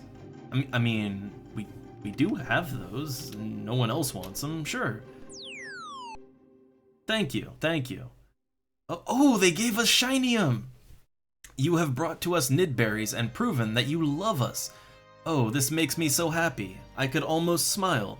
You do love us, don't you? Sure. Perhaps the nidberries were just a cruel trick to toy with our delicate emotions. I suppose now you'll just blow us up and have a good laugh, or maybe you'd like us to just kill ourselves and save you the trouble. Man, it's...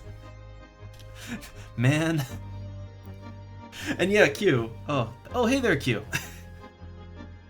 Let's see. Would you like that? No, I would not. I mean, they gave us Shinium for the nidberries, though, so I mean, that's good. I'd like to ask them a question about, other beings. I'm not sure how to get the info I need.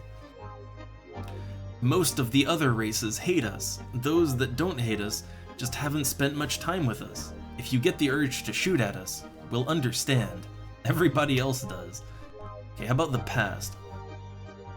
Yeah, we got our requisite clinically depressed aliens. I kind of love them, though. According to our legend, which are probably all wrong anyway, 1,000,000 years ago, give or take a week, this region of space was inhabited by us Dweenal and a race called the Lek. So okay, we've already been to the Lek ruins.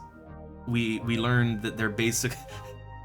we learned their whole eerily Mass Effect adjacent storyline. So okay, we're on to something here. We know they gave something to the Dweenal. Alright, we lived in peace. And here's the unbelievable part. They even seem to like us. How could you possibly have known that we liked nidberries? Your race must be telepathic. Alright, let's talk about, general info. I do like the Dweenal. I like them. Alright, I suppose, since you brought us some berries, I could exert myself and tell you one or two semi-interesting things which you probably already know and don't care about in the slightest. For example, you probably know that there's a couple colonizable planets in the M-class system that is directly in the center of our region of space. Oh, hey. You must like us after all, and how wonderful, now you can come and live with us, unless of course you really do hate us. Okay, so we learned about, how about themselves?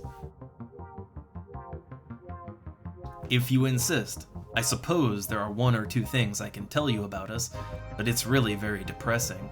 Feel free to just leave if you get too bored. How about trade? I'm trying to learn. I want to know more. Trade? Why should you care about trade? Everyone is just out to cheat you anyway. Now that shinium is becoming scarce, the whole economy is gonna collapse. Just as well, I suppose. Let's make a statement. Yeah, we're representatives of the people of Earth and, you know, all that good stuff. We will praise your kindness and worship you for centuries, alright? So maybe that's an exaggeration, but I'm sure the berries were very good. Not that I got any myself. What does posture mean? Oh wait, I can't imagine why you would care about what happened in the past, or for that matter, the present or the future. But if you have any questions, I suppose I might be able to remember a few things. I mean, yeah, I wonder if we're what does obsequious even mean? I'm just gonna change posture and talk about that. Like, okay, how about now? Oh, look, we beg you to honor our poor selves. Oh, ooh, they're giving us more. Okay, the legend goes, the Lek were possessed by an awful demon. I told you this was probably wrong anyway. They started attacking us Dweenal, which is understandable, but they also started attacking each other. Yeah, the whole... Look, the Reapers, they indoctrinated them. We covered that already. I wonder if I change my posture to hostile, and then ask them. Yeah, we're very demanding. This doesn't matter. Nothing matters. I'm leaving.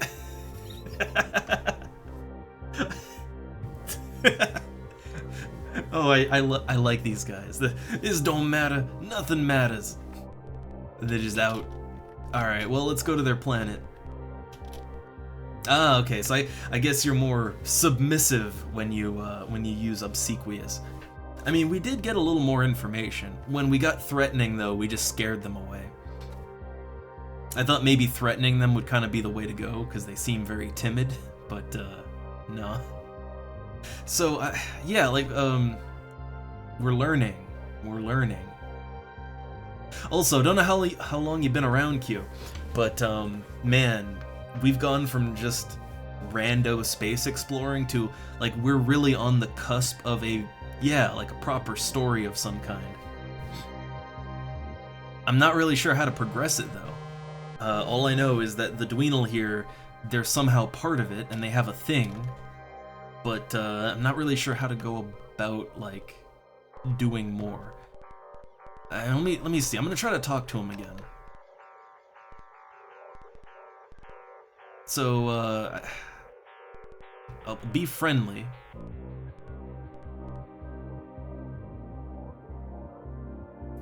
Oh, look, you brought your nice ship and your wonderful crew. Do you really like us? If you do, you will have brought more berries. So do I have to give them berries every single time? Oh look, the last thing you want is to have a Dweenal on your crew. But if you wanted to, we could exchange crew members. Don't worry about hurting our feelings or saying no. Maybe we'll just go kill ourselves. What do you say? I mean, hey, I'd take a Dweenal. Yeah. Oh my god! A Dweenal's gonna join us! Oh god, choose a crew member and press space. Okay, oh my god, we can swap out a crew member for a Dweenal. Okay, who's going over? I mean, we can't lose anyone super important, unfortunately. I mean, that'd be Captain Double, right? Like, Captain Double could go. Or, I don't know. The thing is, we can't lose, like, our navigator. If we lose our navigator, that kind of strands us, right?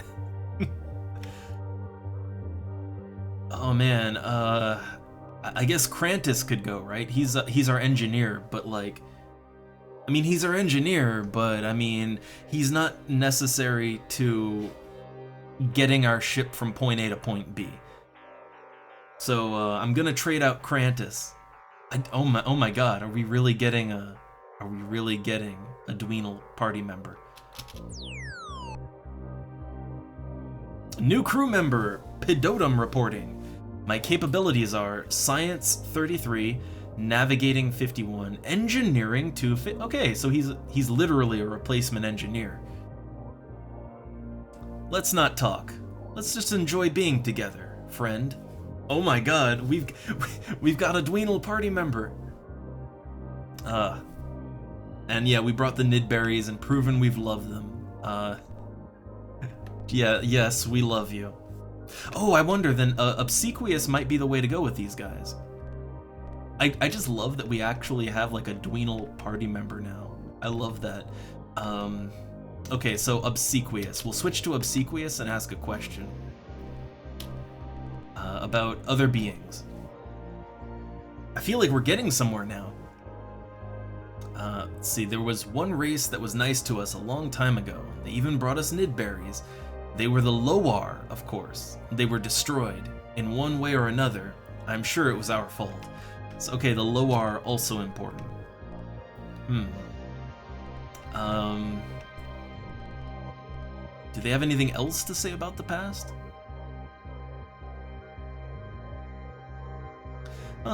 Within a matter of months, all of the Lek somehow changed and became extremely hostile.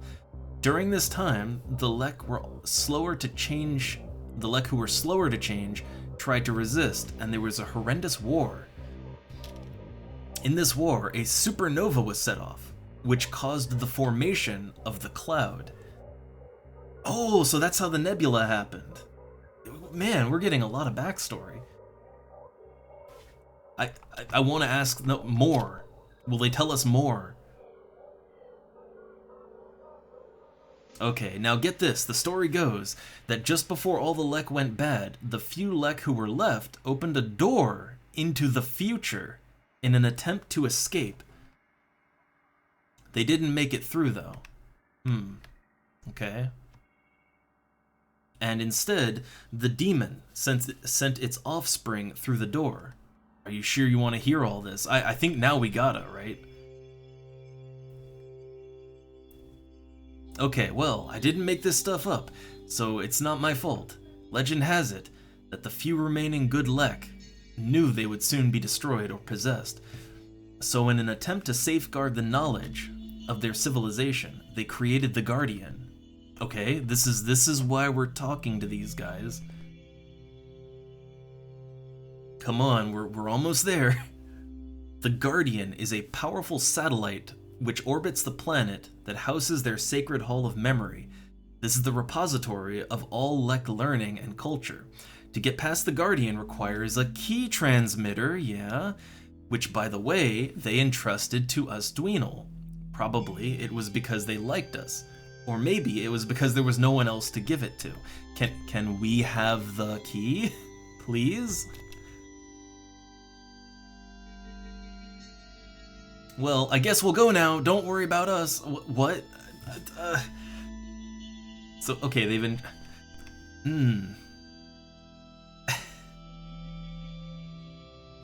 I feel like we were that close to... Like, we were so close, right? So, I've got an engineer now, Pidotum. I want to go back to Starbase and check his, I want to check his personnel file out, but I love that we have a Dweenal party member now. I wonder if that'll do anything for us, right? Like I wonder if having a Dweenal will, you know... yeah, I could change to Obsequious and ask about trading. True. But before, well, I guess I'm at their planet now. So I just want to check some things at their planet. Let's see. So, science officer. Culture. Okay, so the planet of the Dweenal. So they sell the god mass and, did I make a note? Okay, I did not make a note. They sell god mass, but they also sell... They sell glort blorps and nutripods. Okay. What do they want? They want amusoballs. I feel like maybe we might have to trade them... We might have to trade them the amusaballs before they'll give us anything, because that's marked with an asterisk, right? I don't know where to get the amusaballs though. I don't know where to find that one. So they I guess they also buy oily spore bush and breathing cactus. So we could go down there, and we could go down, and we could probably like scoop up some of their native life and buy some god masks and then sell them to the Tandaloo. Oh, also, I just noticed something. I just noticed, if you look at our energy, we have 136 energy now. I know for a fact that we traded, like, when we traded the, oh god, where did we get those berries? Did we get the berries from the planet of the, yeah, did we get those berries? The Nid berries, did they come from the planet of the Lek? I think it came from the Lek planet, right? Because we just got a ton of energy. Like, they gave us a lot of shinium. Like, that's a ton of shinium. Like, we are good for fuel now. We were actually kind of low, and now we're just right. So it might actually be worth it to get more of those berries. Yeah, I think someone else bought Nutripods too. I should have it in my notes, right? I've been taking notes. I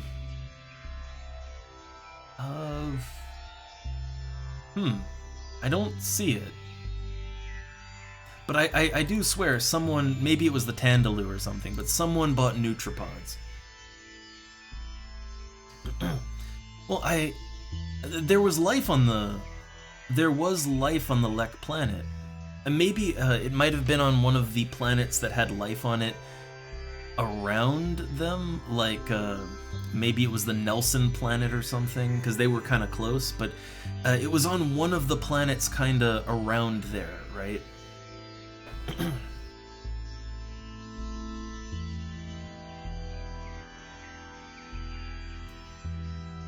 I don't know. I think we need to find where those were, and we need to try and get some more, because that was profitable right there. Nope, sorry, I had to mute, but my mute button, oh my god, my mute button is like the examine button in the game. I don't know why it is.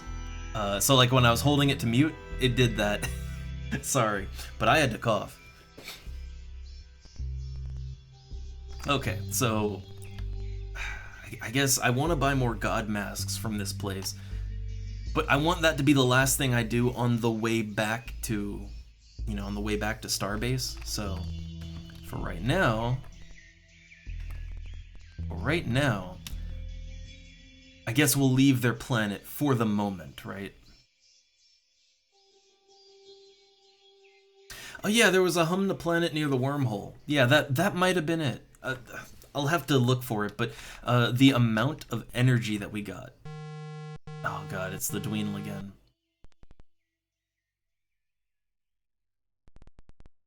I mean, I can talk to him again real quick.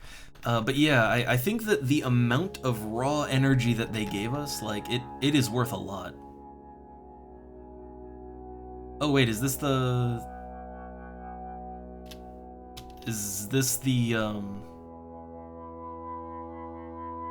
Yeah, this would be the Humna. They have that light blue text, and it talks like a Humna.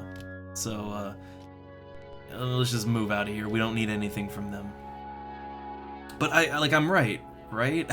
The amount of energy that we got, I mean, it was worth way more than just selling stuff, and like that's a lot of raw shinium. If we sold that shinium, we'd probably make a ton.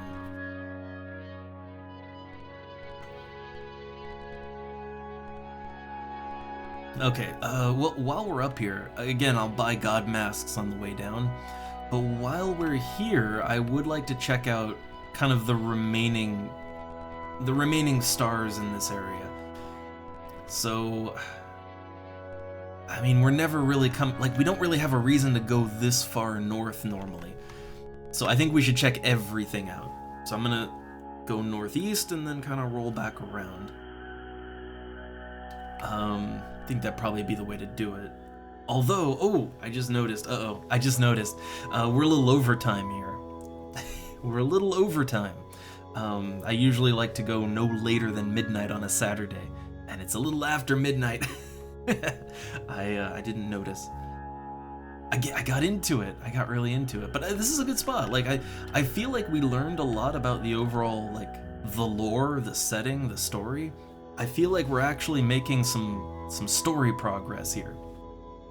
And I think we're kind of getting a better feel for how to interact with the aliens too, to get something of value out of them. It seems like the major thing you want to do is you want to press them for information, right? That's kind of the big thing you want to do. But I guess what we learned is that, yeah, there's some shit went down like 1 million years ago, and that apparently there is a hall of knowledge or something, right? Like all their recorded knowledge, it's in some system, on a planet in some system somewhere, in the nebula. I want to say it's probably here, right? Like, if I were to guess, I would guess that it's kind of in the middle of the nebula, in the one place where the nebula doesn't cover, right? If I had to guess, it's probably there. And they also said that it connects to a wormhole, which connects to the anomaly. I would assume the anomaly is this shiny thing over here, right? Like, I'd assume that's the anomaly.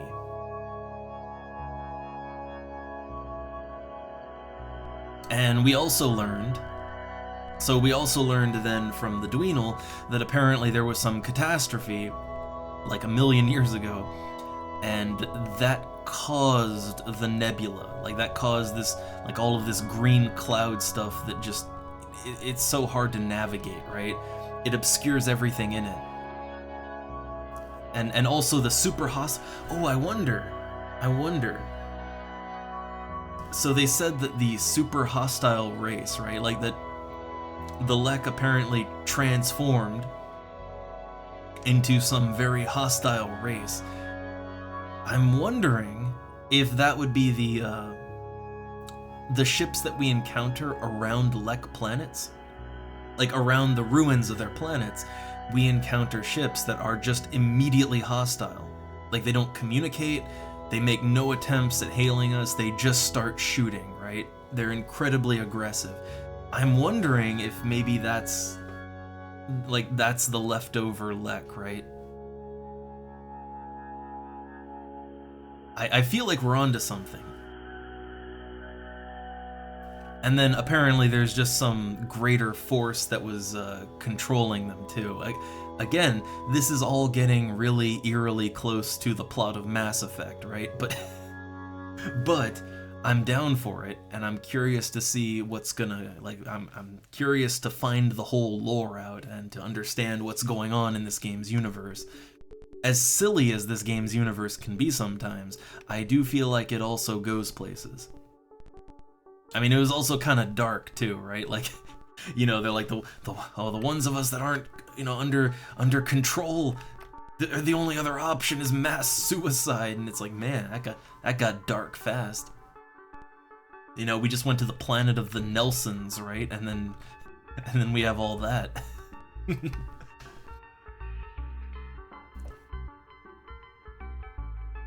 So, alright, yeah, I think we done good this time. Oh wait, what's this? Commander, new crewman Pedotum here. I'm not feeling so good today. Is he like actually sick or something? Hold up. Oh my god.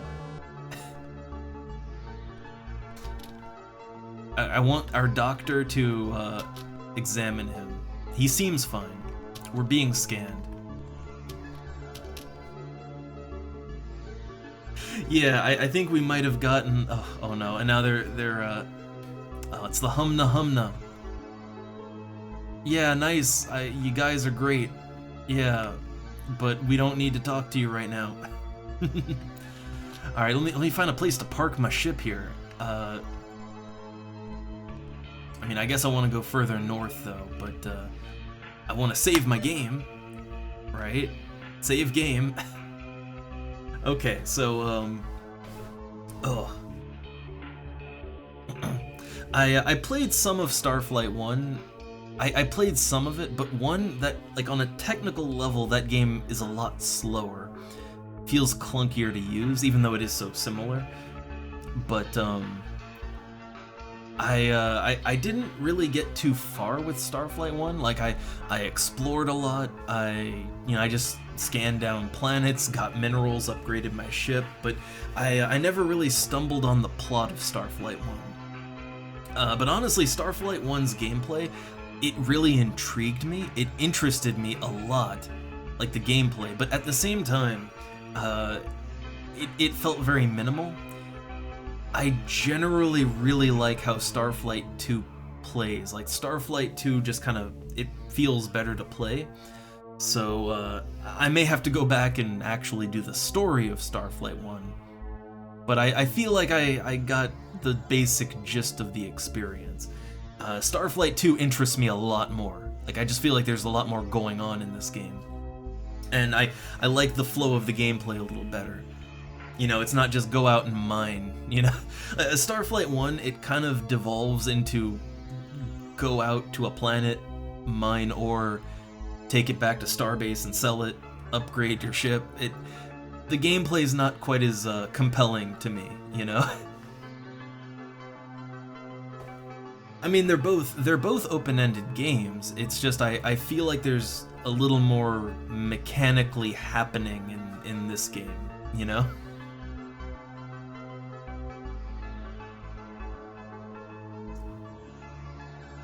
Okay, so it was the Lek planet, and that makes sense. Yeah, the Nidberries.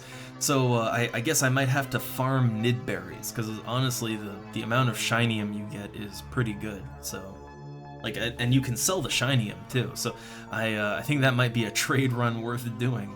A bit of a different one, but still. So yeah, I don't know. With this, I feel like I'm stumbling on quite a plot, and I'm enjoying it. But also, I just find that this game's universe is very fun to explore. More fun than I had with 1. But either way, I wanna keep going with it. However, it's like almost a half hour past midnight here. I've gone way too long. All right. So for today, that'll be all the Starflight 2.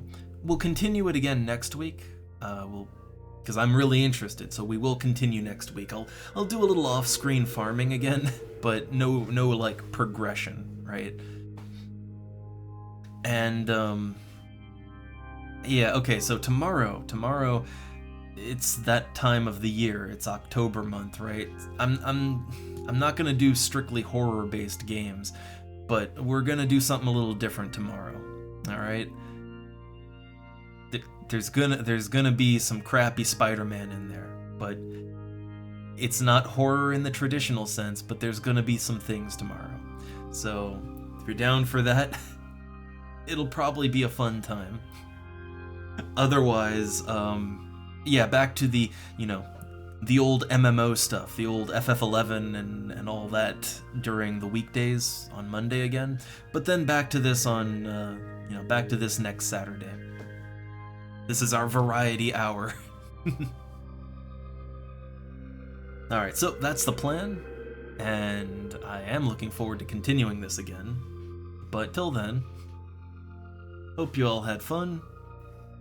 It's late. I'm sleepy. Let's get out of here. I'll see you guys next time. And also, brush those teeth. Very important. Alright, later.